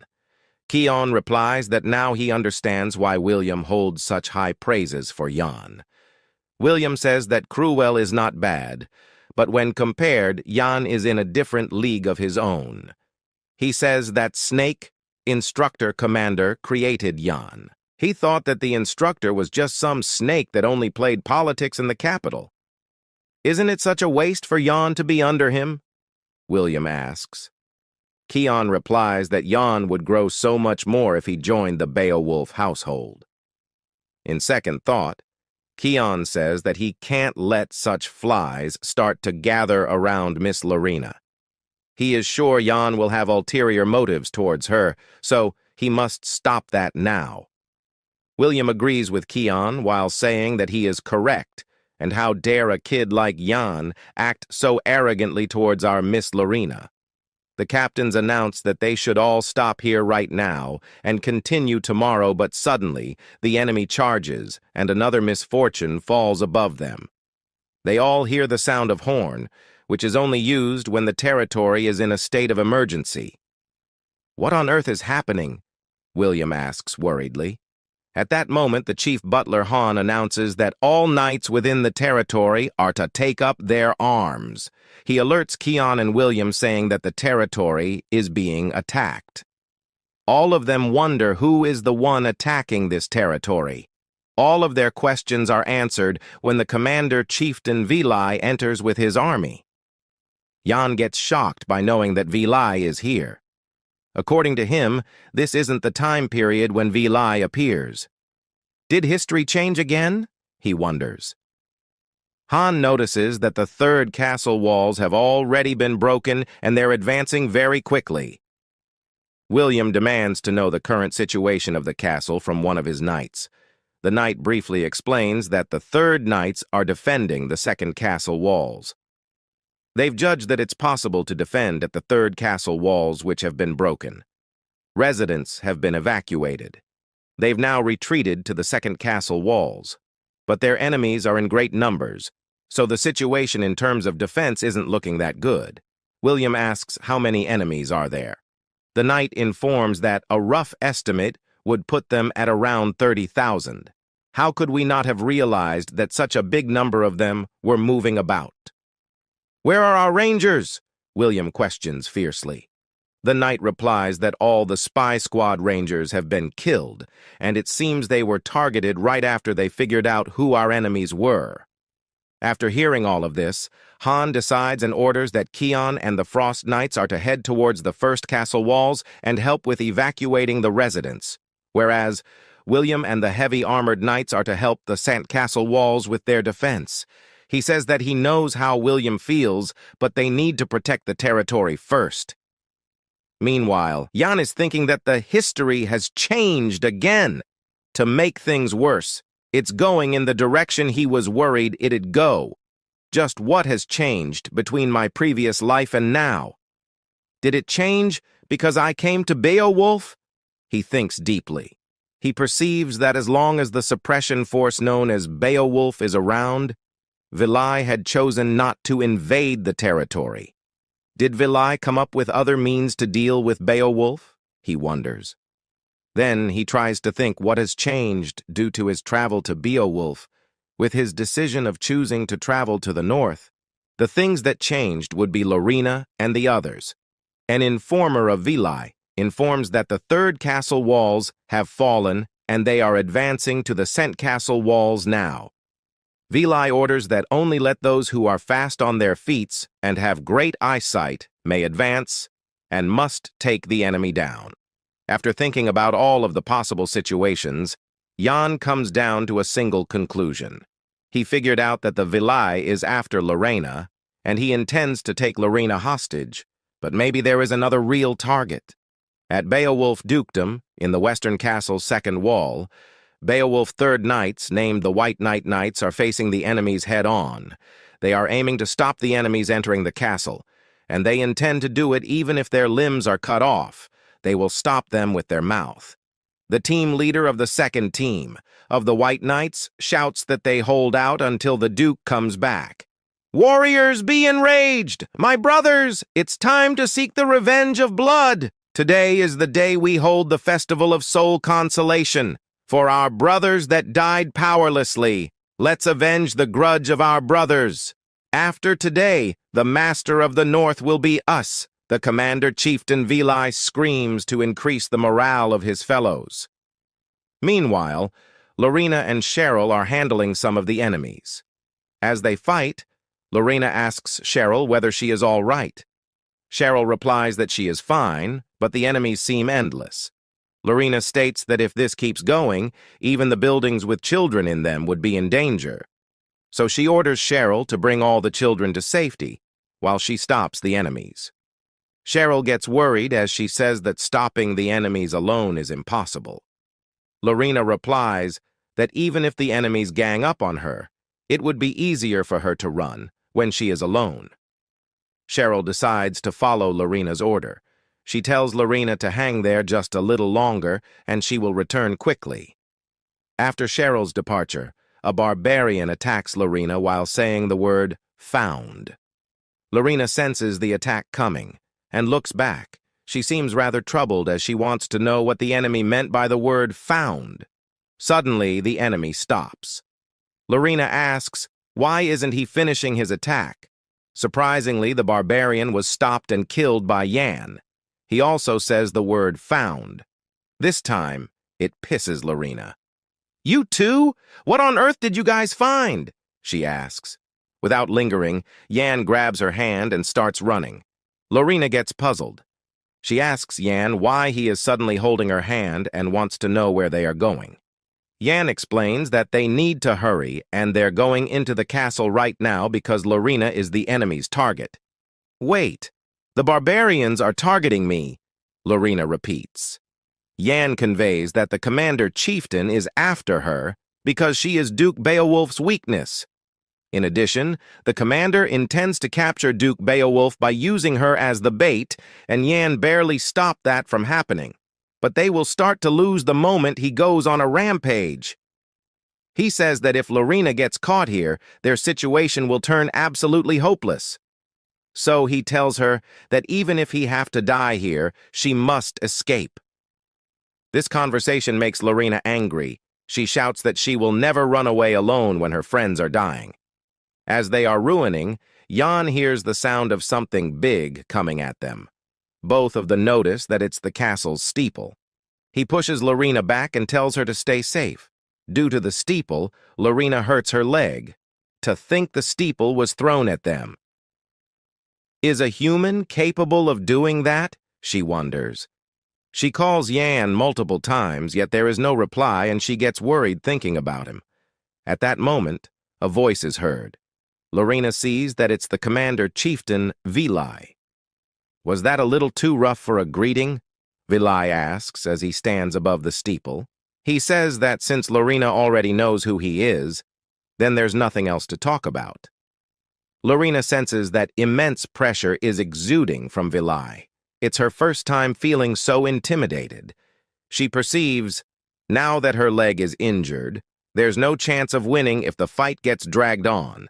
So she must put an end to it in an instant. Vilai observes that Lorena is focusing all of her mana in one place. Do you intend to end this fight in an instant? He asks as he closes the distance between them in a flash, as if he teleported. Lorena gets astonished to think that she didn't see him approaching her. In fact, she didn't even feel it. The strength of the commander chieftain shocks her to the core. Vilai moves his hand towards her while saying that she won't get hurt if she follow him quietly. After all, she is an important card, so he doesn't intend to hurt her. Vilai notices the slight movement of Lorena's eyes and moves his hand to attack. Vilai says that she is a young kid, whose eyes are way too genuine as he kills Yan with a single shot, or so it seems. The commander smiles as he says that he already knew Yan was hiding from the start. His eyes won't and can't be deceived. But then, he realizes he was actually deceived by magic. Yan, while carrying Lorena in his arms, tells Vilai that since he relies on his eyes too much, he can't differentiate between a person and a clone. How do you know how to use magic? Lorena asks confusedly. The commander looks at Yan angrily. Yan tells Vilai that this is their first time meeting, but he doesn't really want to meet him right now, though. Meanwhile, Lorena is telling Yan countless times to let her down. Vilai glares at Yan fiercely, stating that Yan is getting all arrogant just because he deceived his enemy once. Vilai says that it'll take him less than a minute to shred Yan to pieces. Yan confidently asks whether Vilai has the time to do that. Vilai seems a little confused. Yan replies that Vilai's real target will disappear while he fights. After hearing this, Vilai pretends to say that his real target is in front of him, and that's Lorena. Yan repeats his words. He says that he is talking about Vilai's real target. Astalon, isn't that what you're really after? Yan asks. Astalon is a sword that's said to have obtained the power of a ruler and has won every battle. With that sword, subjugating the empire would no longer be a dream. Yan says that if Vilai wants, Yan can tell him the location of the sword, but in contrast, he will be taking Lorena in return because he has more important business with her. So, if I let the two of you go, you'll tell me the location of the sword? Vilai asks. Lorena speaks using telepathy with Yan. She asks whether the dragon sword truly exists. Yan replies that it's in the weapon vault. Lorena seems a little confused. So Yan explains that of course he is going to give that sword, but he has some other plans and the sword will be nothing but a bait. Yan has been bothered by the fact that Vilai lived in the Beowulf dukedom when he was younger. He thought maybe Vilai knew about the existence of the dragon sword. With Vilai's eyes, he could easily detect the sword's magic power. Even if he didn't know about it, he wouldn't be able to ignore the existence of the dragon sword. So, Yan decided to throw a delicious-looking bait at Vilai to bite. Vilai gets angry because Yan referred to the sword as the dragon sword. He fiercely says, "That sword is the sword of a ruler, and it's a legendary sword passed down by their tribe, proving that he has bit the bait." Yan tells Vilai that he doesn't have time, as the knights are going to get the sword and move it to a safe place. And Duke Beowulf is about to come back soon. So it's Vilai's time to make a choice, the sword or Lorena. Vilai replies that he doesn't like choice. Instead, he makes choices. He says that he will choose number 3, which is to kill Yan and take both the sword and the girl, as he instantly closes the gap between them. Both Lorena and Yan move backwards out of sheer reflexes. Vilai releases his battle aura, which is so immense that it pushes them even further. "How dare you try and negotiate with me?" Vilai asks as he is about to kick Yan. He says that he will make sure that Yan tells him the location of the sword while begging for his life. Vilai uses a strong attack named the gravity pressure while Yan smirks. Yan barely dodged that attack, but it was crystal clear that Vilai held back on that last attack. Yan questions Vilai whether his heart has grown soft. Vilai says that he simply stopped because he spotted a familiar item on Yan's waist, and that's the bracelet of Kabur. Vilai wants to know why Yan has it. Yan replies that he got it from Kabur. In fact, Kabur entrusted it to him, and Kabur told Yan to carry his will. Was that Kabur's last moment? Vilai questions. Yan states that, even up until his last moments, he only thought of his tribe. Kabur was a simple and strong warrior, and he respects him for that. After hearing this, Vilai says that he will let Yan go if he shares the location of the sword. Vilai states that this is the respect he is showing to the person who inherited Kabur's will. Humpaye. "You want me to abandon my teammate and run away alone?" Yan asks. Vilai replies that it's precisely the case, because if Yan doesn't do this, he will die here helplessly. In addition, Vilai says that Yan can't defeat him, and that's why Yan used the sword to negotiate, and as Yan is not even from Beowulf running away, will be the best course of action. He tells Yan not to get swept into an unnecessary fight and lose his life meaninglessly. Yan makes a serious face, and the scenes end.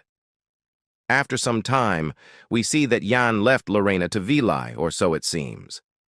Vilai says that he looks forward to seeing the reaction of the Duke. He wonders what kind of a face that monster will make after seeing his daughter in this state, as he is about to touch Lorena.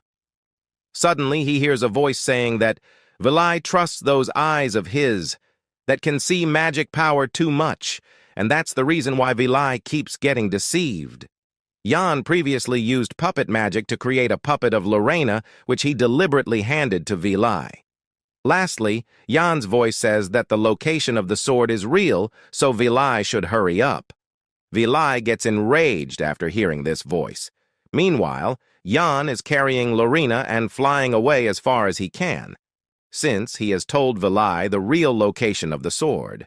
Yan is confident that Vilai will go after the sword and will not chase them. "Ha ha ha, did you see that? The exquisiteness of my magic? It's on a completely different level than your unrefined too, isn't it?" Momon asks as she pops up from Yan's back. Momon questions whether Yan took Kabur's bracelet on purpose. Yan replies that he knew he wouldn't be able to get past Vilai, and it looks like the bracelet helped. What's more important is that he needs to wake Lorena up first, because he needs her help to get the sword. "Didn't you give up on the sword?" Momon questions. Jan answers saying that he would never hand it over to someone else after going through so much for it. Moreover, the sword has a defense magic. Not even Vilai will be able to get the sword easily, and when it happens, Jan has other plans too. Vilai enters the Beowulf weapon vault, fully enraged, thinking that if it isn't the right place, he would kill that kid for lying. Then he notices the magic power of Astalon, also known as the Sword of the Ruler. If he obtains this, he could even fight the Duke. He decides to kill the Duke with it as he tries to grab it. "You are not qualified," a deep voice comes from within the sword, radiating immense magic power. Vilai smiles as he says that a mere sword is daring enough to make a fuss. As the light emerges from Vilai, Vilai orders it to stop whining and become quiet.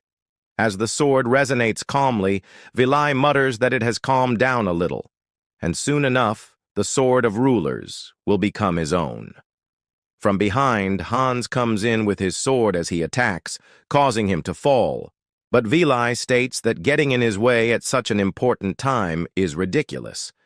As he tries to punch, the scene shifts towards the church where Lorena is with Jan.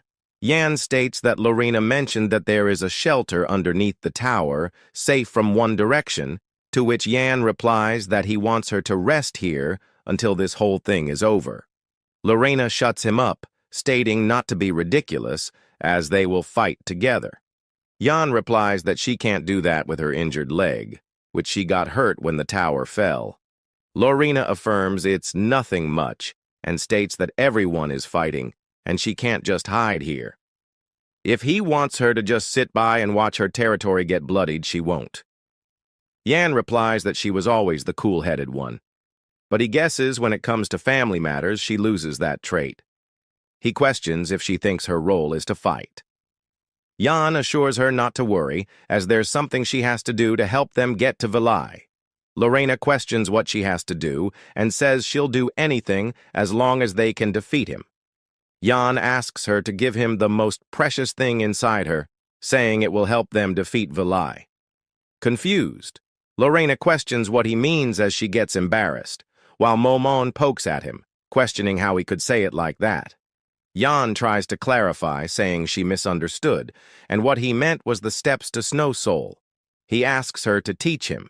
He states he doesn't have time to go into details, and right now, this is the only way to defeat Vilai. Without the steps, he can't stop him.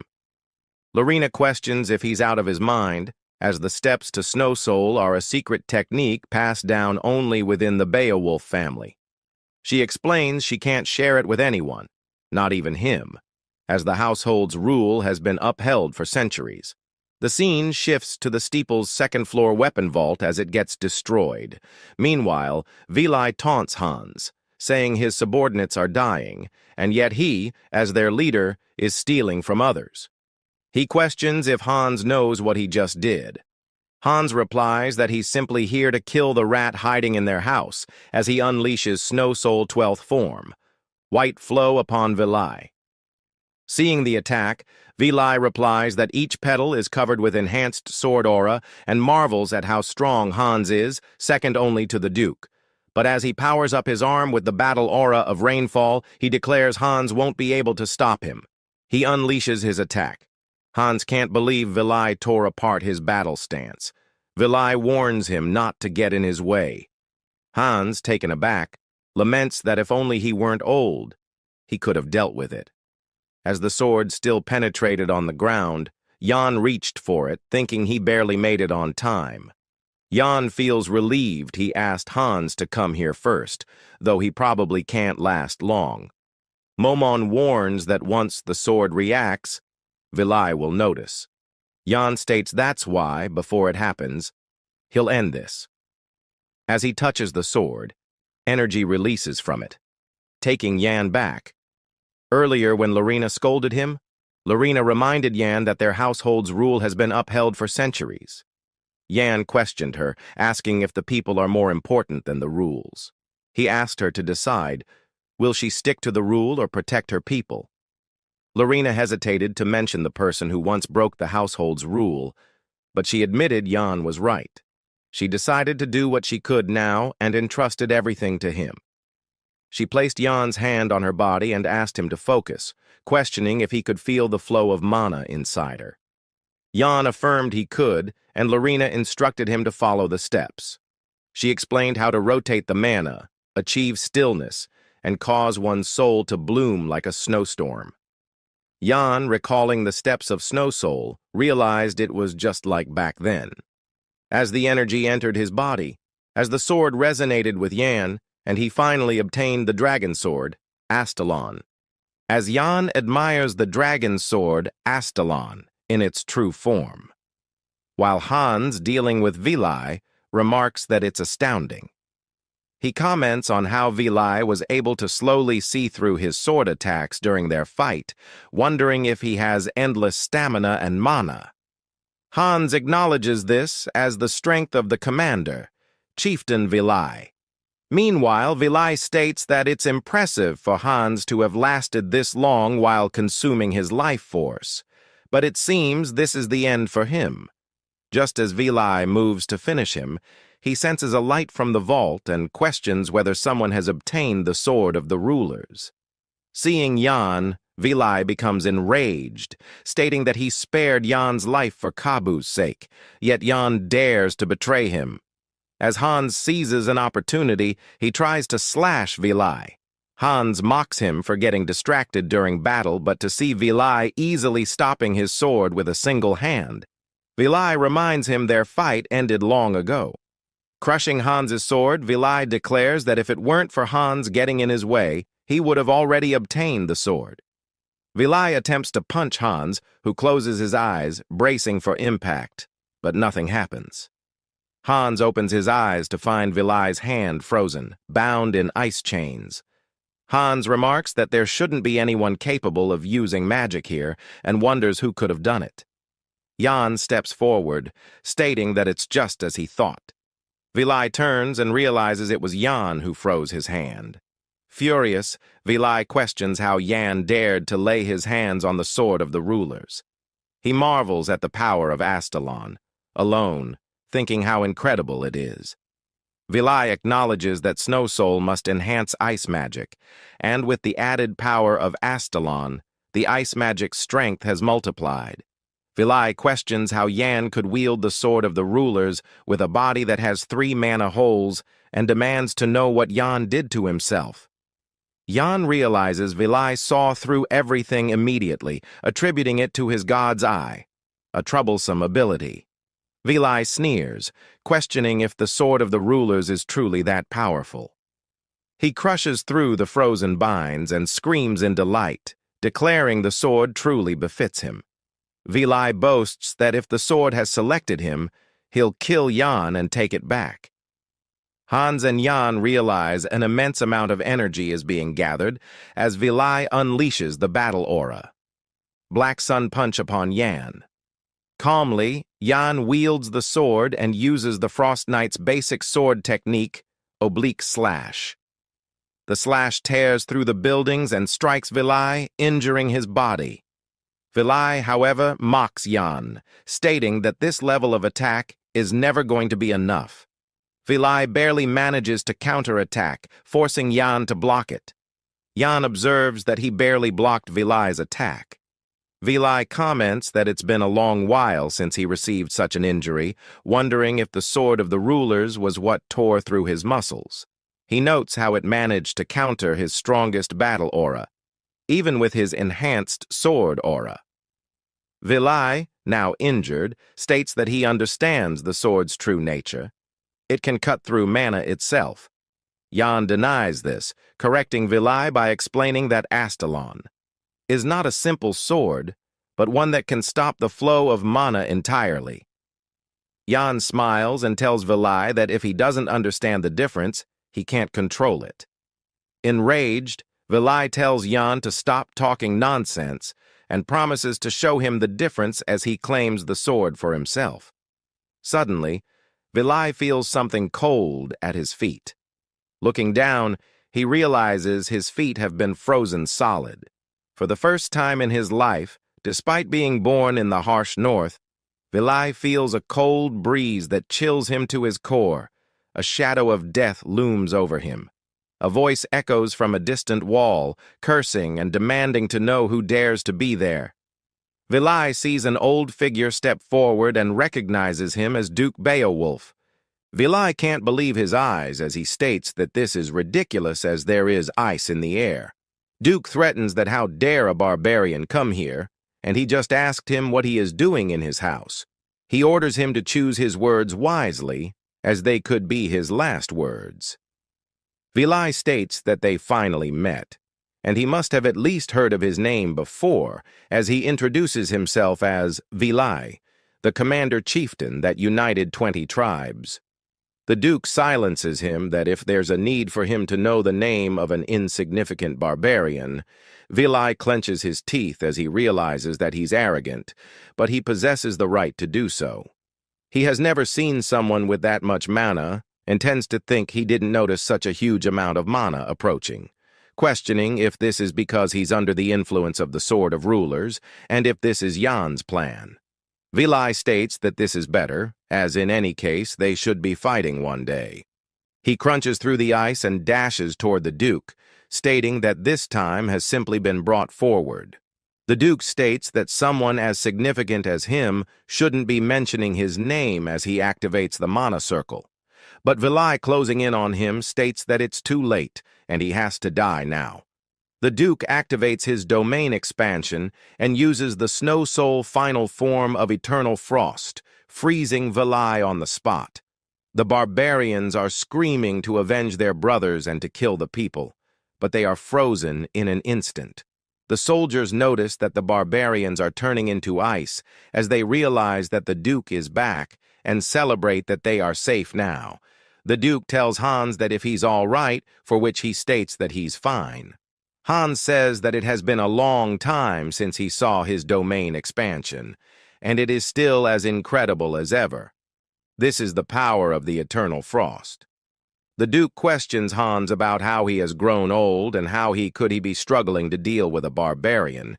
He adds that he almost got killed by him. Hans knows the Duke's Beowulf Snow Soul final form, Eternal Frost, freezes all enemies within its reach while no allies are harmed.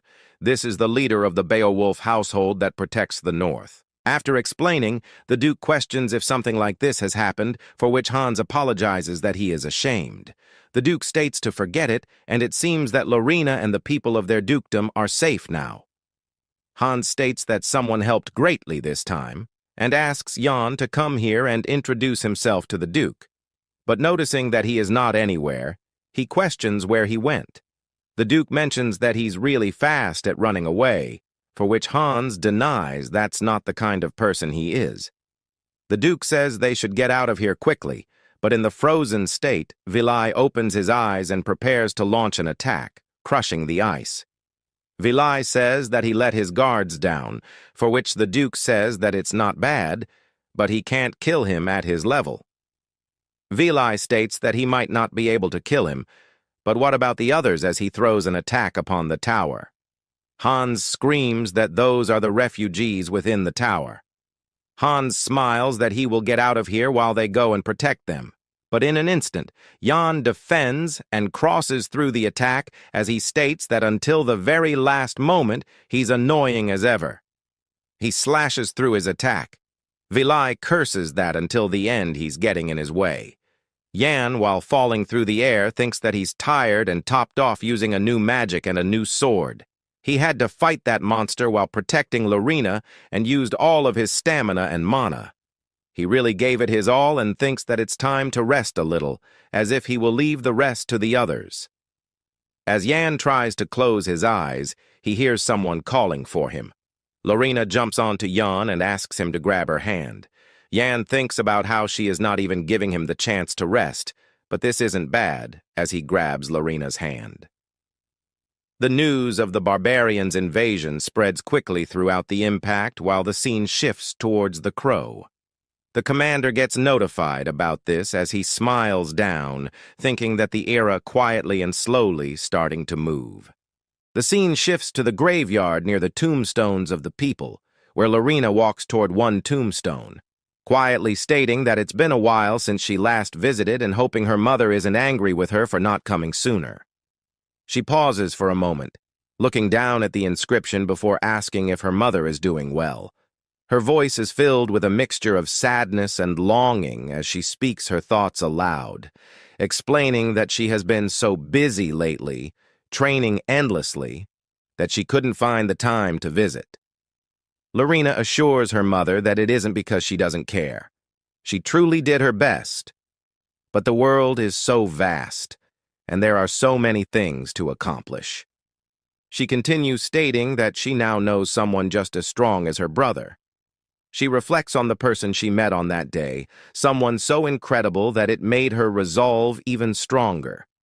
Lorena promises to keep trying, to keep searching for her brother, and to find the ones responsible for his scars so that she can make them pay for their crimes.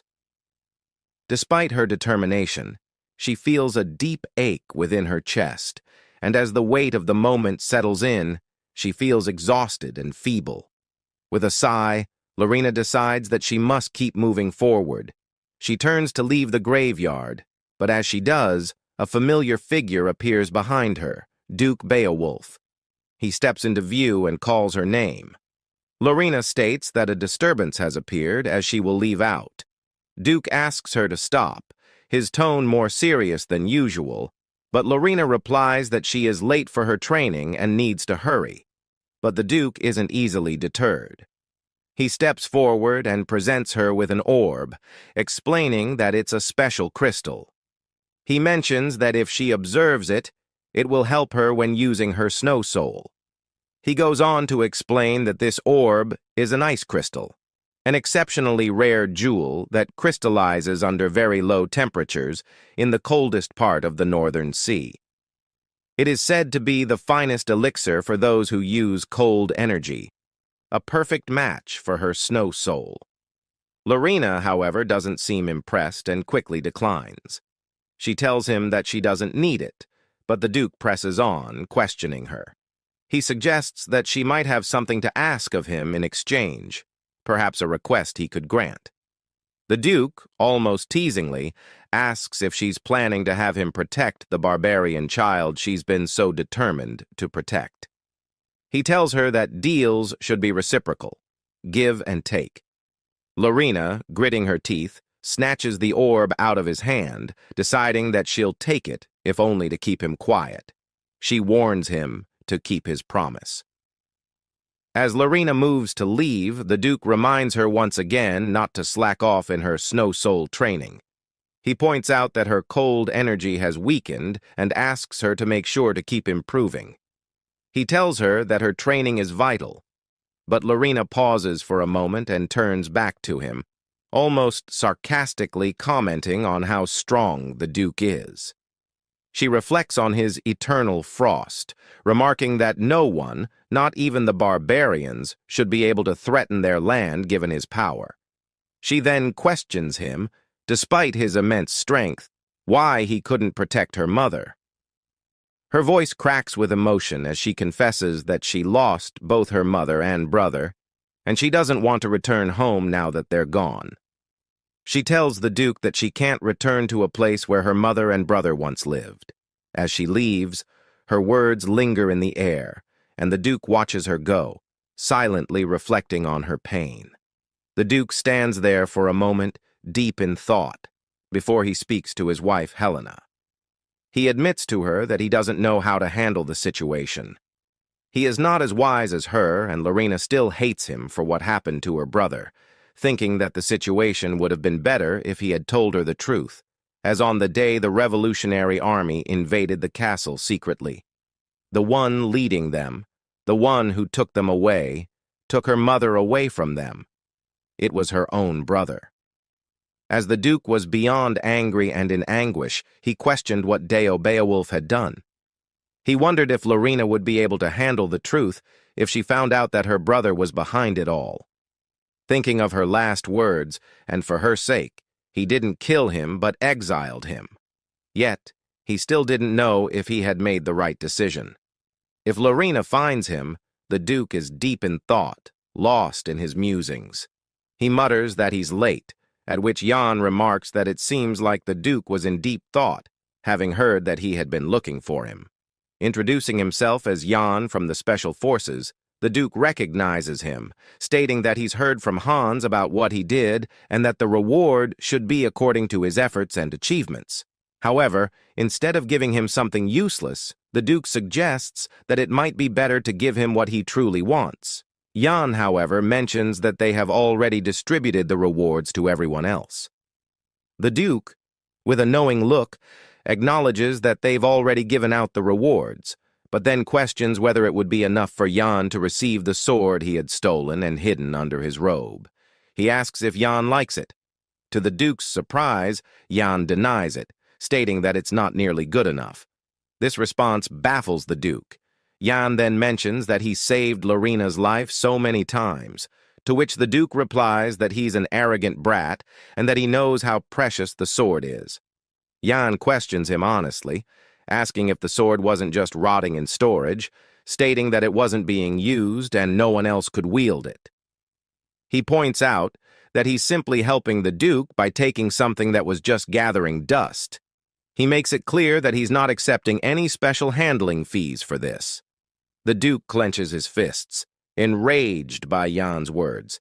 He states that now that he's met him, he thinks Jan is completely out of his mind. He admits that he likes Jan's attitude, and if he's going to be crazy, he might as well be this crazy. The Duke seems to relax, noting that Jan doesn't appear to be someone who will be easily taken over by the sword, which is good. Though the Duke is willing to offer Jan money or any items he desires, he adds a condition. Since he has control over the situation, it doesn't matter. However, with lunatics hanging around the central area, he wants Jan to look after Lorena from now on. He asks if Jan can swear upon his life to take responsibility for her. With a poker face, Jan states that he doesn't intend to marry her. This comment causes the Duke to snap, asking what Jan is talking about. He insists that he would never ask someone like him to marry Lorena. The Duke explains that when he said, "Swear upon your life," he meant that he wants Jan to take responsibility for Lorena and protect her with his life, especially since he won't always be around. The Duke is furious, questioning how Jan could possibly reject Lorena in marriage. He says someone like Jan doesn't even deserve to be in that position and tells him not to marry her. He calls him a bitid and demands that Jan listen carefully to his request. The scene shifts to the Beowulf Duke Central District as Jan arrives at the party. He apologizes, saying he's a bit late because he got caught up by an old man with a nasty personality. Lorena, not fazed, replies that it's fine, as the train hasn't departed yet. Cruel chimes in, stating that they should get going quickly, as they need to report early. He adds that they're returning in glory after rescuing the Imperial advisor and driving Commander Chefton away. He's looking forward to their rewards, but Cheryl comments that she doesn't think he did much to earn them. Lorena, however, reassures them all that they worked hard, and she finds it impressive that there were no casualties on their first mission. She notes that this might be the first time in Special Forces history that such a feat was achieved. She remarks that this place is quieter than she expected, recalling the huge fight with them in the castle. It's announced that the train is indeed bound for Avalon. Lorena says the train is coming and that they should get going.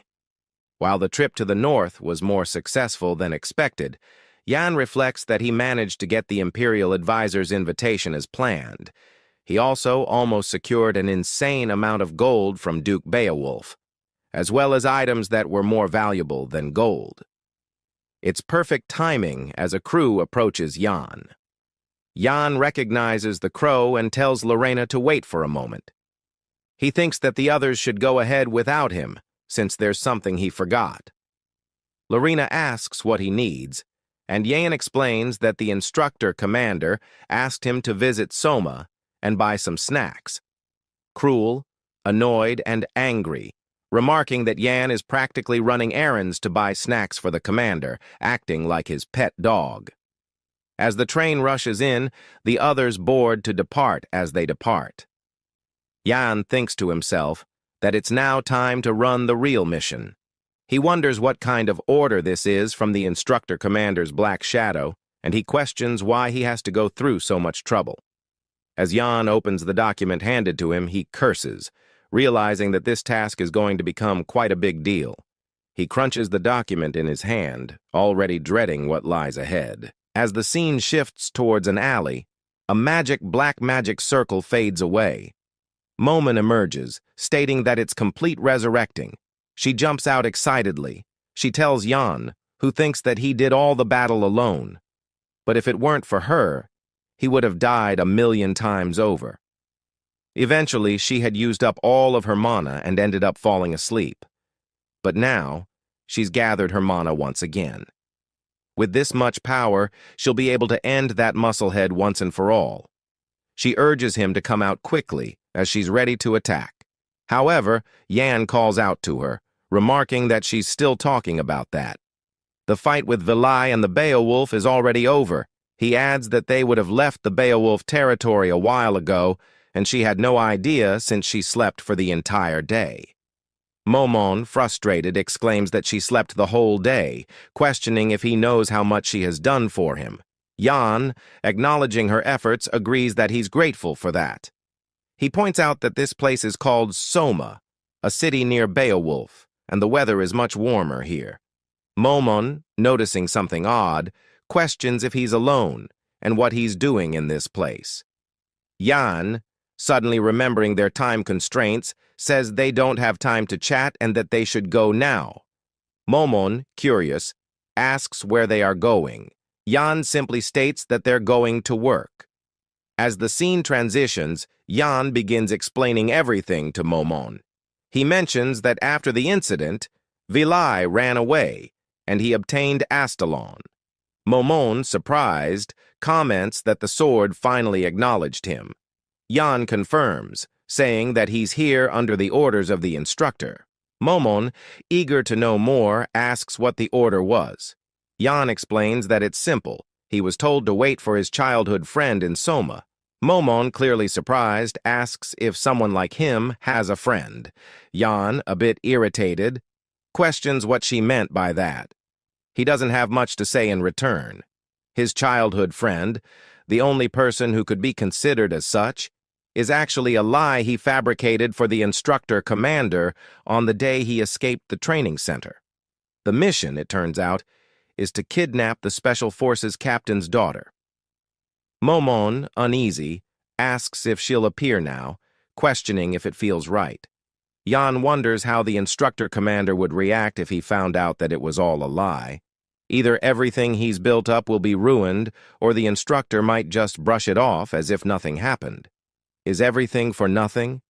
Jan contemplates whether he has the upper hand, given that he contacted her earlier than the instructor commander. In any case, he needs to confirm her identity first.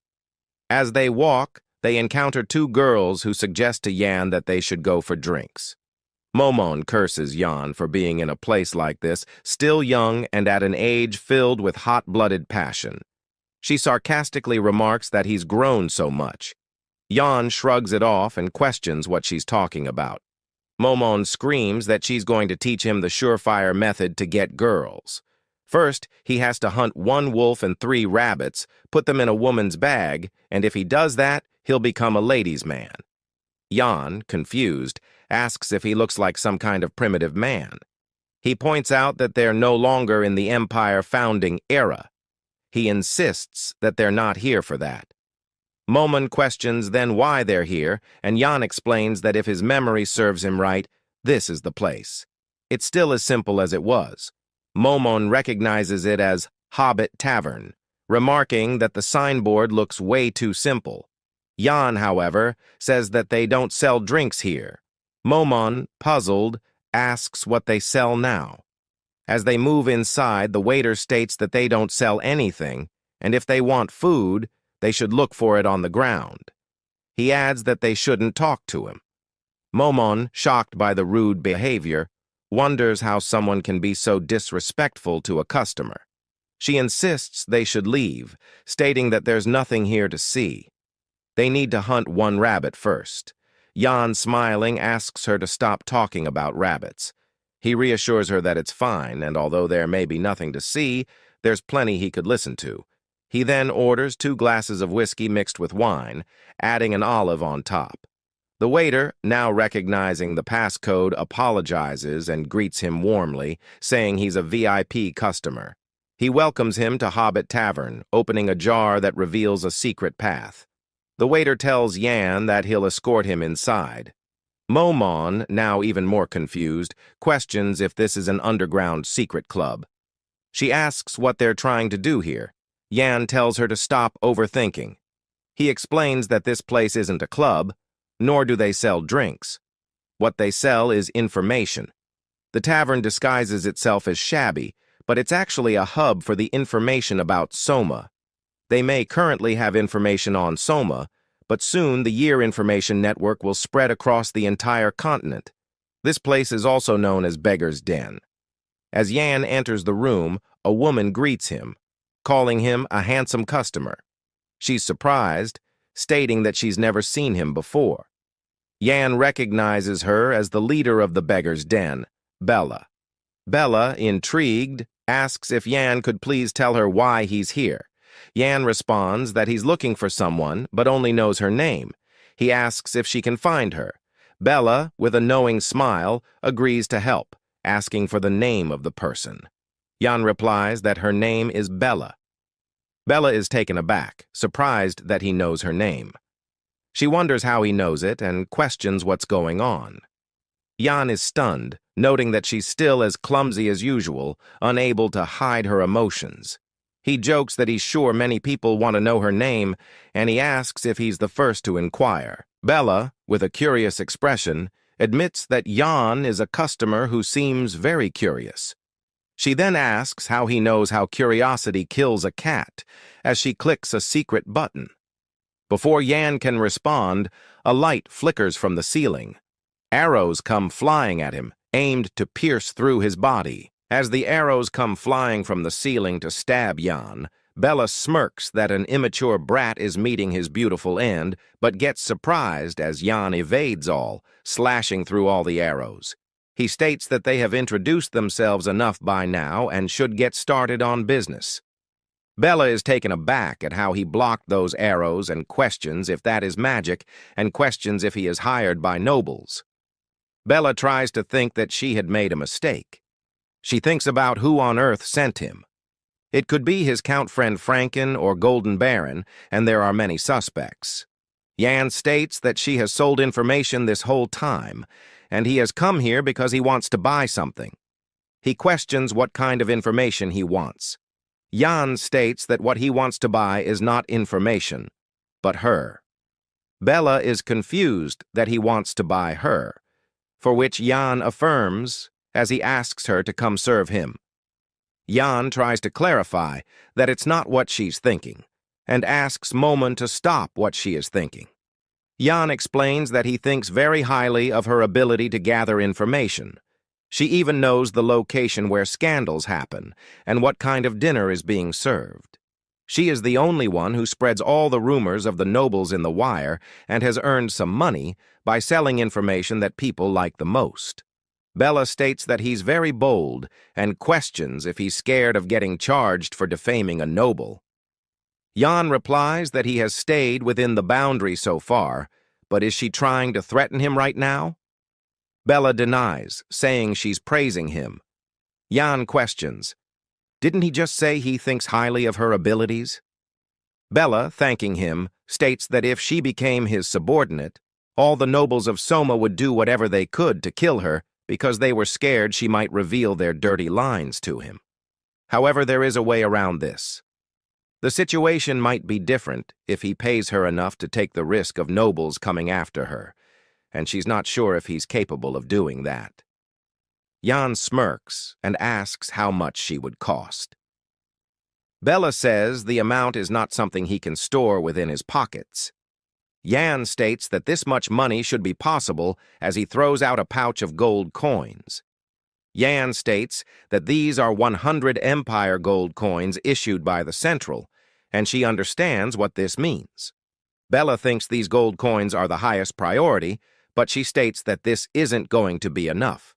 Jan agrees and suggests they play a game with her future on the line. He will flip a coin and propose how much he will offer to buy her. Her prize will keep going on until she says, "Stop." If she can guess how much he thinks she's worth, all that money is hers. However, if she goes beyond what he thinks she's worth, she gets nothing and will lose all the money. She will also have to hand her over to the nobles. Jan questions if they shall get started. Bella is taken aback and asks him to wait. But Jan starts the bid by calling out 200 coins and builds up to 300, 400 coins. Bella is shocked to hear this, questioning where he is getting so many gold coins from. With 400 gold coins, she can feed 4,000 people for a year. She thinks about whether she should stop now. As Jan is about to take out more from his pocket, Bella crunches her nails and screams to stop, stating that he is good enough. Jan questions that he was intending to raise it to 1,000 gold coins, shocking Bella. He states that now they need solid proof to show that she's his. Bella questions whether he wants her to offer her body. Jan smiles and asks what he's talking about, stating he means her signing a contract. Bella signs the contract, and Jan says that now that she has signed, he's looking forward to her work and will be taking his leave. Bella bids him farewell as Jan moves out. Bella questions what on earth just happened. She ponders that money literally just fell from the skies out of nowhere and wonders if she just signed something. As Jan had affirmed that he will contact her again, she has to read through the contract carefully, as the contents are very important. In the present, Bella questions why she would work for someone she knows nothing about, who looks dangerous even at a glance. With this much gold coin, she can live like a noble in other kingdoms and finally say goodbye to her pathetic life.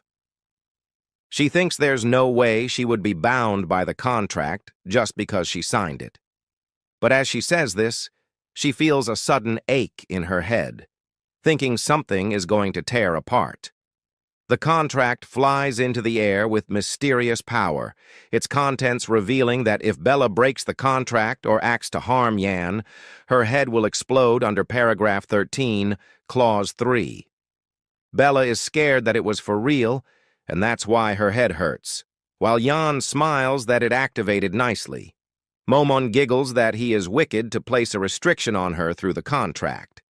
Jan states he didn't force her to sign, although she had no choice. Jan states that if she placed the restriction correctly and can't have her dying easily on him, for which Lorena scolds Jan not to doubt her, as her self-destruction magic is on a completely different level from those that are cast by third-rate magicians. Momon questions if Jan took out the gold coins from the dimensional pouch. Jan answers that a dimensional pocket was given to him as a present from Beowulf.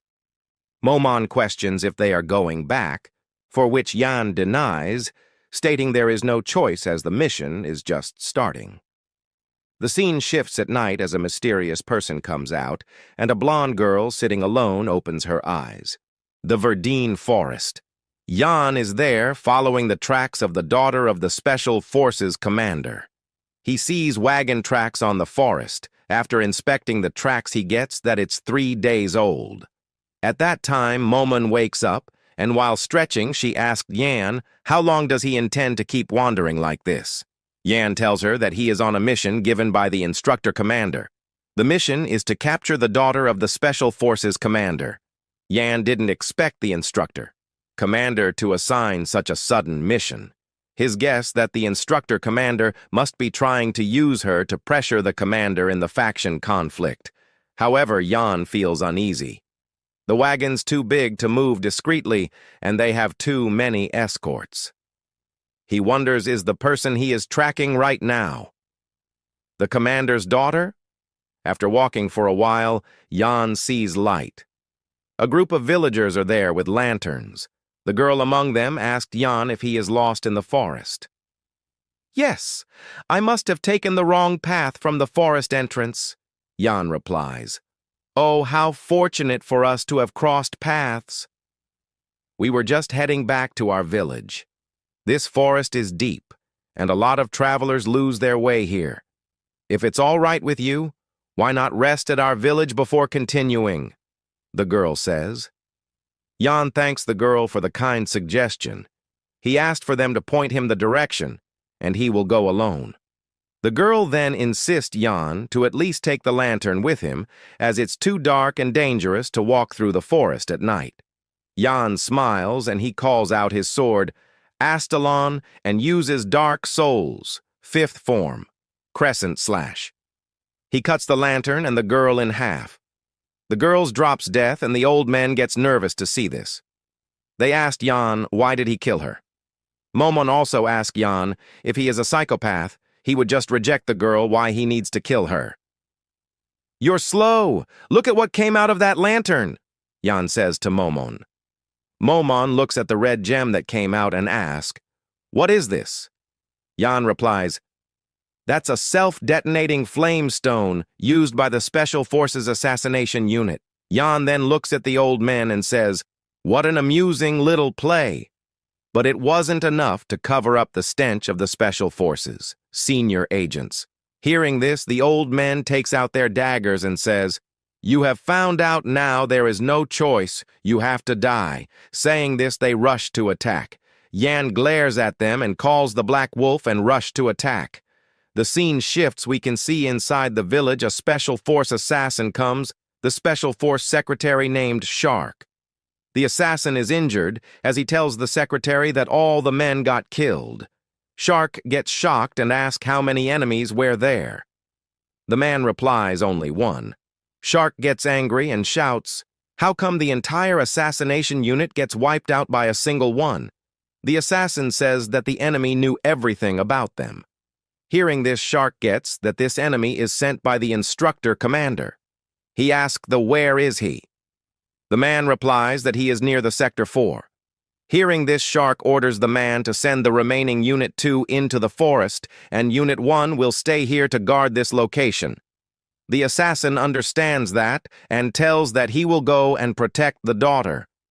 As the man is leaving, Shark doubts the man and attacks from behind. The assassin is Jan. He uses the Black Wolf and tears Shark's hand. Jan puts the dagger in his subspace and asks Shark to tell him where the commander daughter is. Seeing Jan, Shark shouts for help. Jan walks towards his slowly and tells him there is no use shouting for anyone, as he has already made everyone silent. Hearing this, Shark gets sacred and begs to spare his life. Jan tells him to answer him. Jan asked, Where is the daughter? Shark replies that there is no daughter here. All they have are experimental subjects. As Shark is about to say about that, his head bursts. It seems like a taboo was casted on him. Jan wonders what is this experimental subjects. He then gets inside the house. He walks through the hallway and reaches the hall. The hall is a huge one. While looking around, Jan sees a human in the middle tied by black ropes. He gets closer and sees that it's a girl. Jan quickly takes his sword and cuts the ropes and frees the girl. Jan asked if she is okay. The girl didn't answer. It seems like she is not fully conscious yet. Looking closely, Jan finds this girl familiar. He removes the blindfold to see the face. However, as the blindfold is removed, the girl's eye opened and a tremendous power pushed Jan back. Jan quickly regains his balance. If Jan's memory serves him right, that face is a face he saw in his past life. One of the 3 great calamities of the continent, a terror that even knights couldn't subdue. Jan wonders why is she here, the Witch of Suppression. Since its founding, the Kabbalan Empire has been home to countless superhumans and strong warriors. But in the end, even superhumans are still just human. In this world, there are calamities that surpass humanity. The first calamity, the unquenchable flame. The second calamity, the despair of knights, shown only to those who face it. And the third calamity, which even the emperor commanded to be ignored. Whether it's mountains or seas surrounding the third calamity, it doesn't matter at all. Just everything gets flattened. Superhumans are no exception. People filled with fear and awe called it this. They call her the Witch of Suppression. Jan tracked the daughter, but what he found was the Witch of Suppression. The puzzle pieces are finally coming together: excessive secrecy, the mention of a test subject. What the commander was hiding wasn't his daughter. Was he creating the Witch of Suppression? Yan wonders if it was to counter the Dragon Fang soldier project. If she's becoming the reverse Witch of Suppression, then they must have failed to control her. If she opens her eyes, it's over. Yan have to attack now, before she opens her eyes. Yan jumps to kill, but at that instance, the girl opens her eyes and says, "Sorry." She asked if she has did anything wrong again. Hearing this, Yan gets confused. The girl says that when she gets hurt, her power awakens. Saying this, she starts to cry. Yan can't grasp that the calamity that shook the world is just a normal girl now. Yan wonders if he could get his hands on the Witch of Suppression, he would have the ultimate trump card. However, a power even the Emperor couldn't control. Could Yan really control it? It's truly a poison chalice, the deadliest of all poisons. The risk really is too great. If Yan is going to eliminate her, this is the chance. Seeing Yan in trouble, Momon steps in and says, "What is he thinking so hard? He should just take the girl along with him." Yan tells her that it's easy to say, but it's a power that humans can't control. Even she can't control herself. Control? So if it could be controlled, would you take her in? Momon asked. Without replying, Yan asked if she think that's a possibility. Did you forget who I am? I am Momon, the pinnacle of dark magic. A mage is one who seeks the logic and laws and bends them. Do you really think someone like me can't control the power of a mere girl like her? Her power is triggered by pain. If we just know the activation condition, solving it is easy. Momon says this and starts to create something. She puts all of her energy to create 2 artifacts, a necklace and a bracelet. These artifacts will protect the mind. With these, they should be able to control her power. Seeing the artifacts, Yan asked if something this little can really control her. Momon says, with her ability, she don't need bulky restraints. Yan gets impressed and says, "It's surprising. You helping someone, Momon? Just a magician's professional obsession. Some people say magic is like a miracle, but it's not. Interfering like the world's structure to produce phenomena. But that girl's power is neither mana nor nature. It's a power that lies outside all known mana principles." As a scholar of laws and systems, I can't ignore it. Momon says this. She also thinks that if she can make use of that power, then someone like Yan won't be needed anymore. After that, the girl asked Yan, "Where are we going now? Am I going back to the lab again?" Hearing this, Yan asked if there are many children like her in the lab. Yes. There were a lot of us, my friends too. There were a lot at first. But every time we got scary injections, all my friends broke. As time passed, I was the only one left. Injections hurt so much. "Can I please not go back to the lab?" the girl says. Yan wonders. Human experiments and training so painful that death would have been better. That must have been her everyday life, just like me in my previous life. Yan asked the girl if he is willing to come with him. Yan promises her that he will never hurt her or throw her away. Hearing this, the girl smiles and agrees to go with Yan. Afterwards, Yan asked her name. The girl replies that everyone call her Number 1. Yan says that's awful and says that from today onwards her name is Ria. The girl asked Rhea. Yan tells her that Rhea name comes from Ophelia, the goddess of beauty. He then gives her the artifacts and asked if it's comfortable. The girl replies that both the necklace and the name is pretty and she liked them. Yan then says that as she is tagging along with him, they have to make preparations. Rhea asked what kind of preparation. "A monster prepared to deceive it," Yan says. The scene shifts and we can see Special Task Force Training Center underground. In a cell, a prisoner is there. He is begging for forgiveness. The instructor commander is there. He takes the knife and cuts the skull open. The prisoner tells to finish him and release him from his agony. At that time, an instructor comes and tells the commander that Jan will be arriving soon. Oh, already? Good. Then shall we check out the gift Jan brought us? The instructor commander gives a sinister smile and says this. After a while, Jan and Ria comes to the underground prison. Hearing the agony of the prisoners, Ria gets scared. Ria asked Jan if this is a laboratory and if she will be locked up here. Jan tells her not to be afraid as she will not be locked up here. The prisoner tries to catch Ria. Seeing this, Jan pulls her closer and tells her to stay close to him. While walking, Jan asked Ria if she has memorized everything he has taught. Rai replies, "Yes, that we were childhood friends and the story about your father." Good thing Ria has an exceptional memory. Jan has already coordinated her background and identity, and with the restraints Momen made, there shouldn't be anything to worry about. But they are dealing with the chief instructor, that snake of a man who knows what that guy is thinking. Walking deeper, Jan sees that something is approaching them. He quickly tells Ria to hide behind him. It's the prisoner that the instructor commander was torturing. He is trying to escape, but the instructor commander caught up and kills it. He then says hello to Jan. Jan tells him that he has completed his mission and returned. The chief instructor asked if she is the daughter of the commander.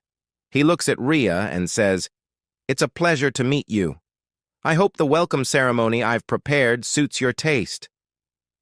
The scene shifts. We can see Ria is taken to a dining room with a table full of delicious desserts. The maids are helping her to eat. Arya gets surprised to see lots of mouth-watering bakery items. She takes a cupcake and asks, "What is this?" The maid says that it's an ordinary cupcake, but she refused to acknowledge it as an ordinary item. While Ria is enjoying the treat, Jan goes to the chief instructor. The instructor is at his garden nurturing his flowers. Jan sees this and says, "It's unexpected." "Unexpected? That I do floriculture? I like flowers the more you cut them, the more beautiful they become. Or did you think I'd torture a little girl or something? So you thought I was some kind of psychopath. Physical torture doesn't work well on children. Fear makes the information they give less reliable," the chief instructor says. Hearing this, Jan gets that he really is a psychopath. The chief instructor then smiles and says, "Jan, this was your first mission, and it exceeded my expectations. You stopped the desert kidnappings and terrorism, and even captured the chief in the Beowulf territory alone. Excellent work. With this, even the nobles who opposed the project can't say anything now. Good work. As a reward, you may freely use the Imperial Palace's amnesty. Is there anything else you need?" Jan replies that he would like to ask how he intend to treat Raya. The instructor commander says that she was much too clean, more than he expected. Even surveillance showed no valuable intel at all. However, there was one thing that caught his attention. Jan gets scared that the chief instructor and caught on their secret. But he feels ease after the instructor commander says that Ria's knowledge seems lacking for her age. He then says that the commander isn't a fool either. He must know he took his daughter. He just can't act because he lacks evidence. He'll definitely try to find proof somehow. So they must make him believe they have her, yet ensure he can't actually find her. The most efficient way to do that is to make the daughter's existence. Before the chief instructor says anything, Jan stops him and asks if he can take care of the commander-daughter. The instructor commander asked for his reasons. Jan says he has 3 reasons. First, killing the daughter isn't efficient. It may seem like she holds no value now, but there's information that gains value just with time, especially when it comes to hostages. Hearing this, the instructor asked, what's his reason that he has to keep her to him? Jan says, "You tortured another instructor today, didn't you? One of the rats working for the task force commander. The task force commander holds enormous power. He's surely planted his puppets everywhere. It's easier to avoid traitor's eyes if she stays with me. That's the second reason." All right. Then what's the third reason? The instructor commander asked. The third reason is I made her a promise that I would protect her, Yan says this. Hearing this, the instructor laughs and says, You expect me to believe that? I didn't think my disciple would ever be soft-hearted, Yan. Is she your first love? Yan gets confused and asked what. The chief instructor says, I thought you were a block of stone, so you're a man after all. Yan thinks this might be a weird misunderstanding, but if it helps him move forward, he will go with this. Yan agrees with his master and says that she is his first love. Hearing this, his master says, I'll give you special permission, but I can't let her out of my sight. Even if you're my disciple, I don't trust you completely. You just have a lower chance of betrayal than the instructors. I'll disguise her as a maid for now, so manage her well. Yan agrees to this. The instructor commander then says, Since I granted your request, I should be allowed to ask one in return, right? Do you remember the Eastern squad that left with you? I do. There were reports of undead sightings, Yan replies. That's right. Casa Ifrit led the team. Unlike the North, it was a simple mission, just to gather intel. However, all 80 task force members went missing. Normally, they wouldn't even be worth rescuing. How annoying do you see this seal? The master asked. Yan recognized the seal and replies it's the royal family's seal. The chief commanded says that it's an order from Crown Prince Leon Cabalan, task force member Yan. You are to rescue the stranded trainees in the east immediately. Eastern Plateau of the Dead, a region located on the border between the Kavalan Empire and the holy nation of Lutil.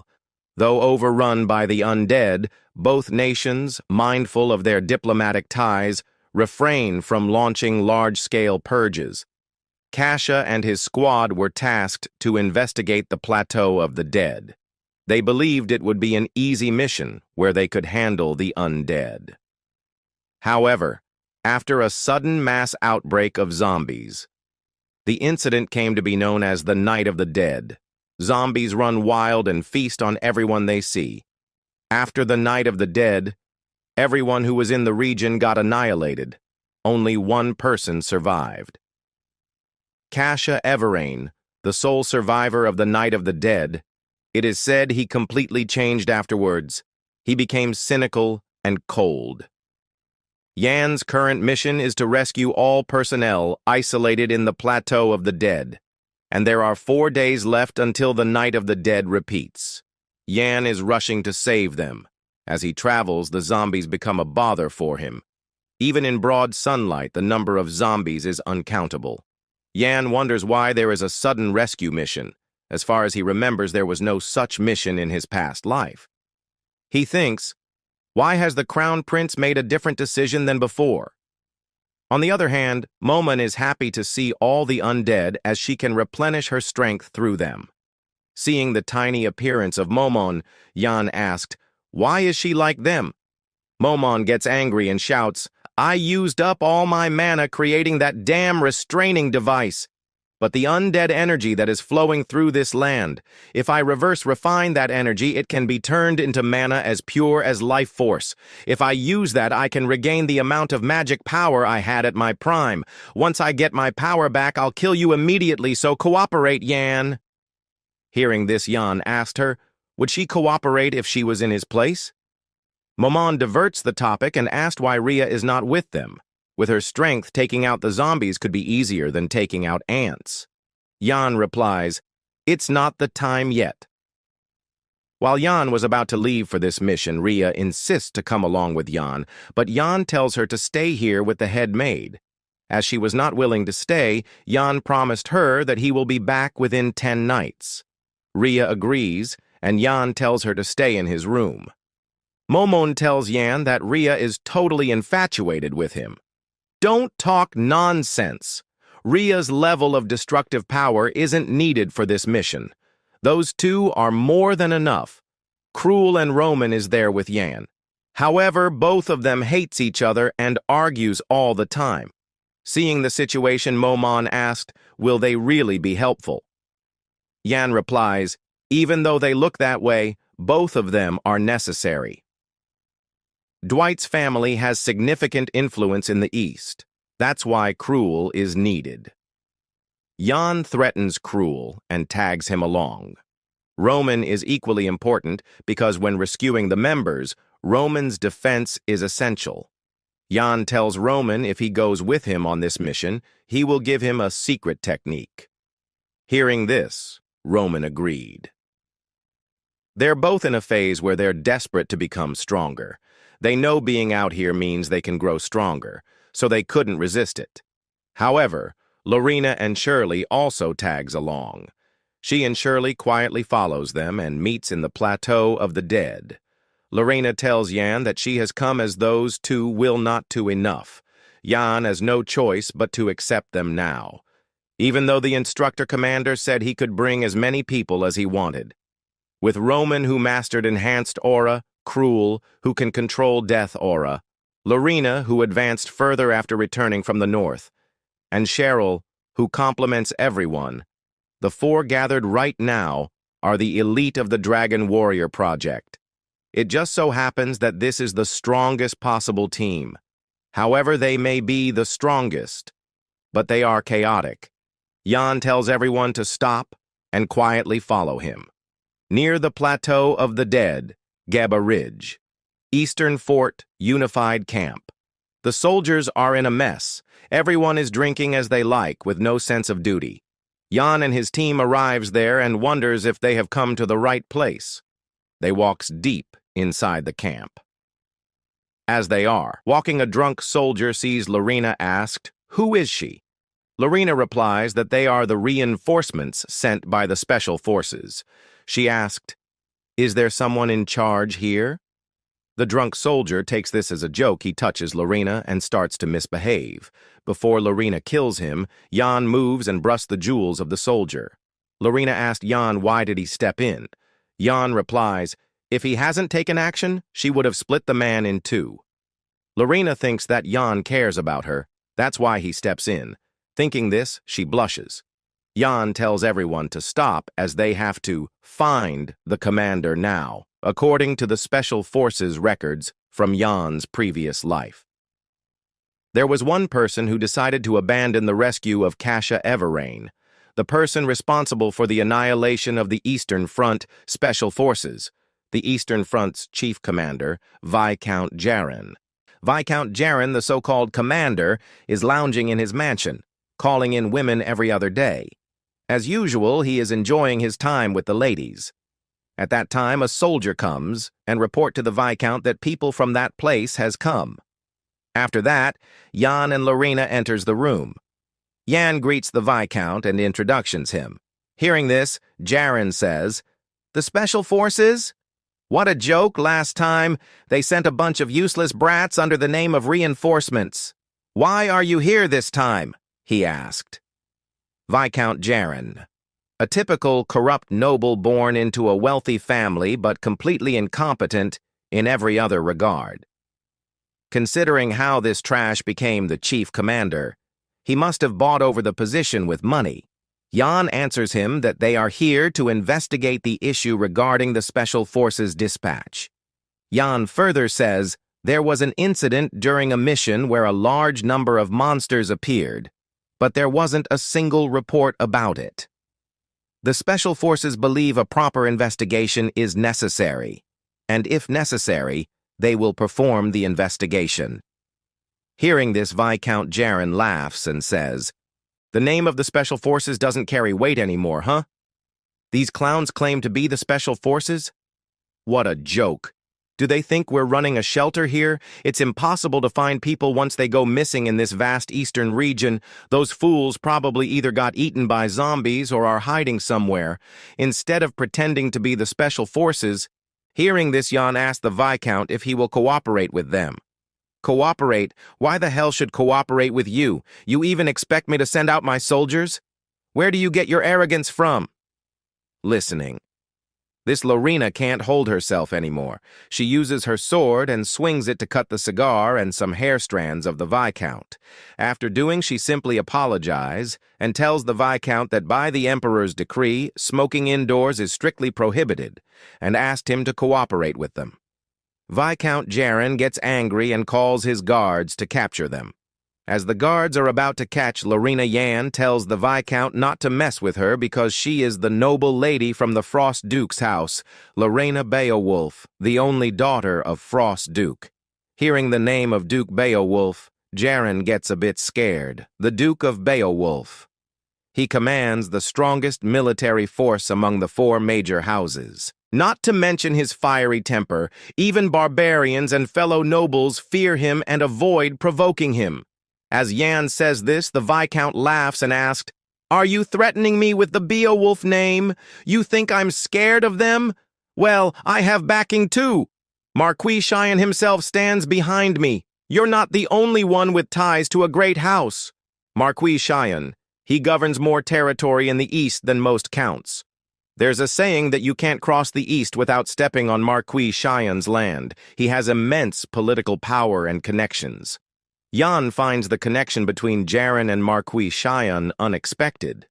It was strange from the beginning. Yan had a sense that someone was hiding something malicious behind the incident. Yan now gets who is the hidden predator. Yan tells Lorena that they will go back. Seeing this, Jaren laughs and says, "Running away scared are you?" The name of Marquis Cheyenne beats Beowulf any day. Lorena gives a dead glare and leaves in the hallway. She asked Yan why are they leaving like this, they should smash that smug face. Yan says, "There's no reason to get further involved with someone like that, and by now, everything's going according to the plan." The scene shifts and we can see Jaren's office. Cruel, Roman, and Shirley infiltrated in the Viscount's office. They are here to take an item that Yan told them to bring. They successfully got the item, but Roman and Cruel are making a fuss as they knocked out all the soldiers who were guarding the office. In the moment, also, Cruel and Roman starts to argue. Shirley stops them saying that she will complain to Yan that they are fighting. On the other side, at the abandoned fortress plateau of the dead, a horde of zombies is roaming around the castle gate. The soldiers of Special Forex are tired and are about to lost hope. They only have a little bit of rations left. Kasha sees this and tries to cheer them up, remembering them about their dream and wishes. He also tells everyone that a rescue team will arrive soon, so they have a hang-in there a little longer. Even though he said this, but Kasha knows they have hit their limit. Weapons and rations are running low. At this rate, they won't avoid annihilation. At that time, a huge scream comes to their ears. The soldiers shout that the east wall has been breached. Everyone starts to panic and rush to see that is happening. An abomination has broken the castle wall and gets inside. The giant zombie hand hits the eastern wall and breaks it. The zombie hand also turned into a zombie cannon and shot laser beams. Kasha and the other soldiers stand into formation. They were already having a hard time with the zombies, but now this giant one has come. This monster is not like any other zombie. Its name is Abomination. Undead beings formed from countless corpses merging together. There's someone controlling the Abomination from behind. Zombies and skeletons are naturally occurring undead, born from death aura. Even if they appear in large numbers, that's not unheard of. But abominations are different. They can't occur naturally. They can only be created intentionally by someone. As the abomination gets inside the wall, Kasha and everyone gets shocked to see this horrible scene. Tons of zombie crawls out from the stomach of the abomination. This scene makes Kasha recall the memories of the past. The memory of that day remains vividly clear. The day, Everrain. Family is declared traitors, and in the middle of the street, Kasha's father is executed by the Emperor's orders. That was the end of Everrain. However, at that dying moment, Everrain's head wished for the safety of the son who escaped. Kasha was present there at that time. He remembers clearly the sound of the blade that severed his father's neck. The head rolls and comes towards his feet. Kasha looks at the head with scared eyes and hears a voice. It was hid father's vice. His father's tells Kasha to restore the Evrain name and avenge his unjust death. As Kasha was lost in the past, in the meantime, the abomination caused huge damage. Everything is on fire. Fortunately, the abomination stopped moving, and there are no casualties. The abomination is charging itself for the next attack. The soldiers decide to attack now, but they are busy as the zombies are flooding through the cracks that the abomination has made. In the meantime, the monster awakens again. Seeing the scenario, Kasha figures out a way that can save him. Even if the abomination attacks, he can use his comrades as a bait and escape alive. In every moment of danger, Kasha always ran away. He told himself that he has to survive to rebuild his family. While he is hesitating to act, the abomination attacks. This time Kasha didn't run. He chose to fight. He takes the spear and rushed to attack. He thinks that all this time he ran away was because he is weak. Kasha uses Dark Soul 23 form and attacks the abomination. The attack was successful. It blows away the head of the abomination. Seeing this, the soldier gets happy and praises Kasha that he took down that kind of monster with a single blow. Kasha stands on the corpse and orders his team not to let their guard down. However, at that moment, a spear appears from the corpse and attacks Kasha. Kasha couldn't avoid it and gets pierced. The abomination starts to revive. Kasha is still alive. He tells everyone not to panic and head to the tower. Kasha is in his last moments as the abomination points at him and starts to launch a beam attack. In the last second, Jan arrives. He saves Kasha by cutting the beam and the abomination's head. Jan lands Kasha safely and give him a potion which is used in emergency cases. Jan then tells Kasha that he has done a great work, so for now he can rest and leave the rest to them. Kasha quickly drinks the potion. He thanks Jan for this. He warns Jan that the monster has regeneration ability. Jan says there is nothing to worry, as the monster won't regenerate anymore. Kasha asked, how is he here, as he was on a mission up north? I came straight here as soon as the mission ended. I couldn't just sit still after hearing you were in danger, Jan says. His words moved the hearts to the soldiers, and they start to cheer for him. This is Jan's strategy, to make people trust in him. The soldiers then asked Jan about the number of his force. Jan says that his rescue team has 5 people. Hearing this, everyone gets confused. They feel like they have been abandoned by the Empire. Kasha stops them and said that the quantity doesn't matter. What really matters is the quality of the force. Kasha only said that to stop the unrest. But now it's clear to him that the instructor commander never intended to save them. He also thinks that Jan has fallen out of favor with the instructor commander too, which is why he ended up here. At that moment, the abomination ambushed Jan. He dodges it so swiftly that the rest of the soldier thought that the abomination missed. Jan guessed that it won't die. Even he cuts its head into pieces. The abomination attacks continuously, and Jan dodged them all. Everyone thought that the abomination has gone mad, that its aim has worsened. However, it seems Kasha has grasped it, that Jan is the one who is dodging all the attacks by a hair's breadth. The abomination stops attacking, and tons of zombies rushed out of its stomach. Jan uses the Dark Soul 16th form, Swift 1000 slash, and cuts all of them into pieces. The Solfi are mesmerized to see this scene. After that, the abomination starts to crumble away. This is due to Jan's sword, Astalon, which cuts off magic energy. Seeing Jan single-handedly taking out the abomination, everyone is in awe and shouts to cheer him. Later, a soldier from the eastern gate comes and tells Kasia that reinforcements has arrived. Roman and Cruel is in the east. Lorena and Shirley is in the south. They swiftly kills all the zombies, saving all the soldiers. Kasia is impressed to see the growth of them. Especially, he is mesmerized by Yan's growth. He thinks that there is no way he can compare him with Jan. Kasia then orders Squad 1 to head towards east and Squad 2 towards south. Seeing this, Jan thinks Kasia is impressive. Even though he must be shocked, he calmed the team down and guided them efficiently. Jan smiles and thinks he would be quite useful. Jan then tells her to gather the wounded as they will be escaping soon. Jan takes out an artifact and tells Kasia that they will be escaping with this. This is a portable wrap gate, a mobile gate designed by the magic scientist Isaac. When Jan and Lorena were arguing with Viscount Jaron, the rest of them had stolen it from the Viscount's office. Seeing this, Kasia says that this a warp gate for personal use.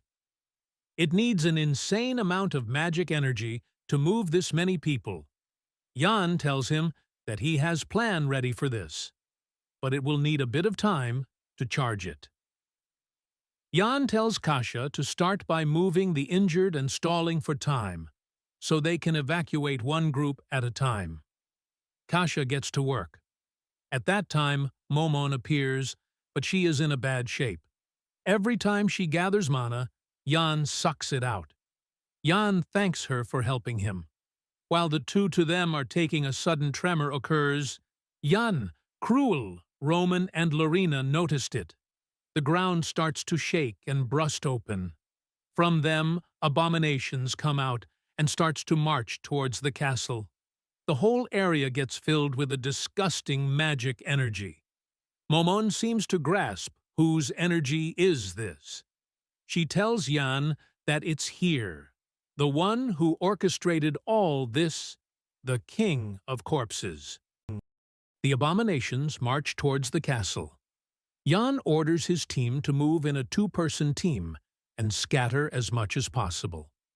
Hearing this, Lorena, Cruel, and Roman dives in to kill them. 30 minutes ago, the wrap gate is ready.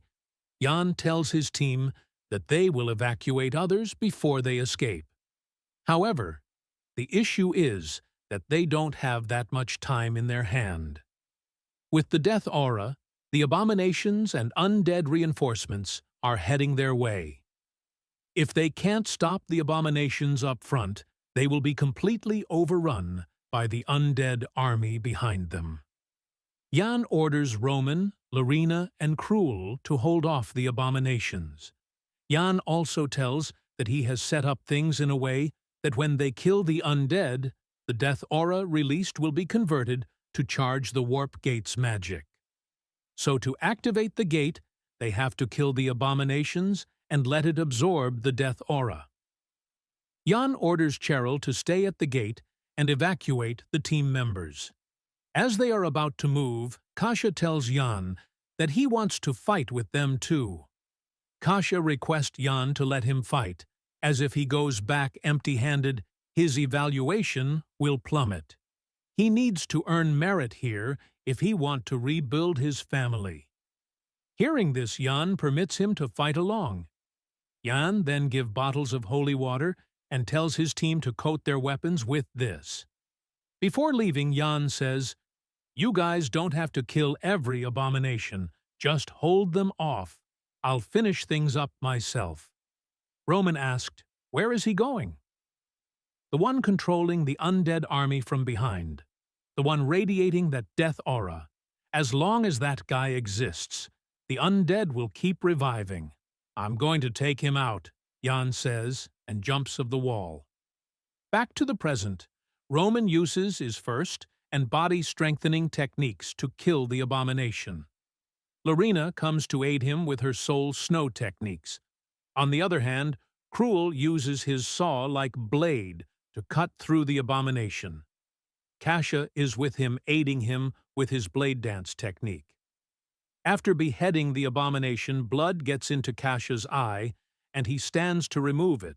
In that moment, the abomination's arm turns into a worm and tries to swallow him. But Cruel kicks Kasha out of the way, and himself gets swallowed alive.